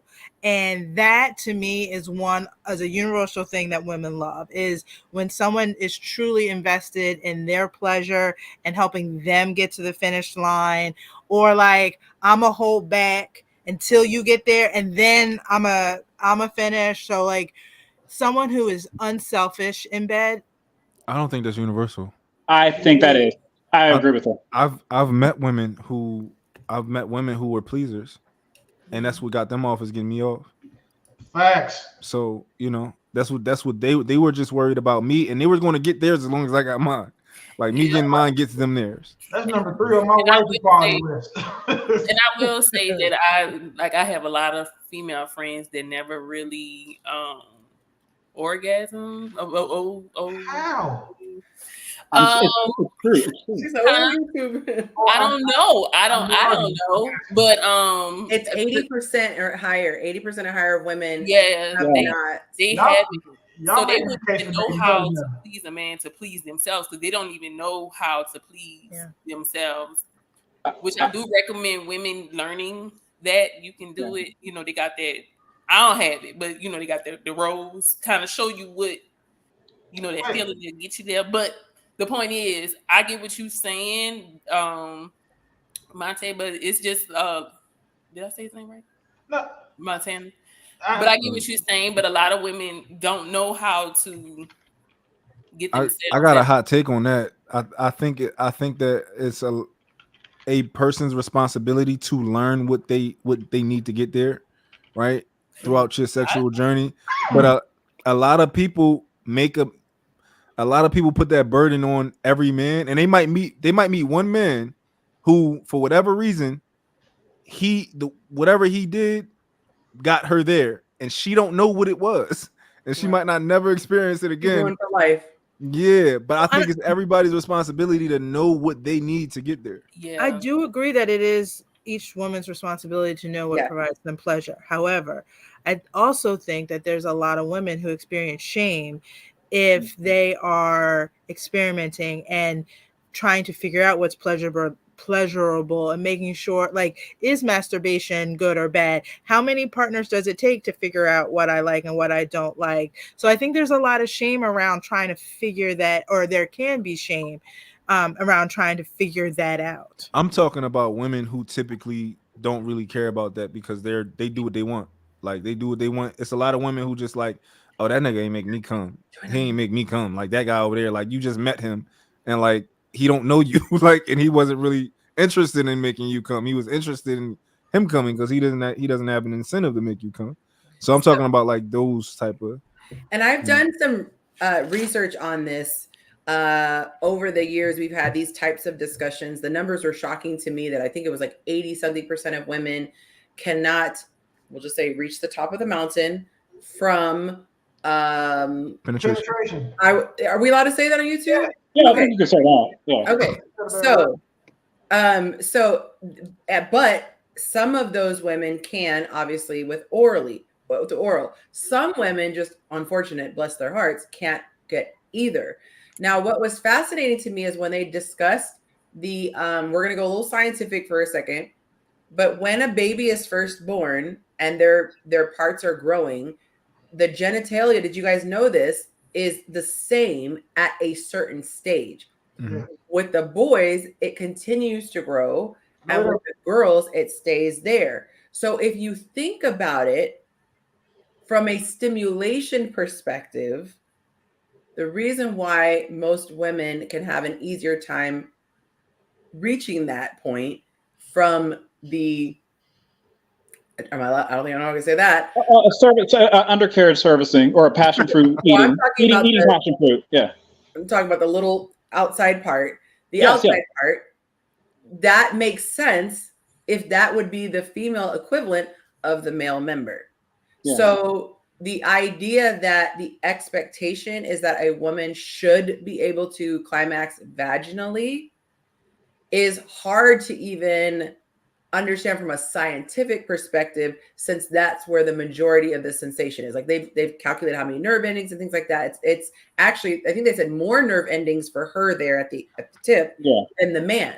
And then if they broke it down, they said the use scientific, the clitoris actually comes and wraps around the edge of the vagina, and that's the reason why some women are able to, you know, penetrate there. But I think that a lot of guys assume if I'm doing what I'm supposed to be doing, she's going to climax vaginally, not realizing that most stimulation for women, according to the stats, is from that outside area. And I think a lot of times it's a ego thing for the man to feel like, oh, I put it down because I did XYZ, but when she pleases herself, she's maybe not even going there. But that would require study, and I think going back to like you said, like I appreciate her saying that, is that because in my experience, so when I first had started with my ex-wife, it was like I think that's the thing she liked most about our interactions, was that at least here, this is a place where we can go and explore together. And because she's still on her, you know, she was on her trajectory,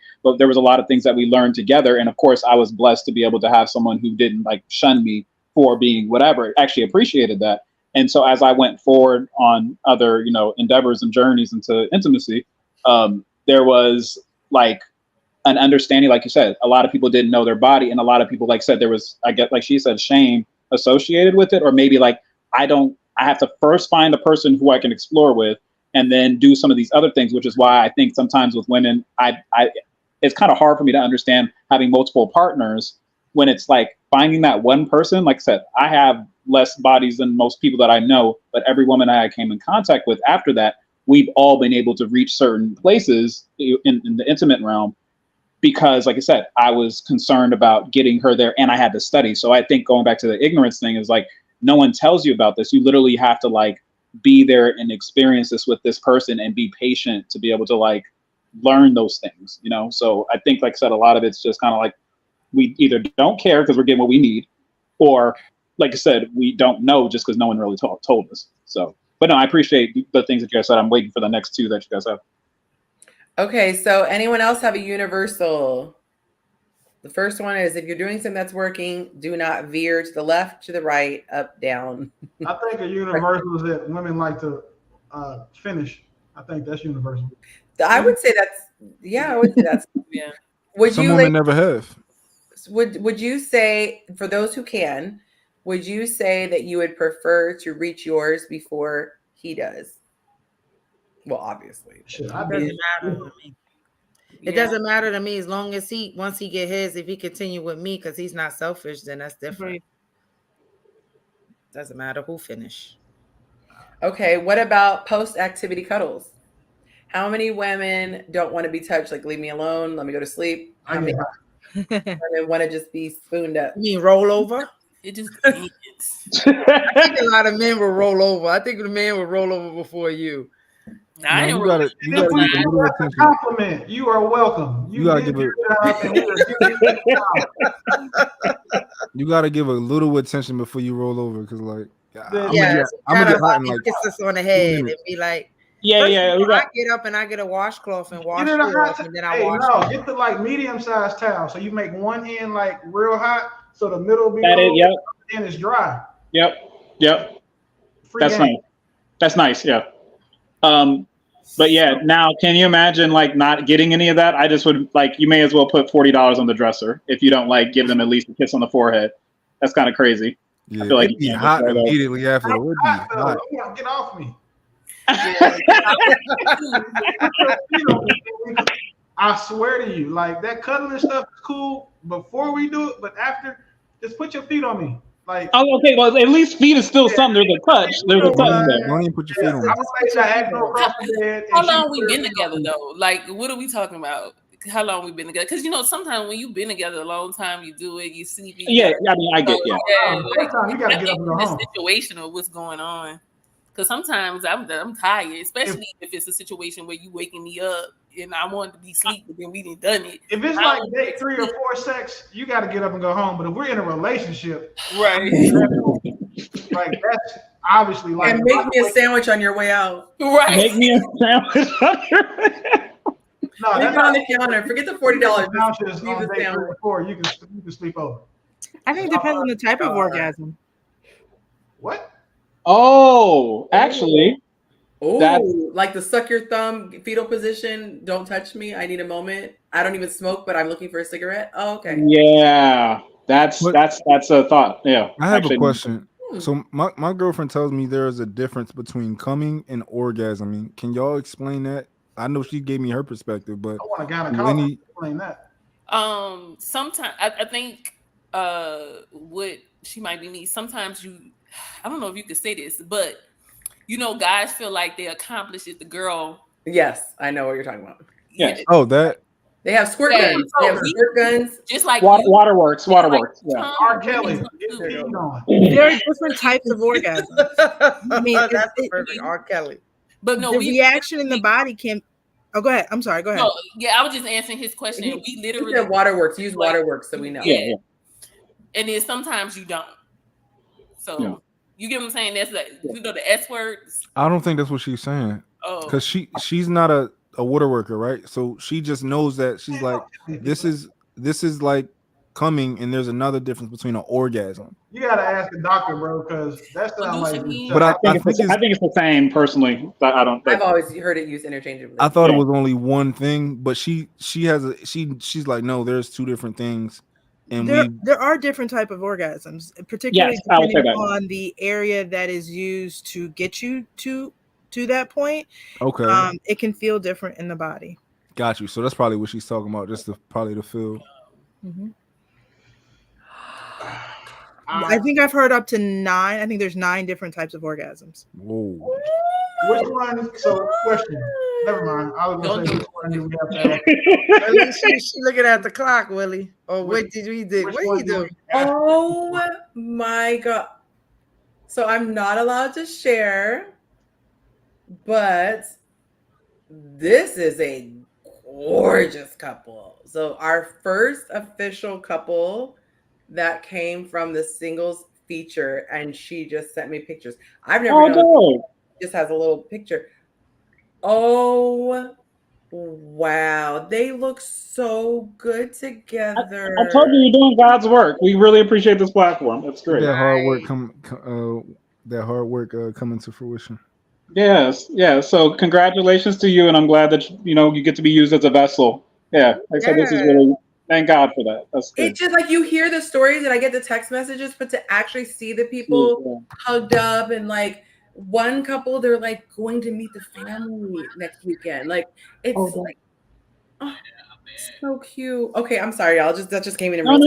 That's dope. That's a praise break. I live for opening my DM and seeing these things. Also, make sure that like when you do get people like that, make sure that you kind of document where she was when you met her versus what you did to help her become this actual person and what has changed. Because I'm curious to know like what has changed about her to make her who she is for this man that she that's interested in her. Yeah, these are the women that's featured on your page that they. Oh, okay. Yeah, so some women were featured on the page. Other people met on the Zoom mingle, and it was so funny, you guys. I was, we started incorporating, because you guys come up with the best ideas, started incorporating breakout rooms. And then the very last one, I just did like one-on-one breakout rooms. Well, before the one-on-one that were specifically marked like private rooms. So if you could see someone's in there, so you just don't even go in there. Well, I just went into one room like, oh, I'm just, as the host, going to pop in and see how, and there was like, and the guy and the girl that were talking, and you can't click out fast enough. And I'm like, really like, I gotta go. They're like trying to, I'm like, as you were, like probably totally ruined the mood. But then they both individually after were like, oh my God, he's amazing. Oh, she's amazing. And then they just now updated me. It's probably been a month. Well, yeah, because they talked the last one, and she's like, I just admire him. Lies and like all the things that a guy would love to hear. And then he's like, she's amazing. She has my attention. Like, I live for this stuff. I'm just like, this is so cute. That's what's up. I respect it. That's exactly what's up. And then now we're gonna go back to like talking about orgasms. That's crazy. And I'm telling you that, ladies, there are some guys who have said they are joining and they appear to be very eligible. One guy, I won't say, he has a very cool job, like very, very, and he might bring it up. Some guys have very cool jobs, tend to work into the conversation. So he might. You talking about the guy that does porn? Willie. No, I'm just kidding. Maybe he should have been on the panel. That'd have been crazy. Yes. Yeah. But there are some, and I love, by the way, I'm just going to segue and say this about Patreon. I love that you guys rock with me, because obviously the ones that are on the panel rock with me that way. And just like I keep comparing to like Facebook, at the beginning, there was a small group. It was not always billions of people. And so it's interesting because this past month, some people have jumped ship, and it's probably because, oh, I didn't meet my person that first time. Right. I'm seeing these stories and, I didn't meet my person, because what I say it is, that's what it is. So if you get on there and then you get off, it's like, probably that's my assumption. And I love the ones that are not giving up hope immediately, because sometimes it doesn't happen right away. It could be that the person who is perfect for you didn't even start following my page until month 4. You know what I mean? Like I like that you guys are sticking it out, and it's more than just supporting me, because obviously you can support me however, but it's just like that in life. Like you can't just try out one time for a job and then give up. Or I tried to audition for this acting gig and I didn't give it, so I quit. Sometimes you have to stick it out. Like I was in the game for 8 years before I met my person. And so, I think it's about enjoying yourself, having fun. You meet girlfriends, you meet guy friends. I mean, that's like the worst case scenario. You meet some really dope people, possibly in your area. Like I said, oh my God, I introduced Willie and my guy, and they're like, please. And so you just never know what can happen. And then icing on the cake, you meet somebody. So it's just kind of cool too, you guys are at the ground level, and then we can look up a year from now and be like, oh my God, remember when it was just 200 people? There's thousands of people, and everyone can go by region and all that stuff. So little sidebar. All right. So we got 5 more minutes. What do we want to chat about for the last 5? So did we get the last 2 from the women? I forgot. I was going to do, it's up to you. That's your show. I forgot. I said I was going to highlight Jessica. Are you still down, Jessica, for being highlighted? Sure. Yeah. Okay. We're going to put her in the hot seat, and then we will wrap. We have just enough time. Y'all get ready with these questions. Okay. All right. Okay. Just the 2 of us. Okay. There we go. All right, girly. Are you comfortable sharing your age? I will ask consent. I'm 44. Okay. Oh, my twin.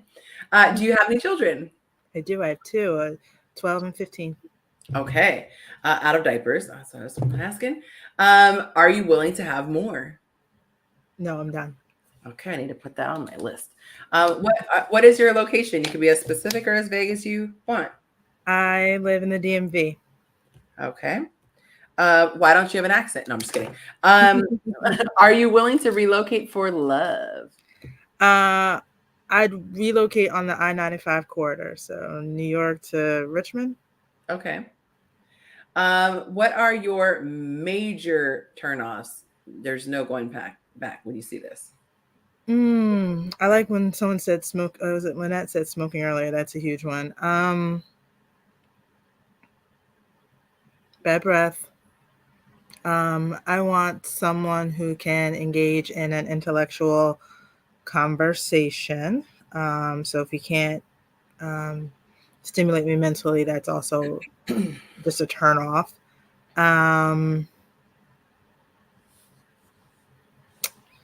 Other deal breakers. We'll go with that for now. Any physical features you just cannot deal with, whether it's an enhancement or they were born that way? Like I mentioned gold teeth. I can't get past it. Do you have anything like that? Not necessarily gold teeth, but unhealthy teeth. So like if you're not going to the dentist, and not necessarily orthodontics, because not everyone can afford orthodontic, but like keep them clean. Yeah, clean. Mm-hmm. Yeah, I went on a date with somebody, and the amount of plaque that he had on his teeth, I've never seen that in my life. I said it looked like he bit into butter. Like it was wild. How long have you been single? When was the last time, how long has it been we're in a relationship? 4 years. Okay, so 4 years of singleness. Another question. Oh, what is your own red flag? I am adding that to the list I told you. My own red flag.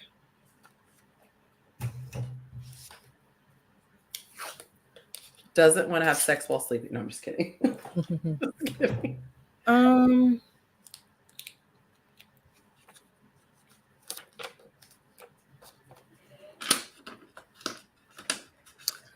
I would say my own red flag would include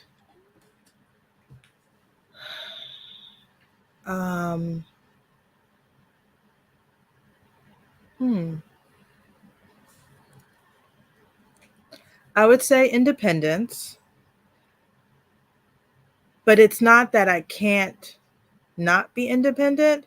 It's I've been single for 4 years. I've learned how to live on my own. I'm a homeowner. If something breaks, it has to get fixed. So I'm a mom. Like by nature of who I am, I have to be independent. And so sometimes I just forget to turn that off. Okay, that's fair. Oh no. Last question. How would your ex describe you? He would say that I care a lot, sometimes too much. I'm very giving and caring.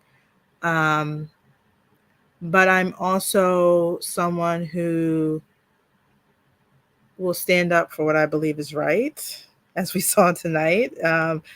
If I believe something, I'm going to say it. I've seen things that I thought were people were being harassed or discriminated, strangers, and I've spoken up, and he's like, "Oh, okay, I'm gonna have to step in because she's getting ready to go to jail for someone else." So I think he would talk about me being a mother and how much love there is between me and my kids and how important family is to me. That's a very strong value. Sounds like all positive. So you think he'd have nothing but great things to say? I think he knows the positives that were in our relationships. I think the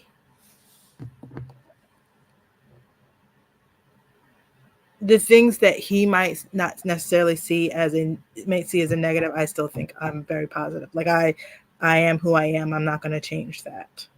Okay. So he might not always agree with that. Our values are off, not aligned. But are you comfortable sharing? And I'll go too. It's things that I think are positive, but my ex thought was annoying. Are you comfortable sharing any? I think work ethic. So professionally, I work in the area of sexual violence and dating violence. And so that's why I was able to engage in the conversation that we had tonight. And I'm very passionate about that, but it's tough work. It's work where you're working with people with trauma. And that also means I'm coming home stressed. That means that I am trying to always do what's right and help other people. That means I'm working long hours. I work on university campuses, which means I'm working non-traditional hours. So it's not uncommon for me to work after 5 and on the weekends. Okay. So things like that. I will say, to take you off the hot seat a little bit, my ex, the one I was very incompatible with, would say I was too affectionate. I always wanted to be affectionate, and I was emotional. I wore my heart on my sleeve, and I had a full range of emotions. In my marriage, my ex-husband would say, and all thanks to God, I'm no longer this person, but he could accurately say that I was lazy, undisciplined, a hypocrite.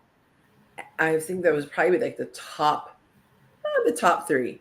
Those were enough. Those were big ones. And I'm very grateful that although I might not have liked the way it was delivered, knowing that gave me the guide I needed to have to be the best version of myself. And so I was able to tackle the self-centeredness that I had, which was just, I was very me focused.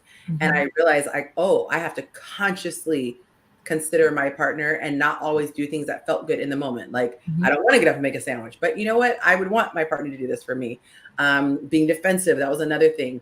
By the way, guys, cheat code, when men ask that question, they are less worried about judging you and what you did wrong, and more about the level of accountability that there is. So I'm giving you guys a cheat code, okay? That is what guys are looking for. It's the same thing with a job. When the job asks you, what are your faults or what have you? And people say like, I'm overly punctual. I'm just such a sucker for time. You know, they hear those type of conversations. So cheat code for dating when guys ask that, because a lot of guys are going to ask that question, and I used to do it all the time. I'd ask, why did your last relationship end? And I could tell if a guy was like, you know what, I didn't give her a lot of time, and I've been working on that. I respected that more than the guy who was like, I don't know, she was a cuckoo, I was perfect, and I don't know why he loved me. Well, one of the things that I think is interesting that I don't think a lot of people understand is we never argued, which is unhealthy. Like to not be able to speak up and like you guys avoided conflict. It didn't feel like that in the moment, but that's ultimately what was happening. Okay, because I was going to say people will disagree because nobody agrees on everything, but sometimes people can avoid the conversation. They're trying to avoid an argument by not having the conversation. So I say that to say, when you're talking about accountability, it's hard to say what accountability looks like if there was never a visible conflict. So you're saying that in the time that you guys dated, he never gave you constructive feedback, like, babe, not really feeling this, or I want less of this, or I want more of that.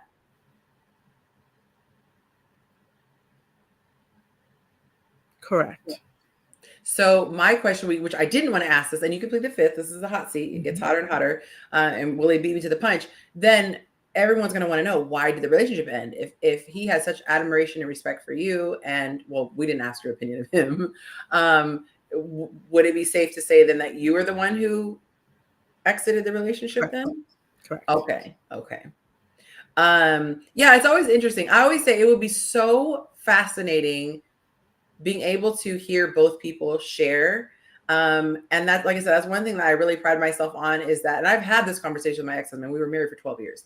And I've had that conversation and said like, hey, would you agree this is da-da-da, da-da-da-da. And, certain areas he saw me grow since then, and et cetera. But I wanted to know for my own self so I could move. And with my relationship currently, constantly taking inventory, like, what do you like, dislike? And it takes time for a guy to realize it's a safe space where you can really, really share. All right, I'm going to bring everybody back up. You guys give her a golf clap. She did great in the hot seat. We did not hold back with any questions. Let's bring back Willie and Cam and Sarmanda. Excuse me, I'm always trying to butcher your name. Is there anyone I left backstage? Thank you guys for coming. Let's see, 8, 9, 10, 11. 4.5 hours, 4 hours and 40 minutes. Shout out to the East Coasters. East Coasters wave, because it is past midnight for y'all. Y'all are wild. I at least get to sleep in. But shout out to you guys. Please continue to come back. Share this platform with other people if you guys like the show. Again, next week, it's not going to be on Tuesday. It's moving to permanent time. Thursdays, same time, 7 to 9. I'm going to try to stick till 9. Willie, you might have to put him a care package with some like messed up cookies or something, so he can't. I'm like, eat them all, Willie. But thank you so much, guys, for joining me. I will see you next time, and make sure when I post my clips on YouTube, y'all let them know how much fun we had, so they can suffer from serious case of FOMO. Okay. Listen, thank you guys. It was a pleasure. I learned a lot of things, and I got some new things. Yeah. Love it. Thank you, Cam. Who's next? Who wants to say goodbye? I'll let you do your sign. Bye. Oh, bye, Bye. everyone. It's She fun said as bye. always. Y'all be safe. Yes, Good it's been a pleasure. Thank you, Yonci. Thank you for the questions. Thank you for the space to engage in conversations. Thank you for the opportunity to challenge our viewpoints and to gain new perspectives. So I like that everybody was able to stay respectful, even though we had vastly, different views on things. That's always awesome. Thank you, Jessica. All right, guys, I'm getting out of here. I gotta get to bed because I gotta take kids to school in the morning. So. And all this time, I thought it was the golden hour. That's just. Oh no, I got good lighting. I'm a video guy. I make sure my lighting good. Okay, all right. I thought it was the melanin hitting this, or the sun hitting the melanin. Thank you no. so much. I will see you next week. All right, y'all. Thank you so much. Be sure to hit that like button if you haven't. Share it with some friends. Take that share button and share it with a couple people before you go to bed. Let them know you got to watch this. I will go back and put some timestamps on probably in the morning, but enjoy your night. Thank you.